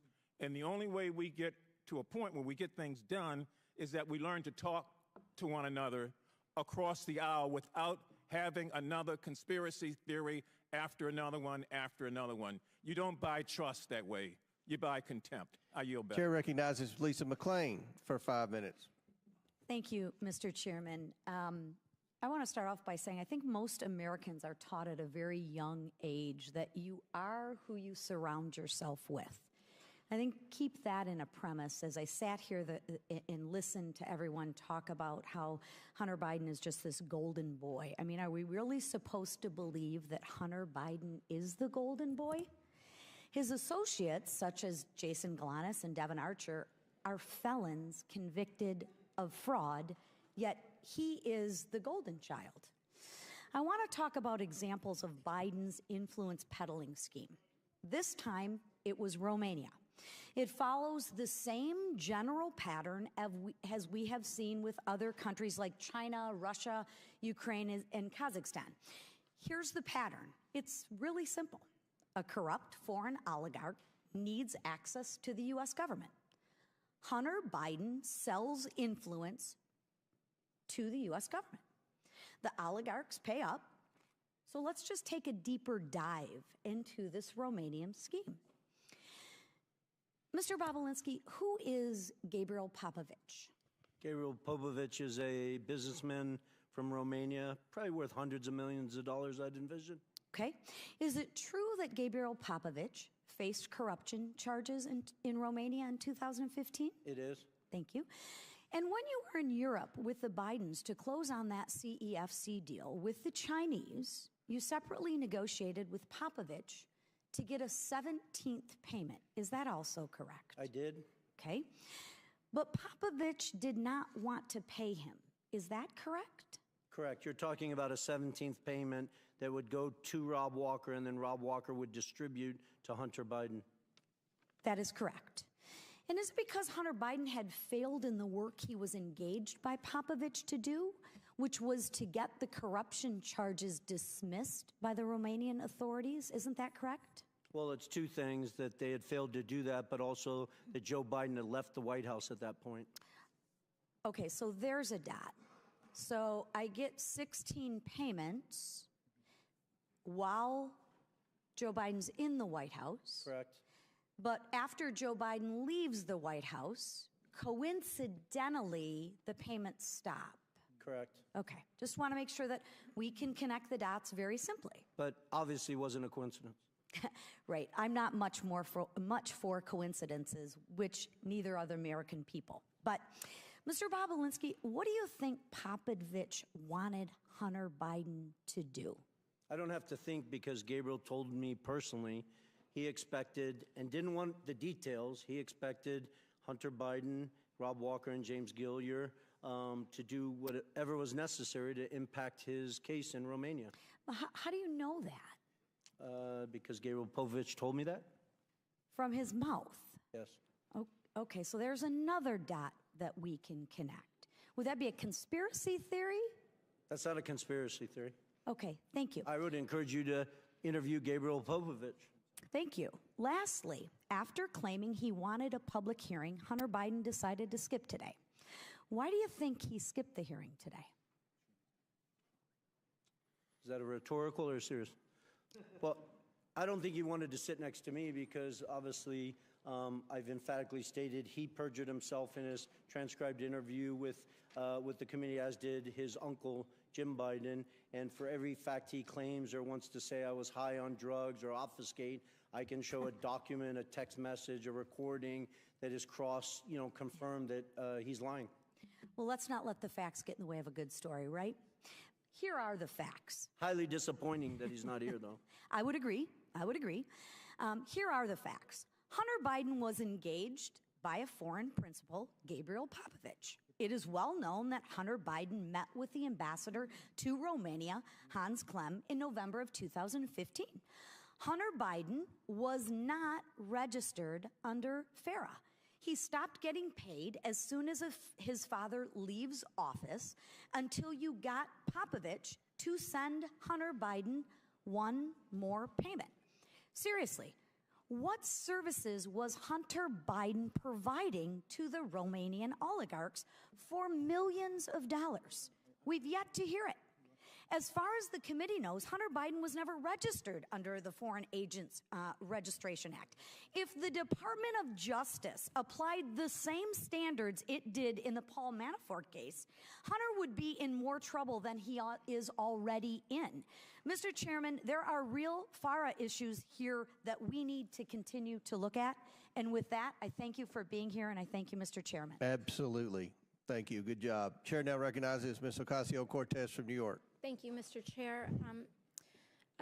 Mr. Bobulinski, I heard your opening statement. It's submitted to the record, part of our proceedings. I have a quick question. Simple.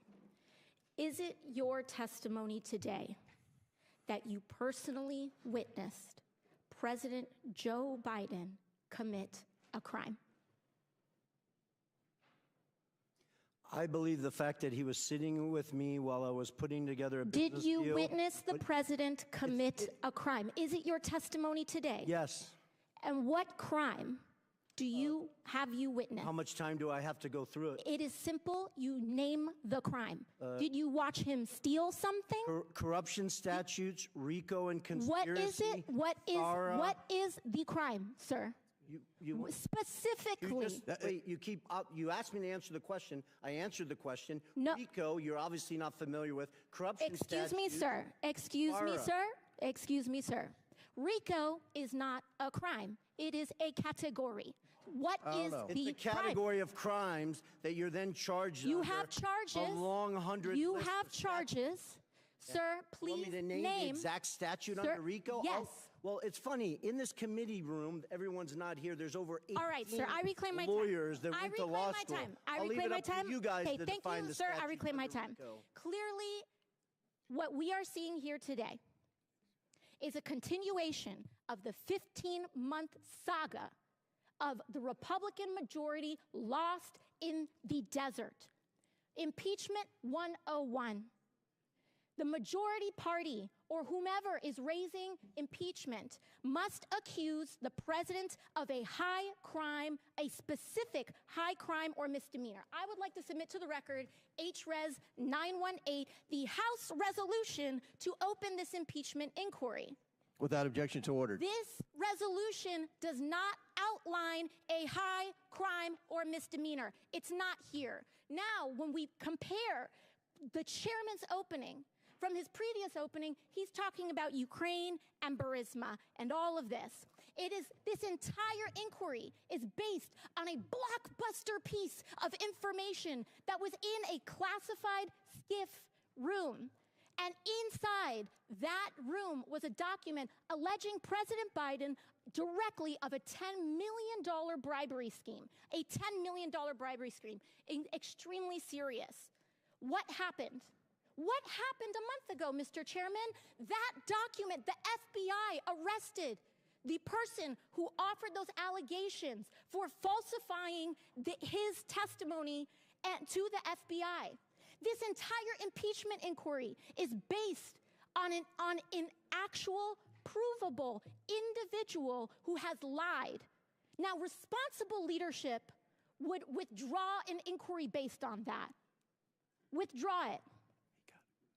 Instead, what we are seeing is that this committee was warned about the falsehoods of these allegations long before that, warned by Trump's Secretary of State Mike Pompeo, and yet they proceeded anyway. The chairman proceeded anyway. This committee was warned by Rudy Giuliani associate right here, Lev Parnas, after that document about the falsehoods of this. Then held hearings where your own expert witnesses said that there was no grounds for impeachment, and you proceeded anyway. And finally, as if none of this was enough, the FBI arrested the individual who was the source of the entire, to quote the chairman, heart of the matter, to launch this impeachment inquiry, and proceeded anyway. At this point, the story is not the fact that the basis of this impeachment inquiry is wrong. The story is why it's proceeding anyway. Why is this committee proceeding based on false charges? And by the way, no charges. I have yet to hear in the chairman's opening the allegation that they are specifically charging the President of the United States with. I'm hearing about Biden family. I'm hearing about this and that. I am not hearing the specific allegation by this committee. What is it? It's not here, and that is the problem. The story is when this committee knew that they were working with falsified evidence. That's the story. And with that, I yield back. Gentlelady yields back. Chair now recognizes Ms. Mace from South Carolina for 5 minutes. Thank you, Mr. Chairman. On March 1st, 2024, Joe Biden stated he did not interact with Hunter or Jim Biden business associates. Mr. Chairman, I'd like to ask unanimous consent to enter into a record New York Post article. Biden insists he did not interact with his without objections ordered. We're going to go fast here. I have strictly yes or no questions. On that note, the New York Post article, Joe Biden also said, read the record of every single witness. So I did. I first read Devin Archer's deposition, and he interacted with Joe Biden. Then I read the transcripts of Wab Walker, Eric Schwerin, George Burgess, Kevin Morris, Tony Bobulinski, and Jason Galanis. And every single one of them interacted with Joe Biden. And that's just the people we interviewed. Mr. Galanis, my first questions are for you. Did Hunter Biden call Joe Biden with Yolanda Badarina on the line on May 4th, 2014, yes or no? Yes. In that call, did Hunter Biden state on this call with Joe Biden that everything is good and we're moving forward? Yes, he did. Okay, on the same call, did Joe Biden in the call was saying, okay, then you be good to my boy? Yes, he said that as well. Okay, did Badarina agree to put $20 million into one of Hunter Biden's business projects days later after this phone call? Yes. Okay, did Hunter Biden ever take a call from Joe Biden while at the Peninsula Bar in New York? I'm sorry, I didn't hear that. Did Hunter Biden ever take a call from Joe Biden while at the Peninsula Bar in New York? Yes, he did. During this call, did Hunter Biden update Joe Biden on progress in landing a business partnership with Harvest Fund Management? Yes. Okay. Was Harvest a $300 billion Chinese financial services company closely tied to the Chinese Communist Party? Yes, it was. Okay. Is Hunter Biden involved with Harvest? Hunter Biden is involved in Harvest in two ways, through BHR, which is a fund. Yes or no? Was Hunter Biden Biden involved with Harvest? Yes or no? Yes. Okay. As part of the deal, extensive emails to that effect. As part of the deal, did Hunter Biden want the company to reserve a board seat for Joe Biden? Yes. Okay. Did Henry Zhao, a Chinese businessman, want assurances Joe Biden would join the board? Yes or no? Yes, he did. Okay. He's expressed that in emails as well. Okay, thank you. Did Did Hunter Biden draft an email stating, please also remind Henry Zhao of our conversation about a board seat for a certain relation of mine? Devin and I golfed with that relation earlier this week, and we discussed this very idea again. And as always, he remains very, very keen on the opportunity. Here is a photo of Joe Biden and Devin Archer and Hunter Biden golfing days before the alleged email draft. Do you believe a certain relation of mine refers to Joe Biden? I don't think there's any question. It was based on first-hand conversations with Devin Archer, who was in that picture and at that golf meeting. Did you ever meet with Devin Archer where Hunter took calls from his father? Yes. Okay. During one of these phone calls, did Hunter Biden tell Joe Biden that he and Henry Zhao needed help getting, quote, getting across the finish line? Yes, that's correct. Okay. Mr. Bobolinsky, do you recall receiving an email that floated the possibility of giving 10% ownership of Sinohawk to Joe Biden through Hunter Biden? Yes. Okay, my last questions are for both of you very quickly. Mr. Bobolinsky and Mr. Galanis, you both stated you were told not to use Joe Biden's name in communications, correct, Mr. Bobolinsky? Correct. Mr. Galanis? Yes. Okay. Did Joe Biden participate in phone conversations and meetings with Hunter Biden, his business associates, and foreign interests, yes or no? Mr. Bobolinsky? He clearly did. He okay, Mr. Galanis, yes or no? Yes. Okay. In Hunter Biden's deposition, he said he did not involve his father in his business. Did Hunter Biden lie under oath, yes or no? Mr. Bobolinsky? Yes. Mr. Galanis? If that's what he said, yes, that would be true. Is Joe Biden lying when he says he did not interact with Hunter Biden, Jim Biden, their business partners, or forward interests? Yes or no? Yes. Mr. Galanis? Yes. All right. In a debate on October 22nd, 2020, Joe Biden denied Hunter Biden made money from China. Then Hunter Biden and his business associates and foreign interests include money from Chinese businesses, business partners, and or interests. Yes or no? Mr. Bobolinsky? I'm sorry, did the Hunter Biden family make money from Chinese Correct. business interests? Yes. Mr. Galanis? Did Hunter Biden receive money from Chinese business interests? Yes or no? Yes, he was. Okay, thank yes, you. He had economic interests, and yes. All right. Joe Biden has regardless. repeatedly claimed that he was not involved in Hunter Biden, Jim Biden, or any other Biden family business deals. Today, our witnesses have proved otherwise. Today, we've established Joe Biden lied about interacting with Hunter Biden's business associates. It is my belief Joe Biden is the closer for Hunter Biden, Jim Biden, and their business associates and foreign interests. Good luck to the left proving otherwise. Thank you, and I yield back. Gentlelady yields back. Chair now recognizes Ms. Porter from California. The title of this hearing is Influence Peddling, Examining Joe Biden's Abuse of Public Office. Look, the impeachment inquiry is dead. If it was on life support, my colleague Ocasio-Cortez just killed it. There is no allegation of a specific crime. President Biden didn't do anything wrong. There's zero evidence of that. And still, both Democrats and Republicans and the media treat these hearings like the Super Bowl. But no one ever wins, and Americans always lose. So I've got a fresh direction for this hearing. All we have to do is cross off the part after the colon. There, just influence peddling.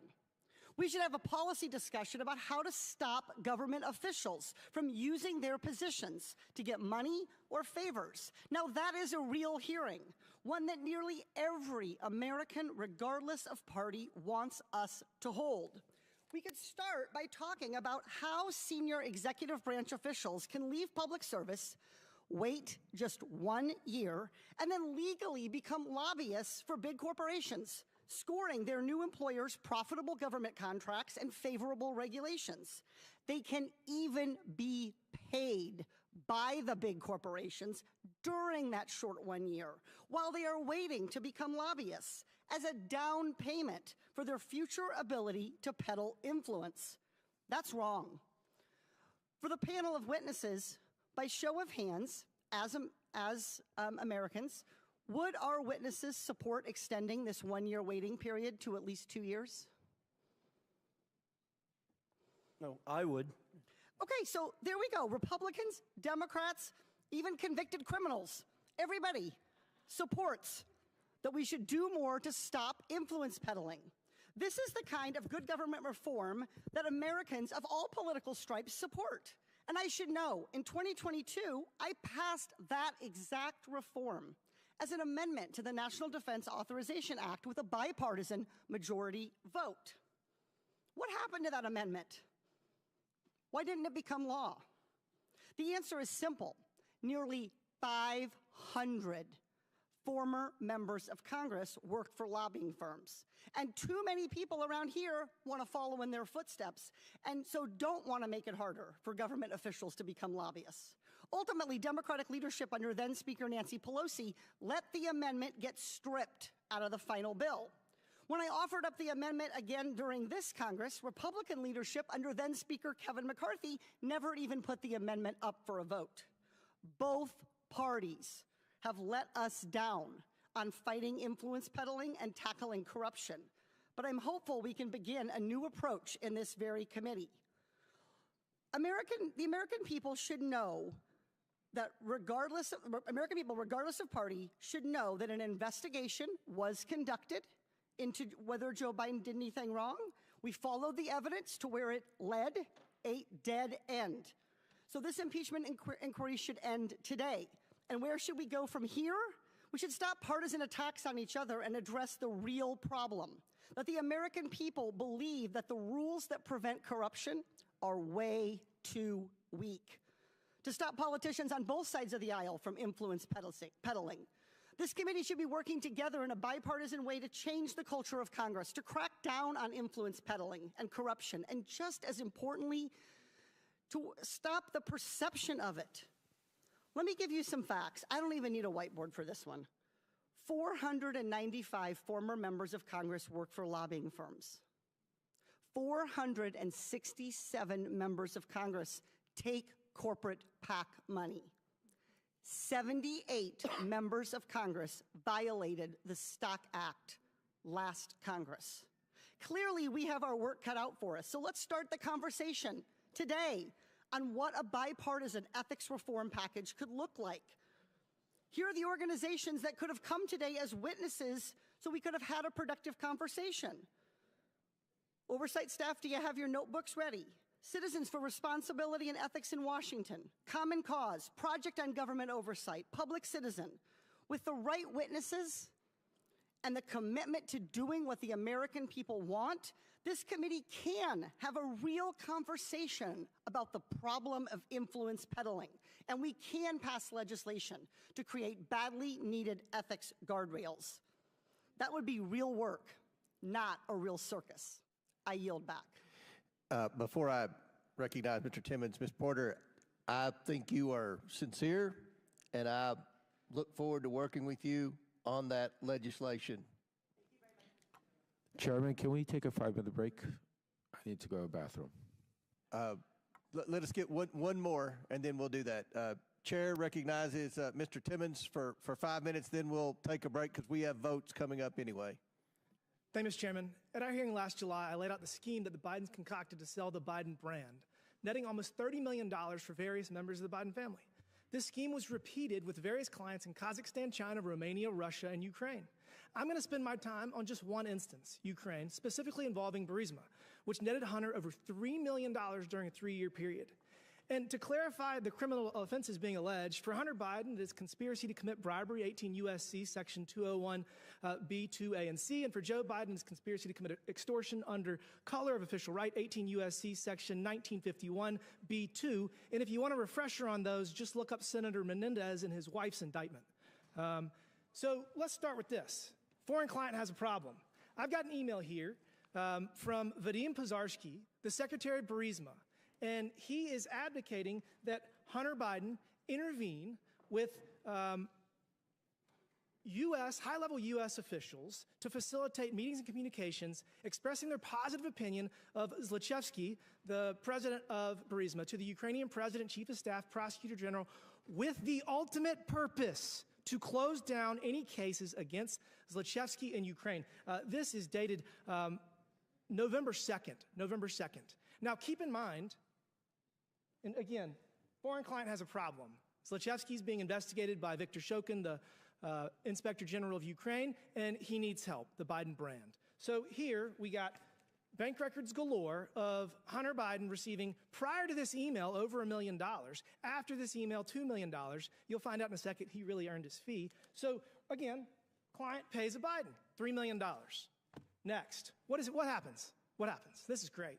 11 days later, we have the U.S. Embassy in Ukraine announcing that Vice President Biden is traveling to Ukraine on December 7th. Oh, interesting. Vice President Biden travels to the country. Here we got a great photo of him touching down. They're very proud of themselves. So Vice President Biden leverages U.S. policy to achieve a favorable outcome for the client. We've all seen the video. He brags about leveraging U.S. foreign loan guarantees to get the Ukrainian government to fire Viktor Shokin to end the investigation. Again, we've got the email from Podarsky saying that we need to leverage you, who have not provided value yet for your $1 million in service, Hunter. He brings in the big guy. Biden leverages U.S. influence, withholds $1 billion in loan guarantee to fire Shokin. So if that's not enough, we got the victory lap here. We got an email just a few months later saying, whoa, we won in less than a year. You brought us in, so take a victory lap. So look, I mean, this is straightforward. Pay to play. It is bribery. Hunter Biden was paid $3 million at the lowest point in his life. He testified in the deposition that he was drug addicted, that he's never been to Ukraine. Yet he's paid $3 million to get his father to go to solve his client's problem. That is the scheme. Mr. Bobulinski, does this sound like the scheme that you've seen the Biden family do? I wasn't involved in Ukraine, but the facts surrounding this are very similar to CFC and Romania. Thank you for that. So this is the thing. If Hunter Biden were here, we would be able to ask him some questions, maybe clear this up. But he's not. He's not here. And what's interesting is that just yesterday, Peter Navarro reported to federal prison in Miami for 4 months for not showing up in front of the January 6th committee. And I want to point out to everybody that the January 6th committee was procedurally defective under House rules. It was procedurally defective because the minority leader did not get to appoint members to that committee. The United States House of Representatives Oversight and Accountability Committee is a procedurally perfect committee. And we have authority to subpoena Hunter Biden, and he has to show up. He has to answer these questions, and he has to tell the world that his father didn't leverage U.S. foreign policy so he would get $3 million. This is no different than what Senator Menendez did. And look, the American people are not buying this nonsense y'all are selling. We must restore their faith in our institutions. And we have to stop this ridiculous two-tiered system of justice where the Department of Justice persecutes President Trump and hides Hunter Biden behind every corner. I mean, this is not the United States of America that the American people deserve. And we have to get our country back on track. With that, Mr. Chairman, I yield back. Mr. Chairman, parliamentary inquiry. Did the committee subpoena Hunter Biden today? Chair recognizes, pursuant to the previous order and at the request of the minority witness, the chair declares the committee in recess for 10 minutes. Then we're going to come back in here, and then we may have to recess again for votes.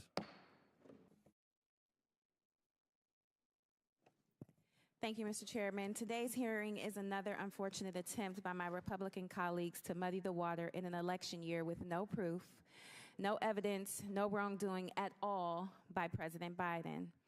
The American people are tired of this charade. As I said before, my Republican colleagues simply grasp at straws that do not exist. While House Democrats in the Biden-Harris administration work to cut costs of prescription drugs, expand student loan forgiveness, and mitigate the threat of gun violence, Republican members of Congress continue to chase after Russian disinformation campaigns from the 2020 election, which have been thoroughly debunked again and again. And as usual, in this committee, we know who is in charge. It is the bondless, broke bluffer, twice impeached, 4 times indicted, insurrection initiator, election denying, self-declared dictator on day one, and puppet for Putin. The one who wants to terminate the Constitution and defund the FBI. the one who romanticized exchanging of love letters with North Korean dictator Kim Jong-un, the one who just last week embraced autocrat Orbán of Hungary to discuss their diabolical plans to destroy our democracy, the one who proposed a policy to ban Muslims from this country, the one who just this week said any Jewish person who votes for a Democrat hates their religion and Israel, the one who called neo-Nazis carrying tiki torches chanting Jews will not replace us, good people, the one who referred to African nations as, I quote, shithole countries, the one who called NFL players, the majority whom are black, sons of bitches for taking a knee in protest of the ever-present racial inequality and police brutality that continues to pervade our justice system.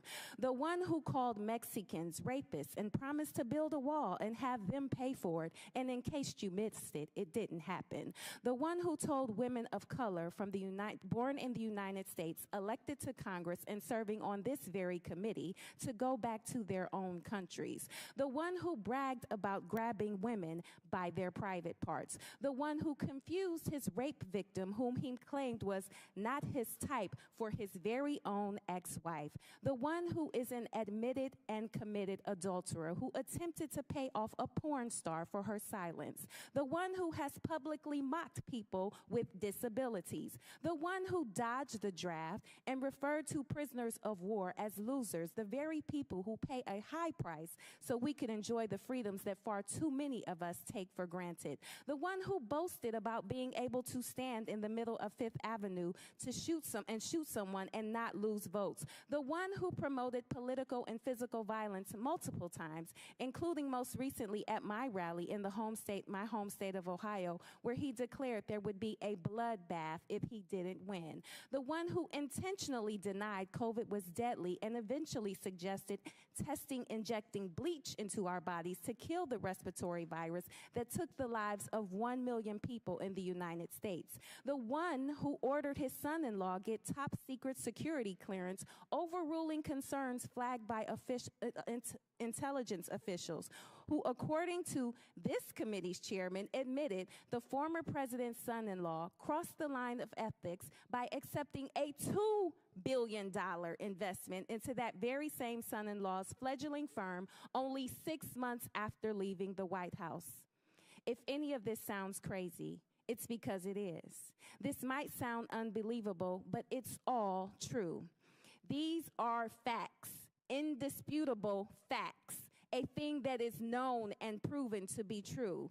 This may be a foreign concept to some of my colleagues, but for those of us who still have a relationship with the truth, please know this is not an exhaustive list of inappropriate, unethical, and questionable behavior by the maniacal manipulator of Mar-a-Lago, because I could go on, but I only have 5 minutes. Yet here we are again, trying to make sense out of nonsense. I would humbly, respectfully ask my Republican colleagues on this committee to stop falling over yourselves to win the approval of one, because millions of people are depending on you to defend our delicate democracy. And with that, I yield the remainder of my time to Chair, no. the ranking member. 7 seconds.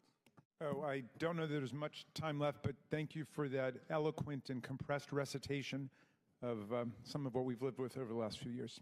Chair recognizes Mr. LaTurner from Kansas for 5 minutes. Mr. Bobolinsky, I want to talk about May of 2017. To be clear, Hunter Biden was doing business with CEFC while his dad was VP. Are you aware of that now? Yes. Rob Walker told us that during his transcribed interview before the committee. But I want to talk to you about your meeting with Joe Biden, Hunter Biden, and Jim Biden in May of 2017. Other members are going to bring up the meeting you had with Joe Biden at the Beverly Hilton the night before the Milken Conference, but I want to talk about the next day when you went as Joe Biden's guest to the Milken Conference. So, you watched Joe Biden deliver a speech that day. Then you had a follow-up conversation with Joe Biden. Isn't that correct? Correct. What did Joe Biden tell you during that conversation? Well, as I've already publicly shared, I was brought backstage by his team because he had just given his keynote, and we just exchanged pleasantries, and then I walked him out to his car, and he specifically thanked me for the work I was doing with his son and his brother and asked me to keep an eye on them. And my understanding is, Mr. Bobulinski, that after Joe Biden had left, you went across the street to the Peninsula Hotel and had a long conversation with his brother, Jim Biden. Isn't that correct? I did. It's my understanding that you asked him how the Biden family does the business that they do, while Joe Biden is such a prominent political figure. What was Jim Biden's response to you? Correct. I was actually concerned and asking from a position of concern, and Jim Biden's response to me was plausible deniability. Plausible deniability. And by that you mean Joe Biden would be kept in the loop, but you weren't supposed to talk about it, especially in writing. Mr. Galanis, during your transcribed interview with the committees, you said a very interesting phrase. Say it, forget it, write it, regret it. Does this sound familiar? Is this consistent with your understanding of how the Bidens do business, Mr. Galanis? Yeah, very, very much so. That was an operating principle, yes. But it looks like someone made a mistake. Mr. Bobulinski, you created 2 companies with the Bidens. I want to show you an infamous email discussing the ownership structure of one of those companies, CEFC. You can see on the screen, 20% for H, 20% for Rob Walker, 20% for James Gilliar, 20% for Tony Bobulinski, 10% for Jim Biden, and 10% held by H for the, quote, big guy. Mr. Bobulinski, who is the big guy? The big guy is 100% Joe Biden. Mr. Bobulinski, Hunter Biden didn't respond saying, knock it off. We can't include Joe Biden, did he? No, and that's actually a critical point because remember... Mr. Bobulinski, did you ever get a text message or a group text message or anything like that saying, guys, knock it off, Joe Biden isn't involved in this deal? No, the whistleblowers actually have a text exchange where they're talking about everything else but that, and the reason why they weren't talking about it is because everyone knew Joe Biden was the big guy. Hunter Biden begged for a public hearing, but it turns out he is too afraid of accountability to show up and tell the truth to the American people. But Americans don't need Hunter's testimony to know they are being gaslit by this president. It's blatantly obvious to anyone paying attention that Joe Biden is the big guy. The CEFC deal broke the say it, forget it, write it, regret it rule of the Biden family businesses, and now they are trying to cover it up.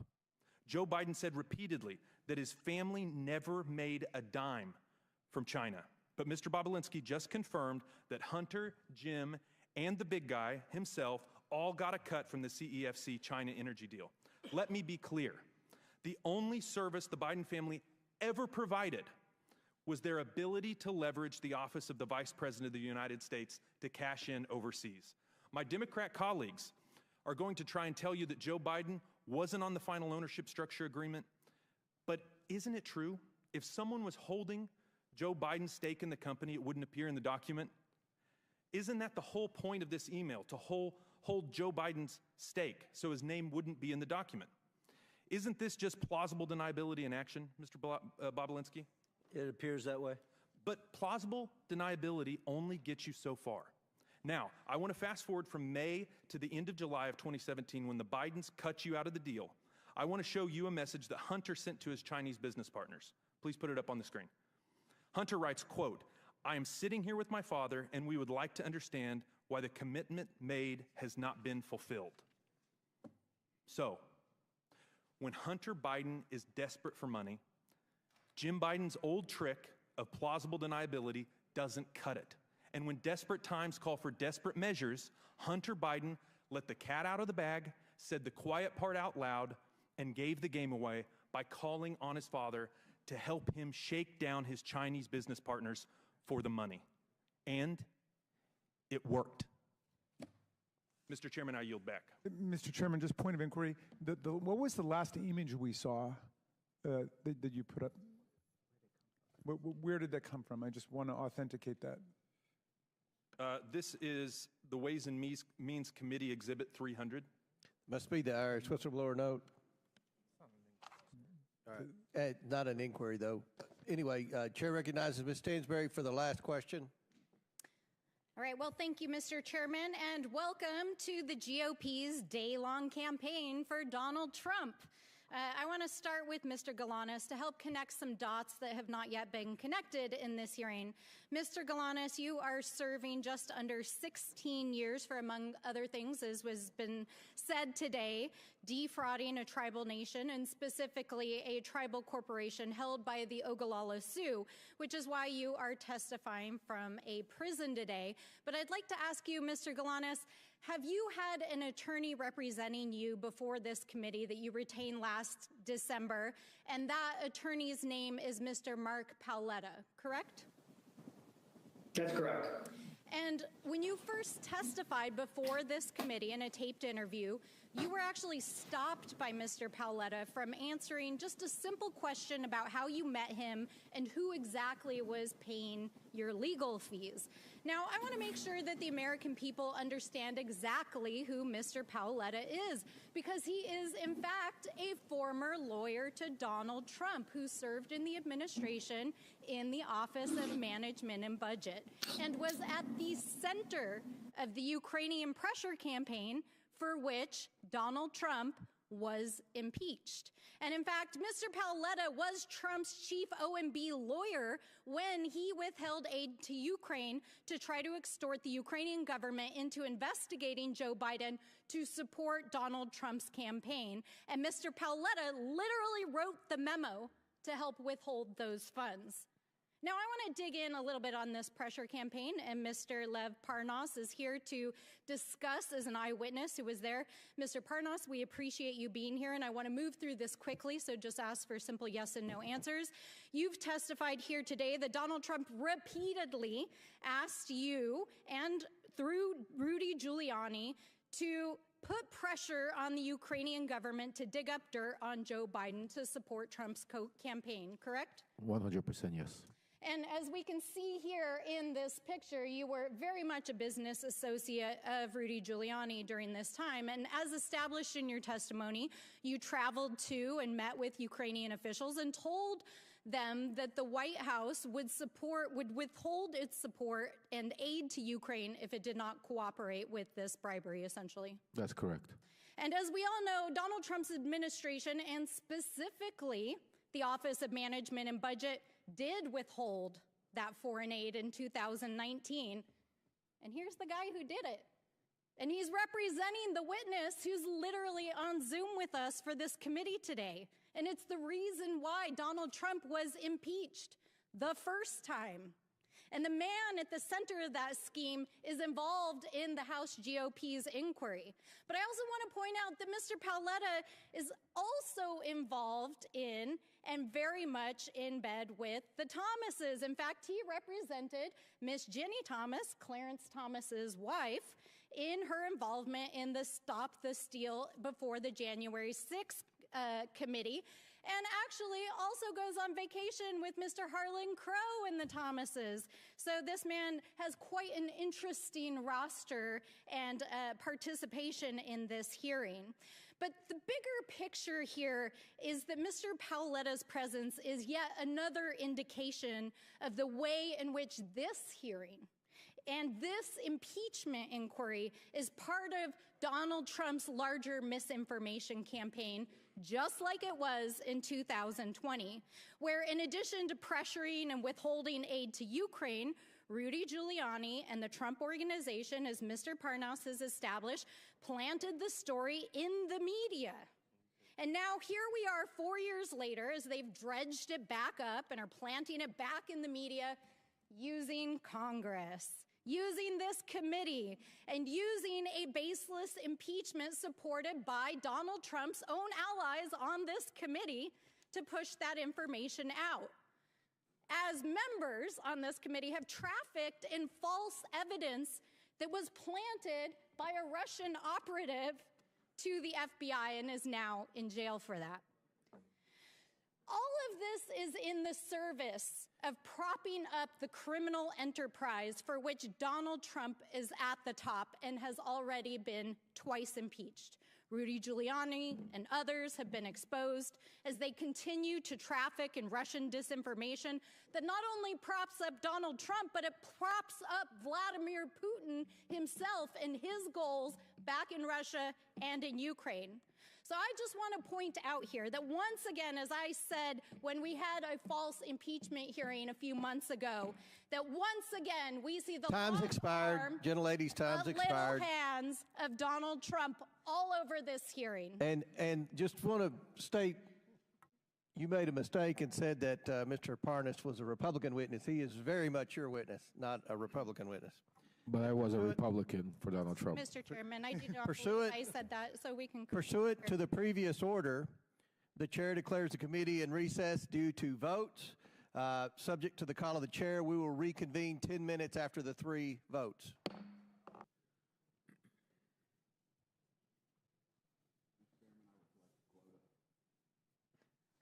All right, committee will reconvene. Chair now recognizes Mr. Perry from Pennsylvania for 5 minutes. Well, thank you, Mr. Chairman. Mr. Galanis, I'm going to turn my questions to you. I hope I can see you on the screen here shortly. Are you there, Mr. Galanis? There you are. Okay. If we can jump right into another Biden-Chinese deal made while Joe Biden was in office, a deal I think you described in your interview as a quid pro quo, where the Chinese sent millions in exchange for a post-VP job for President Biden. Can you tell us what was Burnham? Yeah, so Burnham was an 85-year-old financial services company based in New York that owned an asset management firm and a securities dealer. But relative to the Chinese, it was an unimportant, small player. I'll give you a scale, $1.5 billion versus $300 billion Chinese company. So what was Hunter Biden's interest in working with them, knowing that that was the situation? I think Hunter Biden was already working with them through the fund that was created. The BHR, Harvest was the H, and is described in some of Hunter's emails that I have provided to the committee. He described the activity with BHR, meaning the harvest activity, as one of his only focuses, and his other focus would be the activity between Harvest directly and Burnham directly in a combination. So his stated objective, in his own words, in writing, was those were to be his only focus, his only priority in working with the Chinese on a go-forward basis. Did you also say that he said the interest in working with Burnham was to make billions instead of millions? Is that right? Yeah, I did say that, and that was on the basis of looking to become a much larger company where his equity interest would be worth a lot of money, billions, not millions. And you said the Harvest Fund was a $300 billion Chinese financial services company. Was it likely connected, or was it connected closely to the Chinese Communist Party and the Chinese government?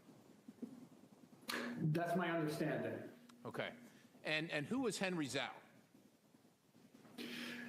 He's been described to me consistently by Devin and Hunter as the chairman, but he's ostensibly the head of Harvest. I think he's had a couple of different roles over the years, but chairman is the best way. He was always characterized as chairman and the decision maker for that entity. Right, so he's the chairman of the $300 billion Chinese entity connected to the Chinese government, the Chinese Communist Party, and he was based out of where? Where was his base of operations? In Beijing, China, PRC. And like you said, you heard him referred to occasionally as Chairman Zhao, right? Most of the time it was Chairman Zhao out of a sort of a respect for the chairman, yes. Okay, so now there came to a point where Hunter wanted to bring Henry Zhao, the chairman of Harvest, and their billions of dollars from China into business with Burnham. Is that right? That's correct. That's correct, Congressman. And why would he do that? It was a financial decision. Chinese offered money, and he offered political access. Okay. It was in exchange. Fair enough. It's pretty obvious what Harvest brings, right? $300 billion. But why would Harvest be interested in Burnham versus other financial institutions? I'm sure there are other ones out there, and like you said, it was fairly small. Harvest is $300 billion. Why would they care about this small Burnham? What was the interest for them? I mean, the self-evident answer is the political access, and then sort of underscoring that is there are at least 2 emails produced that talk about exactly that, the influence of what Hunter had characterized as Henry Zhao's interest in the access vehicle. So that was sort of explicit and in writing. Okay, so Joe Biden was going to sit on the board of a Chinese company connected to the highest levels of the Chinese government, the Chinese Communist Party. Stepping back in your dealings with Hunter, what was the value that Hunter brought to the table?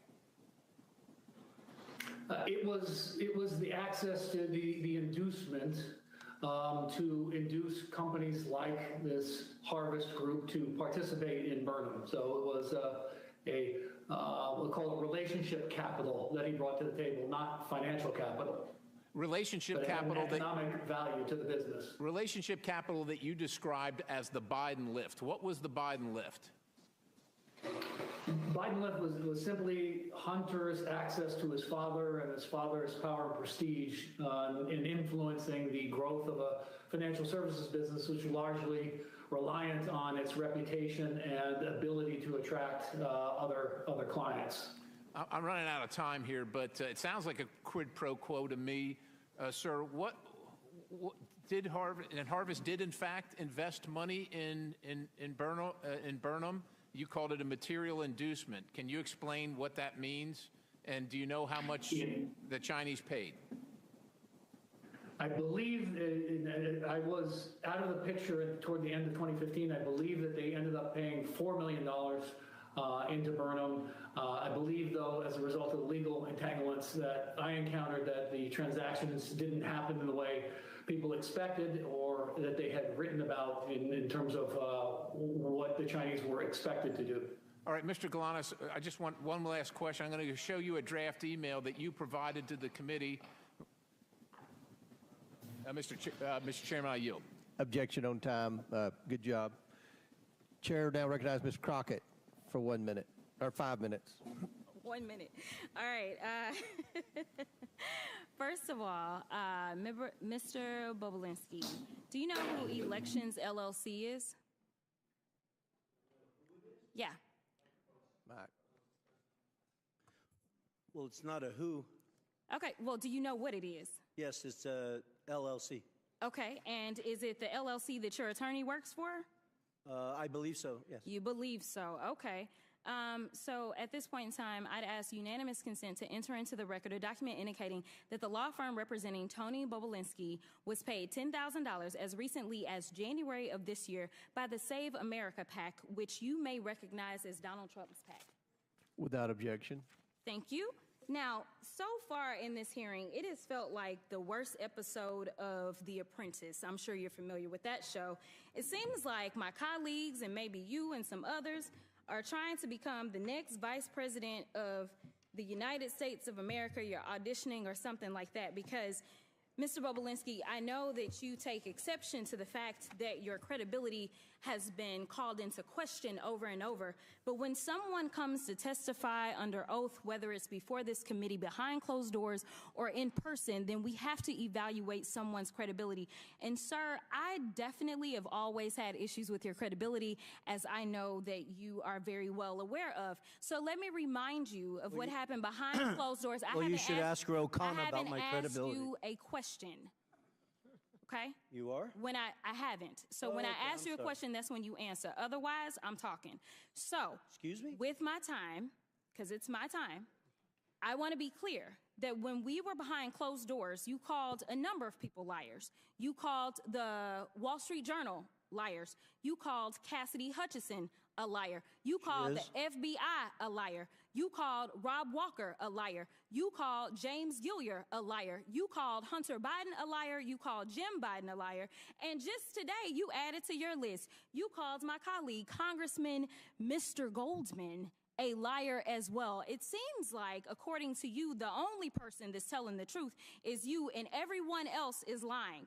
But I want to move on to something else. Is that a question? It's not a question. Okay. You'll know when I ask you a question, I promise. Thank you. So, the other thing that I want to talk about is the fact that my colleague from the other side of the aisle talked about the company that we keep. And she wanted to go through a list of people that she felt like were bad company, because right now the majority has been relying upon the testimony of someone who's currently sitting in federal prison. And we know that your company is the company of somebody who's been found liable of fraud, as well as defamation, as well as sexual assault, and for whatever reason can't pay his bills at this point in time. But I'm going to ask Mr. Parnas, so this is a question to him. Are you aware if Trump had any associates that have been found guilty of anything? Yes, lots of them. Lots of them. Me included. You included. Okay, so when you were called here to testify, you weren't called here to testify for any other reason than to tell the truth. Is that correct? Yes, Congresswoman. Now, we started this whole sham off because of the 1023, and that was debunked by you, was it not? Yes, Congresswoman. Way before we started this impeachment inquiry. And you mentioned a number of times this guy by the name of Rudy Giuliani. Yes. Now, you know, everybody is so stressed about the fact that Hunter ain't here today. But, you know, Hunter came and testified behind closed doors for over 6 hours. And every single one of them, they weren't limited to 5 minutes. They could ask whatever they wanted to. And there's a full transcript of his testimony. So I don't know what else they wanted to do besides the fact that they wanted to put on a show. But let me tell you something. This whole thing is based upon something that Giuliani came up with. Yes. And we tried to subpoena him. That's what I remember. If anybody else remembers, we asked, we said, hey, we should subpoena Giuliani. But you know, kind of like when we were trying to get his cell phone, they shut it down, right? Like they don't want the facts. But you would agree with me that considering the fact that you were working under Rudy Giuliani at the time that you went over to Ukraine, that he has maybe some valuable information that he could offer this committee as to whether or not there's anything that we should be investigating in the first place. Absolutely, Congresswoman. I wish that this committee would subpoena Rudy Giuliani, put him under oath alongside me to get to the bottom of the truth of what actually happened in Ukraine and to the manipulation that Trump and Giuliani and the team went to do. I agree with you, but somehow it doesn't look like we're going to get there, and I thank you for your time. With that, I'll yield. Time's expired. Chair now recognizes Mr. Biggs from Arizona. Thank you, Mr. Chairman. Mr. Galanis, on May 9th, 2014, you received an email from Devin Archer confirming, or you wrote an email confirming that Ms. Badarina was investing with Burnham Investments, $15 to $20 million. Is that true? Yes, Congressman. And let's talk about the predicate for that. Ms. Badarina is the richest woman in Russia, and you knew her. And were you invited to a party that she attended? Yes, in Brooklyn, yes. Let's have the invitation up, please. And here's a copy of the invitation that you received. Is that right? Don't yet see it, Congressman. I did receive an email invitation, so yes. An email invitation. And did you go to that party? Yes, I did attend that party, yes. And was Hunter Biden at that party? Yes, he was. And we know that he was because we have a confirmation of his calendar, which is the next exhibit. It was noted on there, and he showed up there. And so all of that's true. It's all verified right there. And Yelena Baturina and her then husband Yuri, they were at the party, right? Correct. With Devin Archer as well? That's correct. And during that party, you guys, Hunter pulled you guys, the people we just named, pulled them away from where the party is, and you go to a separate little area where it's quieter because there was over 100 people at that party. Is that true? That's true, yes. And all of a sudden, Hunter says, okay, I'm going to make a phone call. He makes a phone call, does he not? He does. To whom? He called his father. Then Vice President Joe Biden, who was Vice President at the time. What was said on the call, please? Wait a second. Before you tell us, the reason you know it is because he put it on speakerphone, right? He did. After he said hello, and then he put it on speakerphone, so I was first party to hearing it. And initially, please sum it up. I'm sorry, Congressman, I talked over you. Yeah, please sum up that phone call for us, Mr. Galanis. Okay, it was a relatively short call, but it was he indicated that our friends had come in from out of town. That then the exchanges it testified was related to they were going to proceed. Things were going to proceed. And he said, the vice president had said, "You look after my boy."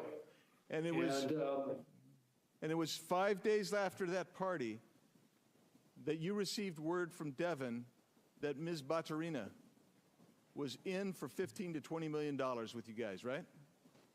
That's correct. Let's go to a different issue. Let's go to the harvest issue. And I'll just refresh everyone's recollection. When Devon Archer was there, because at that time he had to come in. He came on in, and we had this great conversation with him. I said, hey, did Hunter ever indicate to you that the Chinese anticipated that after his father was out of office, he might join their company with one of their companies as a paid advisor? Mr. Archer says, did he intimate that? I said, did he indicate that to you? Mr. Archer, I don't recall, but potentially. I don't recall, but potentially. And I said, you don't recall, but it's not new to you. The concept is not new to you. Is that what you're saying? He said, no, it's not new to me. Why wasn't it new to him? Why wasn't it new to him? It wasn't new. It's because that was... Yeah, go ahead.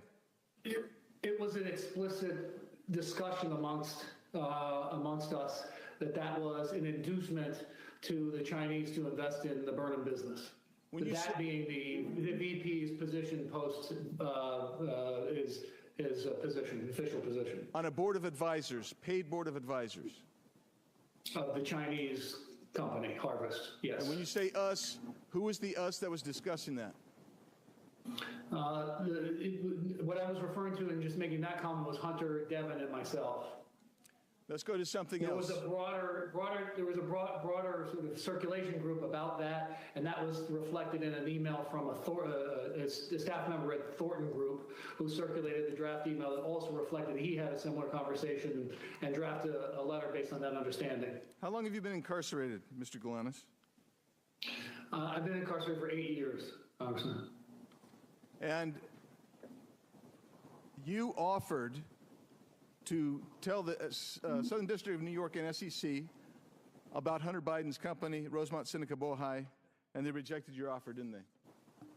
On multiple occasions, that's correct. And why do you think they rejected that offer? Chairman, I think he's over. Time's expired, but please answer the question. Answer the question, Mr. Galanis. All I can tell you is what counsel said to me. Which was? Counsel had indicated to me that he had never seen a prosecution reject information, particularly paper-based information, that could have corroborated my verbal statements. Thank you. My time has expired. Thank you. Very good. Chair recognizes Ms. Bush for 5 minutes. Thank you, Mr. Chairman. St. Louis and I are here today once again to focus on the real issues that affect our communities instead of this partisan circus. Let me start by saying that influence peddling is absolutely a very serious issue, full stop. But we all know the truth. Donald Trump is the quintessential influence peddler in chief. Despite this, for well over a year now, House Republicans have spent dozens of hours of precious committee time hearing testimony from nearly 20 witnesses on their baseless and increasingly embarrassing attempts to link President Biden to actions of his family members and implicate him by association. Even after all this time and effort, they haven't been able to muster up any credible links between the president and his son's business dealings. All they have proven is that they will do whatever it takes, including using their razor-thin majority and chairmanships to waste the people's time. Let's let today's hearing be the final nail in the coffin of this sham impeachment investigation. I urge my Republican colleagues to admit that their quest to impeach the president has completely collapsed.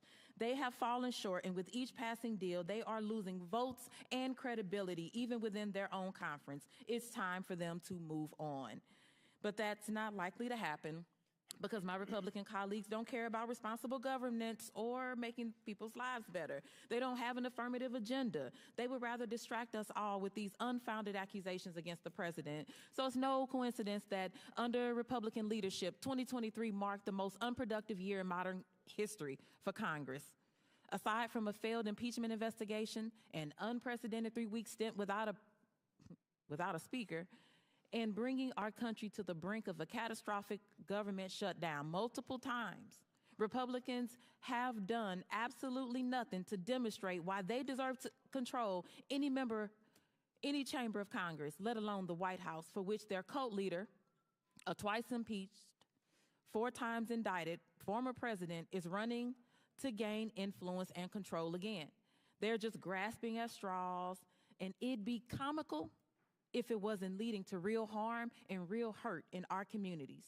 The people of our country are the ones paying the price for their failure to actually govern. Instead of wasting all of our time, our hours and hours going down fake rabbit holes and amplifying baseless conspiracies, we could focus on actual policy. We could focus on substance. We could focus on saving and improving the lives of our constituents, not misusing precious time and resources of this committee. What I'd rather focus on is the people who don't have the money and resources to buy influence, the millions of people in our districts who have been harmed by the ongoing refusal of the federal government to take full responsibility for the Manhattan Project waste, and who are still getting sick from exposure to toxic radioactive waste their own government created. It still lingers in communities all across the country, like in St. Louis, Missouri, where proper cleanup still remains undone. I am ranking member on the Subcommittee on Economic Growth, Energy Policy, and Regulatory Affairs. I have repeatedly requested a hearing on Manhattan Project waste and its countless victims. I'm still waiting. We could focus on ending the crisis of gun violence in this country. Every day, 327 people are shot in the United States. Every year, 42,654 people die from gun violence. More children die from guns than anything else in this country. Why are we not acting to protect them? How are we not treating this like the public health emergency that it is? We could focus on improving the lives of incarcerated individuals and weaning ourselves off of the carceral state. A currently incarcerated individual is your star witness today. I applaud your inclusivity. And surely, if folks convicted of crimes can testify before Congress, they should be allowed to vote. Why not enfranchise them? What about reproductive rights and freedom? We have a public health crisis in this country where millions of people of reproductive age can't get the care that they need. People in St. Louis are being forced to give birth against their will. Republicans need to use abortion care just like the rest of us. Why not meaningfully address this issue? We need to focus on ending the atrocities in Gaza and Israel. Since January, malnutrition in children under 5 has nearly doubled. Global experts warn famine is imminent for 1.1 million people, half the population due to catastrophic food insecurity. Why are we not acting to reinstate UNRWA, prevent famine and the spread of disease, and ending the continued slaughter of Palestinians? We do not have infinite time and resources. I will stop there. Thank you, and I yield the balance of my time to Rep. Goldman. Thank you very much, Ms. 10 seconds. I want to just point to a photo here. Mr. Bobolinsky, you have testified that Cassidy Hutchinson's account that you met Mark Meadows, then Chief of Staff for Donald Trump, at a Trump rally in Georgia behind Secret Service cars. You were wearing a mask. Time's expired. Sir, you went over a minute late with Mr. Perry. If we could have a little extra time. The Trump rally that you said Time's that expired. Chair now recognizes Mr. Sessions for 5 minutes. Mr. Chairman, could we have some basic equity? If someone else wants to yield, she had 8 seconds to yield him, and he's got up here with a speech. He's already abused his privilege by making a motion that wasn't even a motion. Chair has ruled. The chair has ruled. The chair has ruled. What are you afraid of, Mr. Chairman? Recognize your. What are you afraid of? Why don't you let me ask the question? Chair recognizes the gentleman from. Oh, what purpose do you seek recognition, Mr. Biggs? Unanimous consent to introduce the documents into the record. Without objection. Thank you, Mr. Chairman. Here they are. One is the invitation that was mentioned. Another is Hunter Biden's calendar. Another is the email mentioned confirming that Yelena Ballerina was going to invest $10 to $20 million with him. Another one is page 180 of the Galenis interview, page 56 of the transcribed interview of Hunter Biden, and also pages 41 and 42 of the Galanis interview. Without objection, so ordered into the Chairman, I have record. a Now, UC Chair, what purpose do you seek recognition, Mr. Bubble? I have a UC motion, Mr. Chairman. Proceed. I would like to enter into the record the portion of the Devin Archer transcript where he says that Yelena Baturina never had any business dealings with Hunter Biden and that money went into their joint account was done by mistake. By mistake. Okay. Without objection. And Mr. Chairman, I have one UC request as well. Proceed. This is from Salon Magazine. It's embarrassing. Republicans worry they have zero accomplishments to run on in elections. Without objection, so ordered. Chair now recognizes the gentleman from Texas, Mr. Sessions, for 5 minutes. Mr. Chairman, thank you very much. I'd first like to enter into the record 302s that were done with Mr. Bobulinski, what's known as Exhibit 400A. Thank you very much. Mr. Bobulinski, thank you for being here. Mr. Parnas, thank you for being here. And those of you who are appearing extraneously on our screen. Mr. Bobulinski, tell me very quickly about the professionalism of the organization that you work for in terms of paychecks, getting paychecks, providing the IRS with documentation of people who were paid out of the organization. I'm not sure I'm following your question. Were you ever paid? I was not. So you were never paid by this organization? I was not. Did you ever receive any enumeration? When we were in the process of trying to shut down Sinohawk Holdings LLC and Oneida Holdings LLC, I was compensated. It wasn't a compensation, it was a reimbursement of $50,000 of money I'd come out of pocket, traveling around, paying for hotels and stuff like that. So in other words, people did not get paid, or you didn't get paid that you were aware of. Were you aware that other people were being paid? The Biden family was paid. Hunter and Jim Biden were clearly paid millions of dollars. And how would you think that information would be transmitted about them receiving that payment and going to the IRS? I'm not sure of those specifics. I'm just aware that they received those millions of dollars, obviously based on the brave testimony of Shapley and Ziegler that came public with a bunch of information, and then Senator Johnson and Senator Grassley's report. I never saw. The only bank account I ever saw is the one I set up at J.P. Morgan for Sinohawk Holdings and Oneida Holdings LLC. J.P. Morgan was well aware that the Biden family were owners in that business. They authorized it, approved it. And what Social Security number was utilized to set up that account? For Sinohawk and Oneida? Yes. We had to represent the owners of the underlying entity, so they were aware that Hudson West 4 owned 50% of Sinohawk Holdings, and they provided their information. On the Oneida side, we represented that each of us owned 20%, and I'd have to go back and look. I, as the CEO, probably provided my Social Security number. I'm not sure if we provided Social Security numbers for all 5 members. And yet excuse me, tax IDs for their LLC. Or tax IDs. And yet you never received money except reimbursement for out-of-pocket expenses that were related to the business. Correct. And imagine that $50,000 I was paid was actually from the legal side of Sinohawk Holdings and the Chinese, while the Bidens had defrauded me and were receiving millions of dollars into their own pockets. Were you aware that they were receiving millions of dollars at the time? I was not. Did you spend time with the Department of Justice on this matter? I did. I had a voluntary interview with the FBI on October 23rd, I believe, 2020. They approached you or you approached them? My lawyers coordinated me. Which is obviously public knowledge, went to the second debate. I flew to D.C. with the intent of sitting in front of Senator Johnson, Senator Grassley, and their committee. And then my lawyers sought counsel, had discussions, and decided it was a better focus of my time to walk voluntarily into the FBI. So where did you do that? In Washington, D.C. Main Justice, Main FBI, or the field office?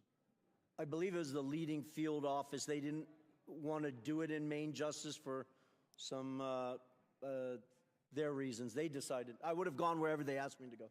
Did they tell you at the time that you were providing information that if you provided information that was not true and correct, that you could be held liable for that under criminal statute? Yeah, yes, of course. I appreciate you asking that question. I was operated as if I misrepresented, misstated, lied, that I was committing criminal offenses, which I take very seriously based on the fact that I was willing to die for this country.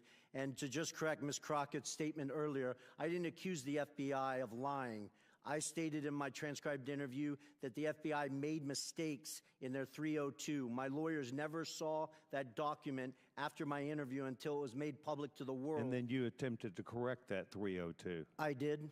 Is that the same 302 known as Exhibit 400A that I have entered in the record today? It is. Do you have any other dispute with that? And have you looked at it, and do you have any other dispute? Well, there's numerous mistakes in it. Okay, thank you very much. Do you have any reason to believe that all of these SAR reports that have come out of banks were all fraud? Gentleman's time's expired, but he asked a question about the SARS reports. No, I mean, just the number of SARS reports should give every American pause. The average American in this country will never receive a single SAR in their entire life. So for a family or an individual to have over what I've publicly seen, 150 of them, is just extraordinary. I want to thank all the witnesses that are here today, Mr. Chairman. Thank you very much. Gentleman's time's expired. Chair now recognizes Mr. Frost. Or who? I thought you said Frost. Oh, Mr. Kassar. Okay, Frost was next. Kassar. Thank you, Chairman. And if I could have my full 5 minutes, I'd appreciate that. Reset the clock for 5 minutes for Mr. Kassar. Thank you, Chairman. While we clearly disagree on the merits of this meritless investigation, I hope, Chairman, that we can at least come to an agreement on some basics. I believe that you and I can agree that presidents and White House officials should not be unduly influenced by foreign powers. So, Chairman, I'd be happy to yield to you briefly for a yes or no. Can we all agree that White House officials should not be bribed or unduly influenced by foreign actors? It's your time. You can ask. We have witnesses here. I would assume that you would agree. We have witnesses. If you want to ask the witnesses question, or you want to waste time with me, I'm not wasting time with you. I think that we've been disagreeing all day. I hope we can come to an agreement that White House officials should not be bribed or unduly influenced by foreign powers. I think you and I agree on this point. I see you nodding your head. I assume that that is a yes. I'm glad that we can work as an oversight committee on investigations, do the work we need to do, and make sure that no one in the White House has betrayed the public trust. We've spent countless hours talking about Hunter Biden, investigating every single person it seems like he's ever shaken hands with. We've not found a shred of evidence that connects it to the President of the United States or anyone with any say over U.S. policy. But someone who has worked in the White House did accept money from a foreign power. Donald Trump's son-in-law, Jared Kushner, received a staggering $2 billion from Saudi Arabia for his brand new private equity firm. And while Hunter Biden never had any say over U.S. policy, Mr. Kushner got this $2 billion 6 months after working in the White House as a senior advisor on Middle East policy. Mr. Kushner had no experience in private equity. In fact, he was so inexperienced that Saudi officials tried to block the transfer of the money until the Crown Prince overruled them. While working at the White House, Mr. Kushner pushed through a $110 billion weapons sale for Saudi Arabia. I'm finishing my point, and then I'm happy to talk about it. He then defended the deal in the wake of the Saudi government's murder of journalist Jamal Khashoggi. And while this may all just be a coincidence, there's many questions. Like, was any of this money passed along to Trump? Was the Saudi money a thank you for a job well done in the White House? Was Jared given this money in exchange for anything else? Or did someone with no experience just have a lucky payday? These are questions we should have answers to. Would the gentleman yield for a second? That the Oversight Committee should look into. But we can just add another question. What was the role that Jared Kushner played in covering up the assassination and dismemberment of Jamal Khashoggi, ordered by the Royal Crown Prince? Ranking member. And so I want to know, if Hunter Biden had accepted $2 billion from the Saudi government, I'm sure we'd be looking into that today. And, Mr. Chairman, I believe we can agree that there should not be undue influence in the White House. And I believe we should be able to agree that we should look into these questions about Mr. Kushner. And in fact, Mr. Chairman, you were on CNN and said, quote, I've been very vocal that I think what Kushner did crossed the line of ethics.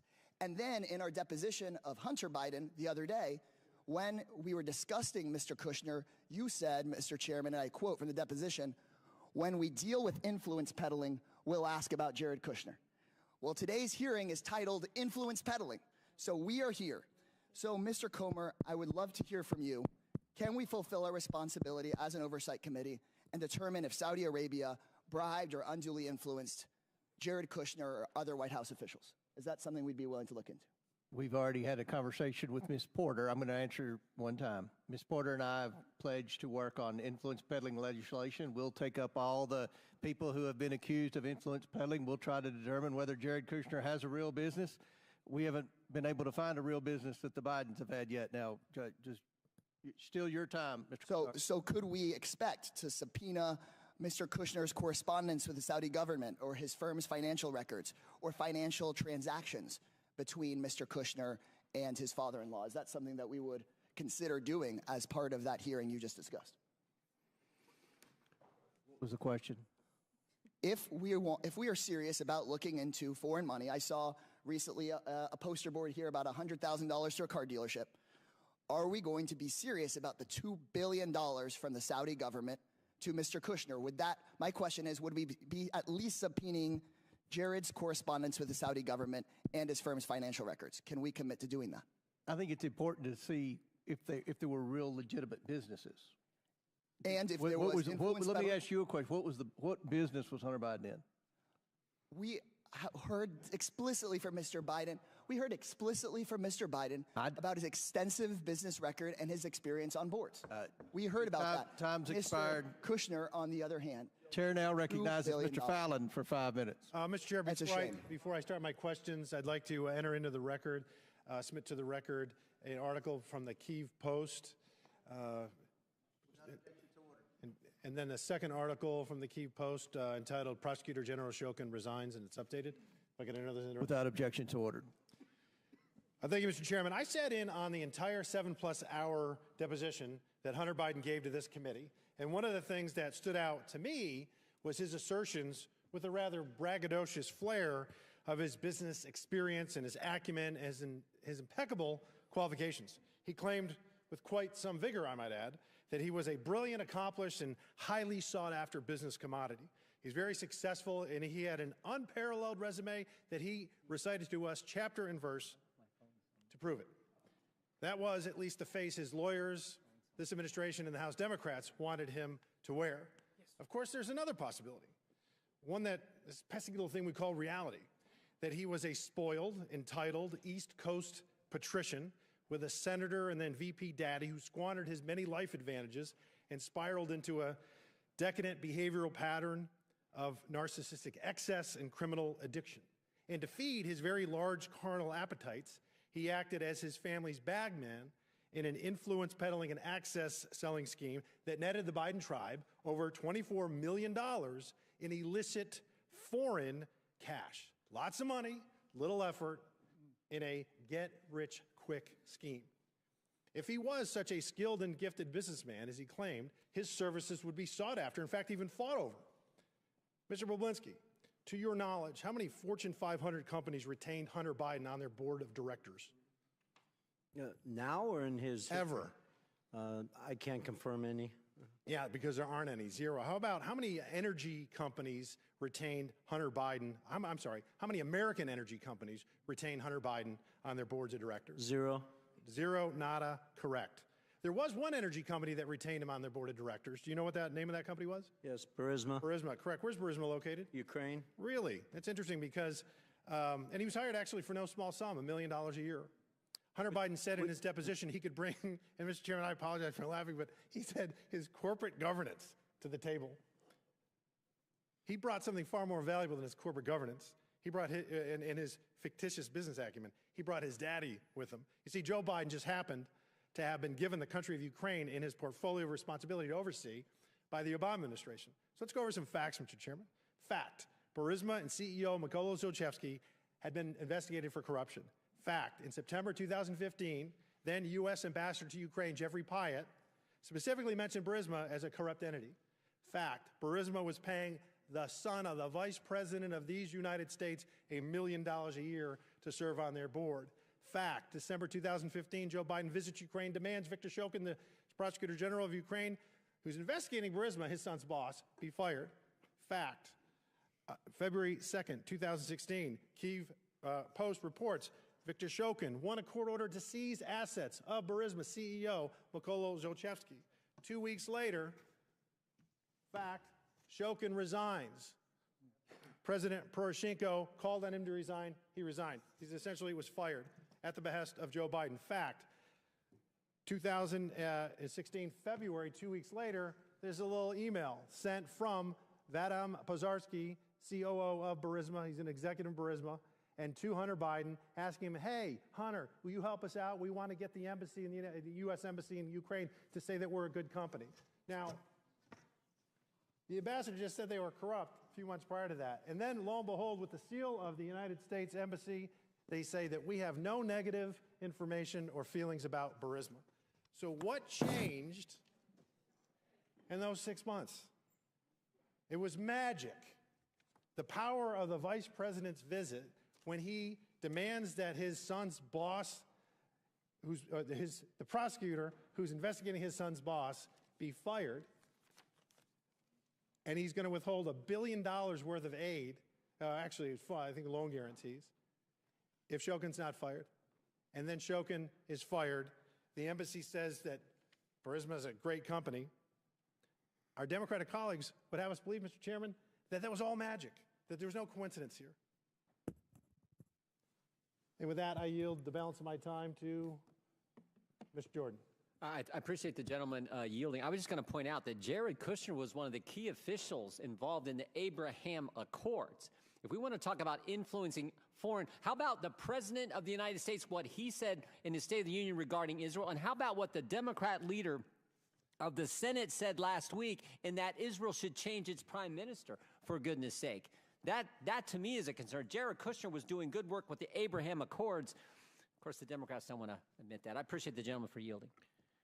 Chair now recognizes. Mr. Chairman, I have a motion. I would move pursuant to Clause 2K6 of Rule 11 that the committee issue a subpoena to Jared Kushner to compel testimony related to the $2 billion collected from Saudi Arabia after his service within the White House. Second.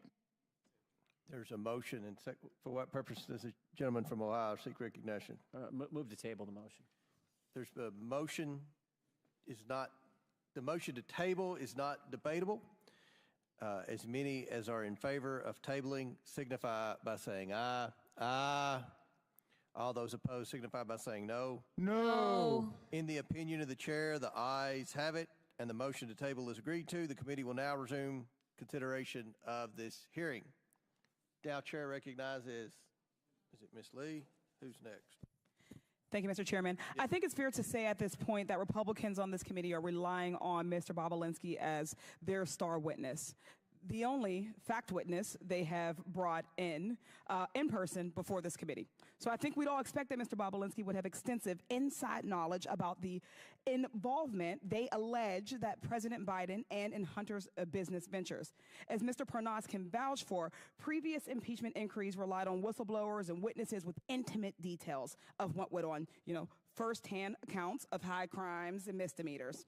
You could point to exactly what the allegations were and understand what was going on. There were laid out chains of events pointing to a named crime, lying under oath, obstruction of justice, abuse of power, incitement of insurrection.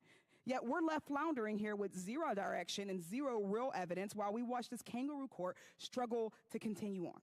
And today we have Mr. Bobulinski, whose biggest contribution is that he had, quote, multiple meetings with Joe Biden. But let's be clear. He spoke with Joe Biden a grand total of 2 times in the span of less than 24 hours in 2017, and each was short. One in public in the bar of a hotel, and then for a few minutes backstage of the Milken conference after Biden spoke about the efforts to fight cancer, which took the life of his son, Beau. I think we also need to clarify that while Mr. Bobulinski is all of a sudden today claiming that they talked business, but at no point did he mention this during his deposition under oath with this committee. At two different points, when asked about what was said in these conversations, Mr. Bobulinski's account made clear that he had zero substantive business discussions with Mr. Joe Biden. Mr. Bobulinski described those conversations twice during his transcribed interview, and both times he provided the same accounts. I'll read from the transcript of your interview, Mr. Bobulinski. You stated that you and Joe Biden discussed your, quote, family background in detail, as well as the Biden family's background and Joe Biden's, quote, appreciation for the military. Pages 48 through 52 and 268 to 271 of the transcript had these accounts. Based on your own account, you had zero discussion of CEFC, the Chinese energy company. You had zero discussion on shares of equity or capitalization of this failed business venture. Based on your own account, you simply exchanged pleasantries about your families and shared values, the kind of small talk any person would make if they had the opportunity to meet the former Vice President of the United States, and moved on. Yet today, when my Republican colleagues are so desperate for actual evidence, magically that story changes. And that's really at the heart of everything we're discussing today. Mr. Bobulinski has also been pushing his texts as records as proof, yet the Wall Street Journal found that none of it showed any role for Joe Biden and Sinahawk Holdings, and even Fox News reported that there was zero evidence of business dealings involving Joe Biden. Mr. Bobulinski would have us believe that everyone is a liar except him, and except for when he's under oath. That everyone misremembers except for him and except for when he's under oath. The FBI, the Wall Street Journal, his business associations, all liars. Republicans in this committee and the culture warriors of Fox News keeps saying, look at the documents, look at the documents. So let's look. This purported investigation has received over 100,000 pages of documents, and not a single one shows any evidence of any wrongdoing, much less an impeachable offense. And taking a step back, even if Joe Biden had discussed his son's business ventures with Tony Bobulinski in 2017, and this is rhetorical, so what? What would be the high crime of misdemeanor? What would be the impeachable offense? We're talking about what private citizen Hunter Biden was doing with his time, at the time, private citizen dad. This impeachment inquiry is not about facts or evidence. It's not even about impeachable offenses. It's about keeping the American people distracted while we do nothing on reducing gun violence, nothing on lowering healthcare costs, nothing on reforming our criminal legal system. This has been the least productive Congress in decades. We're just now, in March, finally funding the government for this year. That's shameful. This unserious hearing is a waste of our time and our resources. I yield with that, and I yield the remainder of my time to Representative Crockett.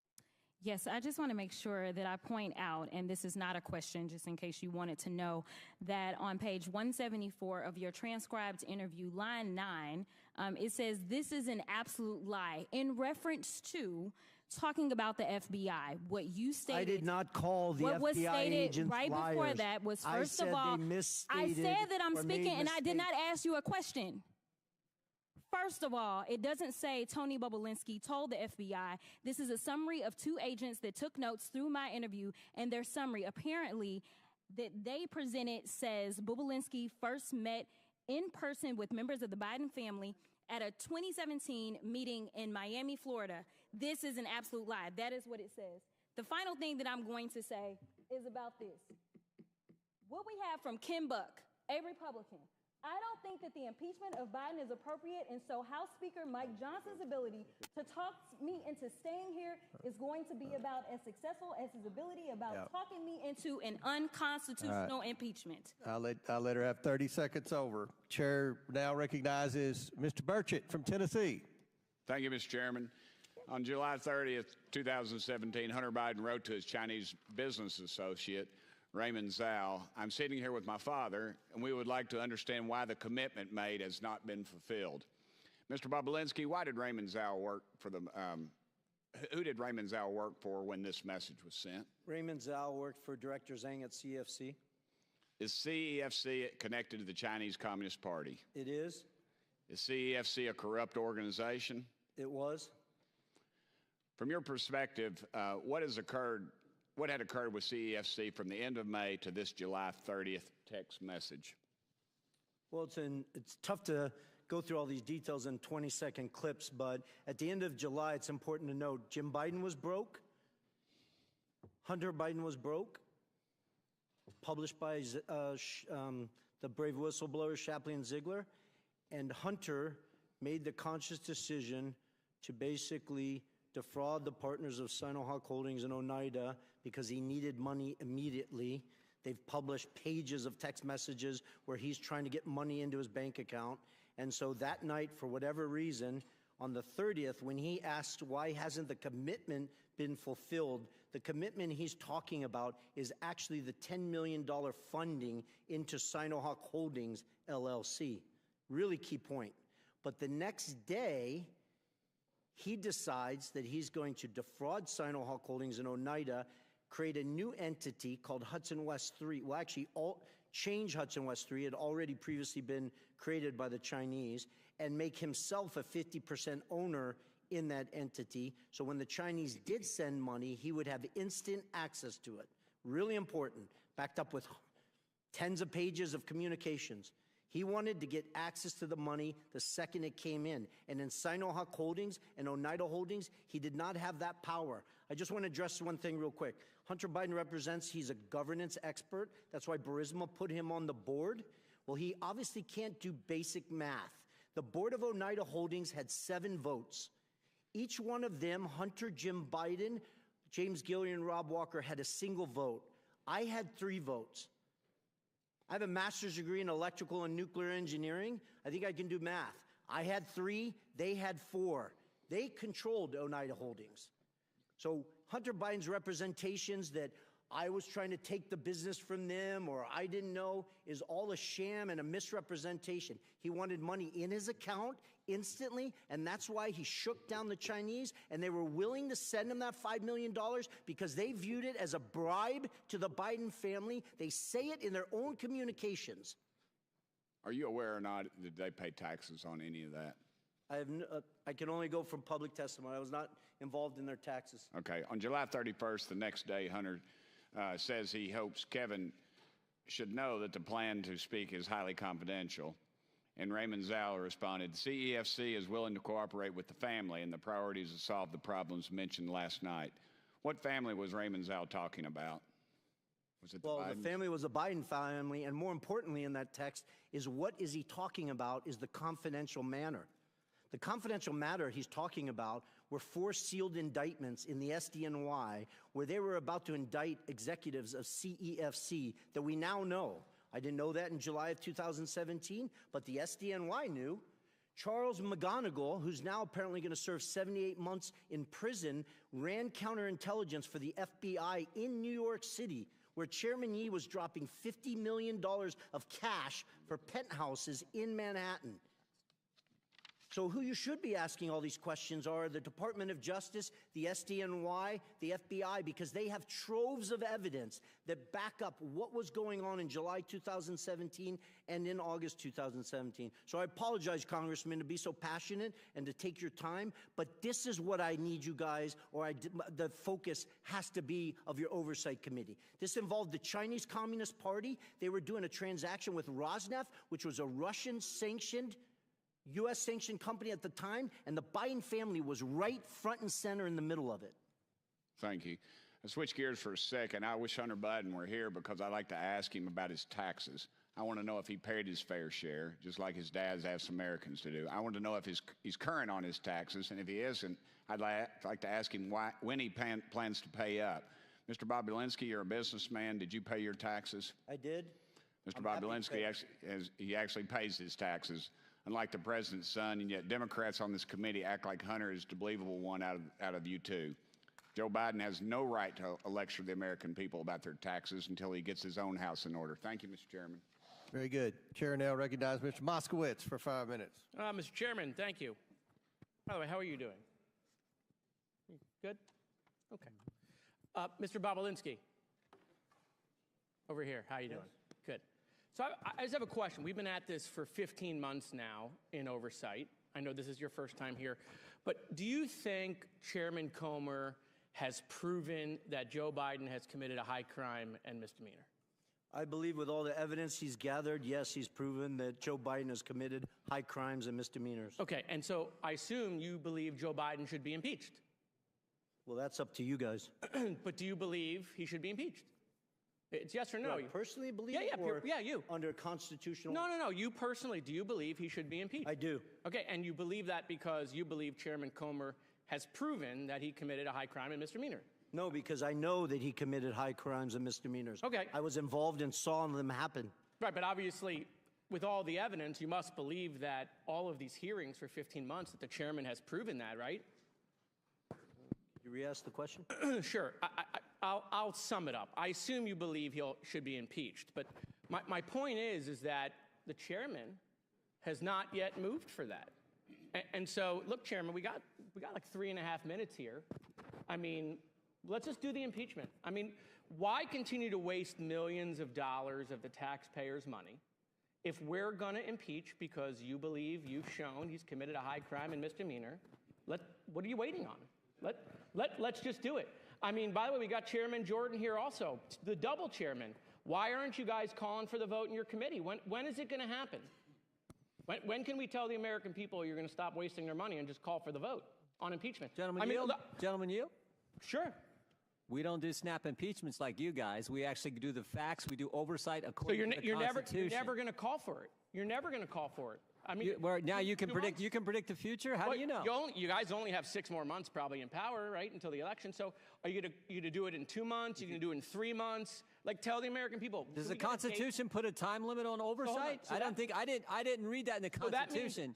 If you believe you can't call for the impeachment now, then what you're admitting is you haven't yet proven that he's committed a high crime and misdemeanor. You haven't proven it yet. Otherwise, you would call for it, I assume. We're doing our work. Okay, so they haven't proven it, right? They haven't proven he committed a high crime and misdemeanor. Otherwise, we would call for impeachment. So look, the chairman knows me well. I mean, I'm just here to help him, right? And so I just think we should do it today. Let's just call for it. I'll make the motion, Mr. Chairman. I want to help you out. You can second it, right? Like, make the motion to impeach President Biden. Go ahead. It's your turn. You second it. No, nothing. Okay, we got nothing.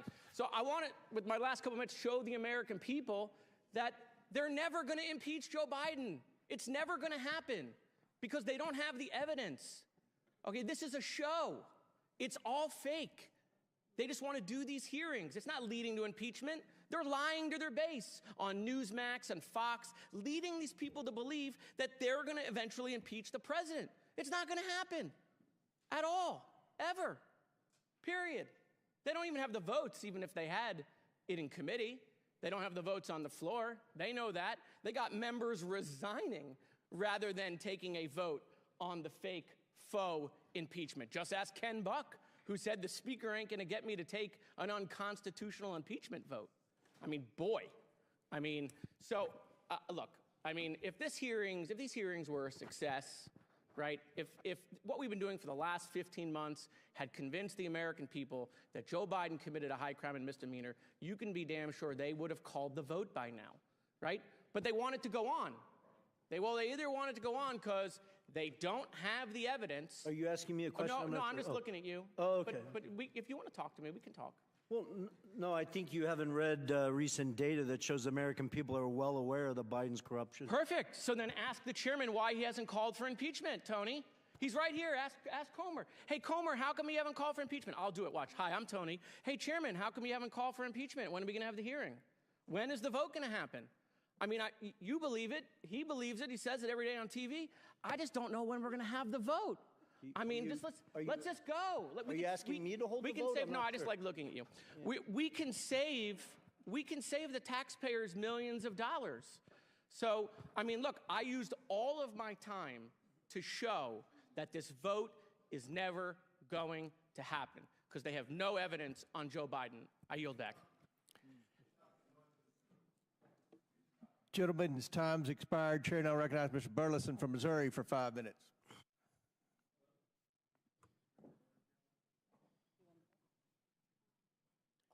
Switch backs. Restart the clock. Look at the mayor first. Who served in prison for felon? Not me. You.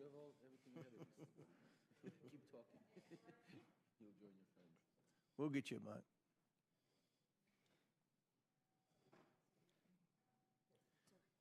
Do you want to go to that one? Apologies. All right, we good? Now we are. All right. I want to start with Galanis.